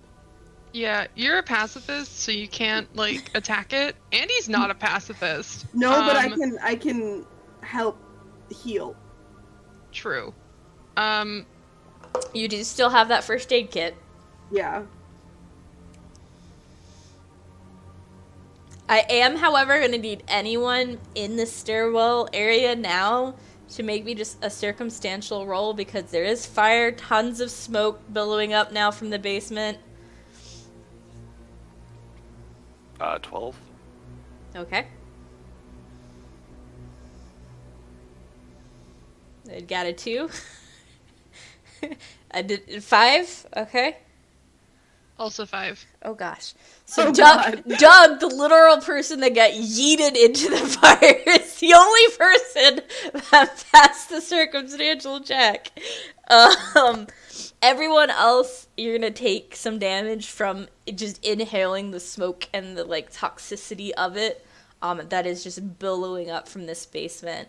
And you still have a creature to deal with too. The fire is starting to exit the sub basement and isn't just in the sub basement anymore after that explosion. It's starting to now like creep up the walls and the stairwell.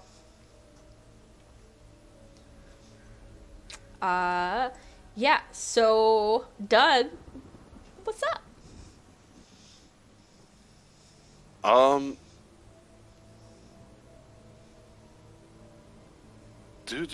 mean, I'm making my way up the stairs. Like as quickly as I can. Like I am kind of like trying not to lean on the railings because I imagine they're very because of the fire. But like also he is limping, so he's way up the stairs. And Aspen did say they ran down to you, so they probably meet you at some point, and you can lean on them.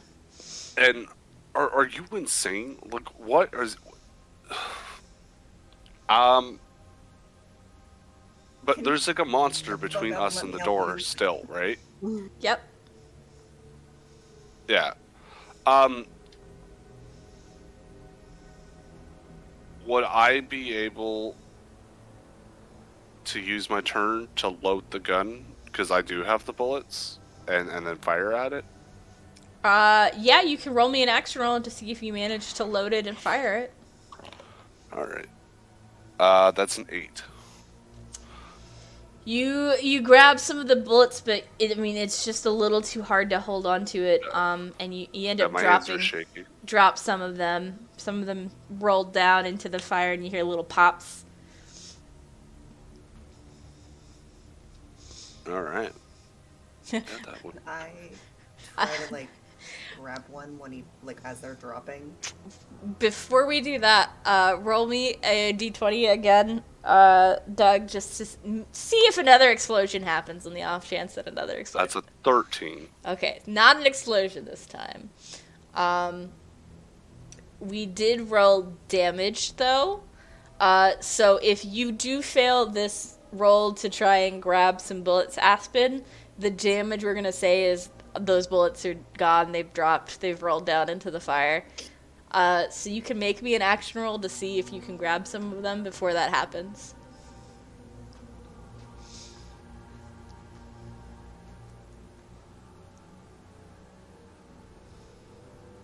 I rolled a 4, so that's a 2. Oh no. So you see Doug start slipping and dropping these, so you tried to grab them too, but you're also helping hold Doug up, so like you shift to go grab the bullets, and then Doug starts shifting, so you're like, bullets are Doug, Doug, and you like shift again to grab a hold of Doug before he falls backwards. You still have the rifle, however you no longer have any bullets for the rifle. I mean, the only thing I can do is try to jam it in its facial area, or just try to like unbalance it essentially. And as the bullets have been dropped and you hear pops of them once they've rolled into the fire and gotten hot enough to go boom themselves in little gunpowdery goodness, you do hear the like slow footfalls of the creature coming down to meet you on the stairwell. And at that point, Charlie and Andy has decided something. What are you doing?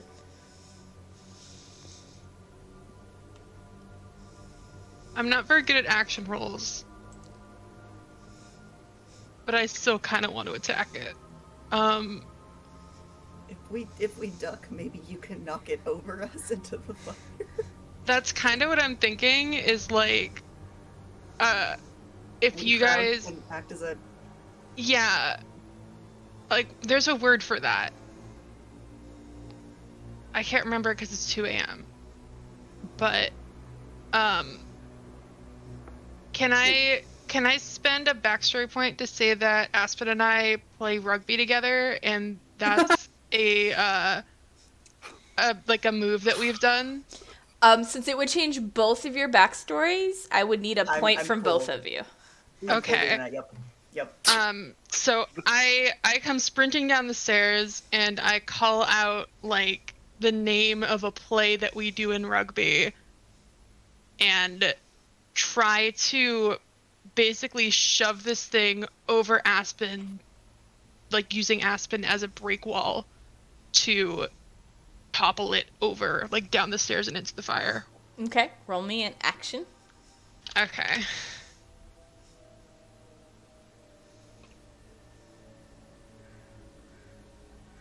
Now my action is not very good.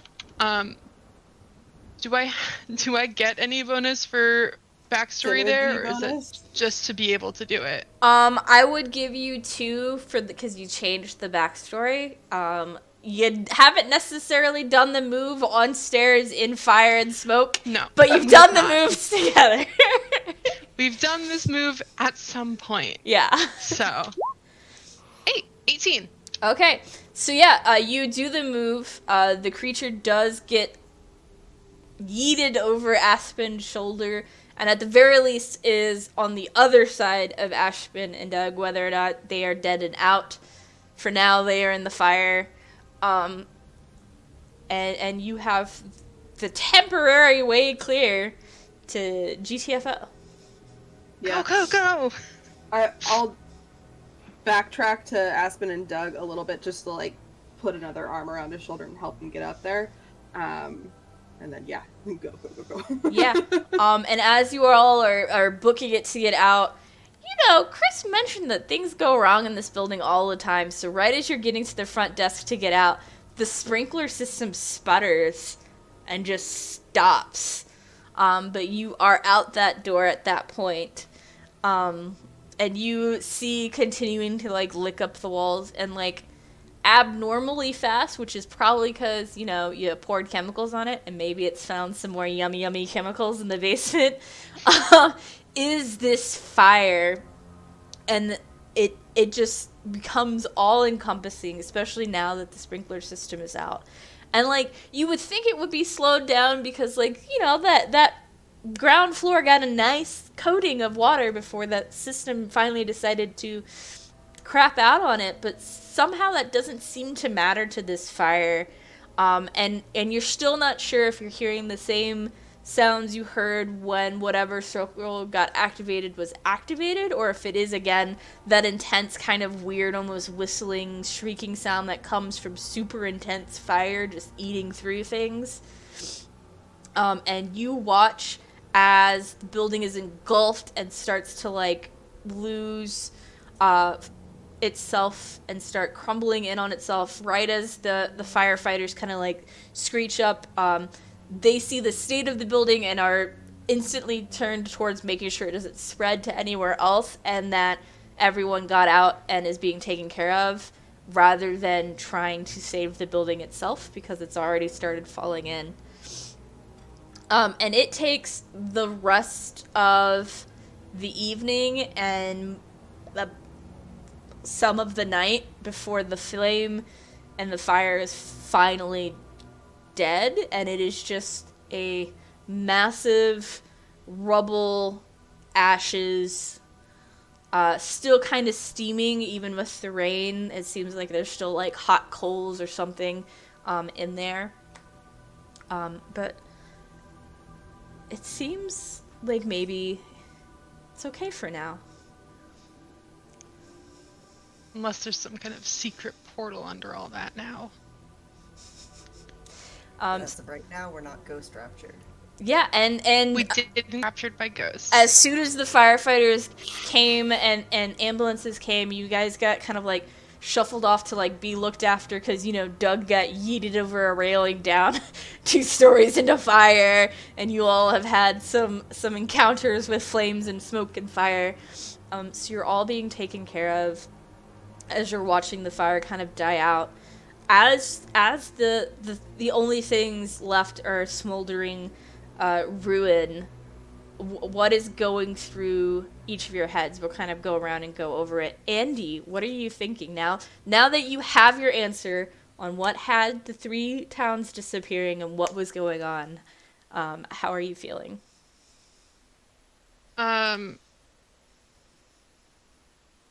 How long was this being planned for? Like something like this takes a lot of setup, right? Like, so someone's in on it. I want to start another red pinboard and start connecting the dots on an even bigger scale. Like, there's got to be more to this. Okay. And Charlie, you have just seen the place that you have put so much work into completely destroyed tonight. What are you feeling? I think there's two things. I think Charlie has her hand in her pocket, still kind of clutching the pager and like desperately hoping that maybe it'll just buzz and I'll get a page back, even though she knows that's not realistic or gonna happen. And then the second is my boss in the crowd? Like, I'm assuming they got called to the building because it Yeah. was burning. Your boss had been like off for today, but they did get called in. So a little bit after the firefighters got there, they do show up and they are like helping coordinate efforts. Yeah. So I'll kind of wave them over and be like, I quit. And they look shocked, but I mean, there's like so much going on, they don't really have the ability to like argue with you or like or anything else before like a firefighter runs over and like pulls them away for something else. Doug, you're at an ambulance. You have oxygen just like the other people, but you're also being treated because you have some injuries. Probably a little bit of burning has happened as well. What are your thoughts? I mean, Doug's mostly in shock, and it could be from the shock, it could be from looking into the face of that creature too long, it could just be where his head is at this moment, but he just really feels like that maybe there's something wrong. Like, there was something wrong with that creature, and wasn't just like that it was like the herald to him. I think he almost feels like it wanted to punish him. Like, and he's really trying to think about like what he's done in his life, what the people around him have done in their lives to deserve this, and like, is this something that somebody did to punish us? And he also wants to take a moment to talk to my god, my brain. Andy. Okay. We'll get to that conversation in a second. Yep. Go ahead and finish your thoughts. Oh, that's it. He wants to talk to Andy. Yeah. Okay. Aspen, you've seen and been through a lot of shit tonight. Yes, you deliver pizzas, but even for you, this has been a lot. What are your thoughts? She's never gonna trust another goddamn teenager ever again. Never should have in the first place. Feel so betrayed. Sorry. How could you do this to us, Dari? It's almost like Terrence was the red herring and Dari was the bad guy all along. We still hate Terrence, though. I still like Dari more than I like Terrence. Yeah, I still like Dari better than Terrence, even though Dari's like dead And evil. and evil. At least Dari never pretended to be a ghost to scare us. Yeah. I still actually think, like I'm trying to think about this.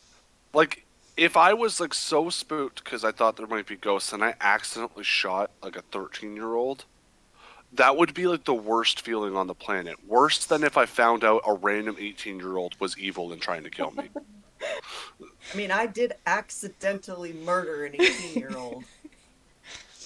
I mean, I think that they had been planning on doing that themselves. Yeah. Like, I mean, I don't think that technically changes the fact that I accidentally committed a murder.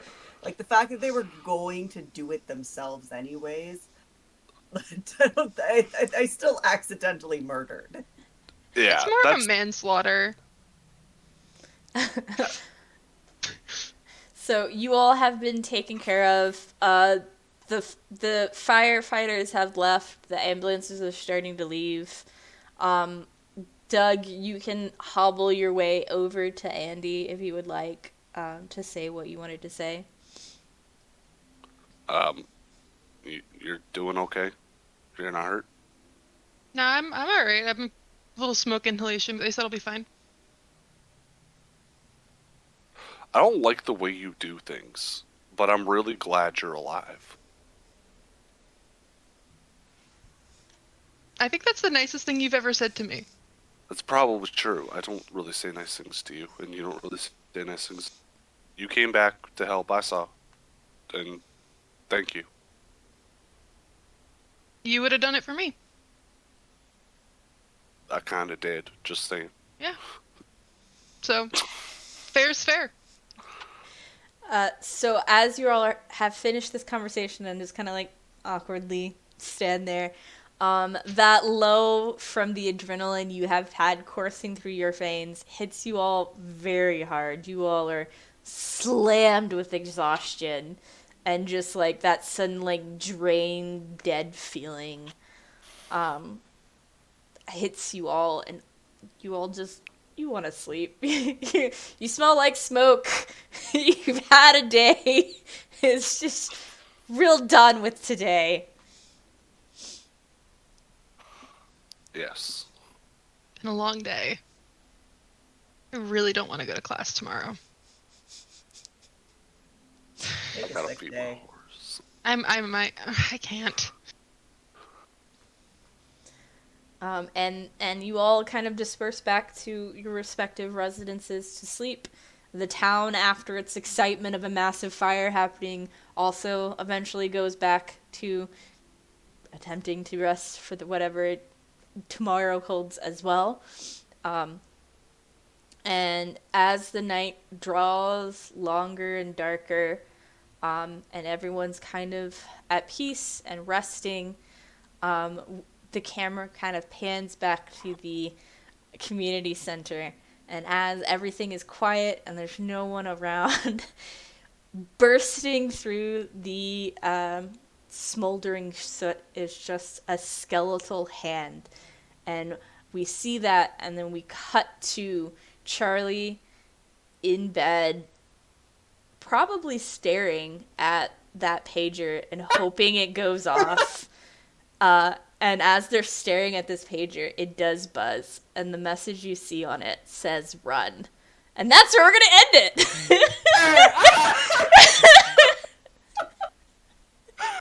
Oh my god. That was so much fun, and also I hate you. No, that was a lot of fun. So thank you all for joining us. We are going to go in reverse order that we did for the intros, so everyone can let you know where you can find them. Thank you for going on this journey with us. Everyone survived. I mean, that's good. At least for this like movie one shot. Whether or not they survived the sequel, who knows? So, Wraith, go ahead and let everyone know where they can find you. Hello, I'm Rain. You can find me at Rainbow. Oh, is it bad? Is the mic bad? I realized that I was going to probably fuck it up because Wraith and Rain. Oh, fair. I had that starting at the very beginning of this, and it did just happen. When we switched to character names, it got away with it because Charlie and Aspen. Yep. I am Rainbow Tiefling. I think there's an underscore between Rainbow and Tiefling on Instagram and TikTok, where I spend almost all of my time, and then no underscore on Twitter if you want to follow. And just to really confuse you all, Wraith, go ahead. We're following that right up. Yeah, I'm Wraith. I'm Slender on pretty much everything, but I only really use Twitter right now because I'm capable of using multiple social medias. I can largely be found on Exquisite Corpse Presents channel, where I'm a core crew and cast member, currently mostly on Saturday evenings and Sunday mornings with a few of our reoccurring seasons. But Sister Cities and oh my god, it's been a day for me too. So I'm drawing a blank on our other show's name, but it's a Thirsters Lesbians thing. Um, yeah, it's been a day. Um, that's me. Codex, we're gonna toss it over to you. I'm Codex. I don't social very many medias. The only place you might find me is Mastodon, codex at elect.xyz. I'm also on Discord, but I don't think I'm in very many public servers, so you might run into me or you might not. And Aaron. Yeah, my Instagram is Furious Maxim, with underscores in between each of those words. So you can follow me there. And that's really about it if you actually want to see what I'm up to. I'm not really very active anywhere else, but yeah. I always plug this particular thing because it's a pet project of mine. If you're on Instagram and you're looking for any information about mental health advocacy, or just even information, Made of Millions is a particularly important group to me that I feel you should follow. I believe it's also Made of Millions on Twitter and Facebook and such as well. So. Awesome. And we will have links either if you're watching this on Twitch in the chat area, or if you're watching this on YouTube, in the description down below in the doobly-doos. There will be links and things to everyone's stuff. I am Kayla, DM Dalliance. You can find me at just Thinking K on Twitter. The tree from that point has everything else. Too many things to count because I have to social media with all of the freelancing and stuff I do. I have no choice. So thank you all for joining us. We will be having one more next Monday, which is a space opera one called Black Holes and Stardust. And then after that, we will be, if you've missed any of our stuff, we will be having a day-long stream, one after the other, all 3 one-shots on the Twitch channel. If you want to just jump in the chat, or you're bored and you want to watch something. So probably from, I think we can cover a little more than 12 hours, so probably from 6 to 9 or 10, I think, by the end of this, because the first one was 5 hours. This one is about 5 hours. Yeah. I can guarantee you the one with Nekla in it is going to be about 5 hours. So thank you again so much for joining us. We had a blast. I'm actually surprised everyone survived. Very proud of you all. Thank you all. Teamwork. Yeah, thank you all so much for joining me to play in this wonderful system. And we will see you all next week. Bye. Yes, good night.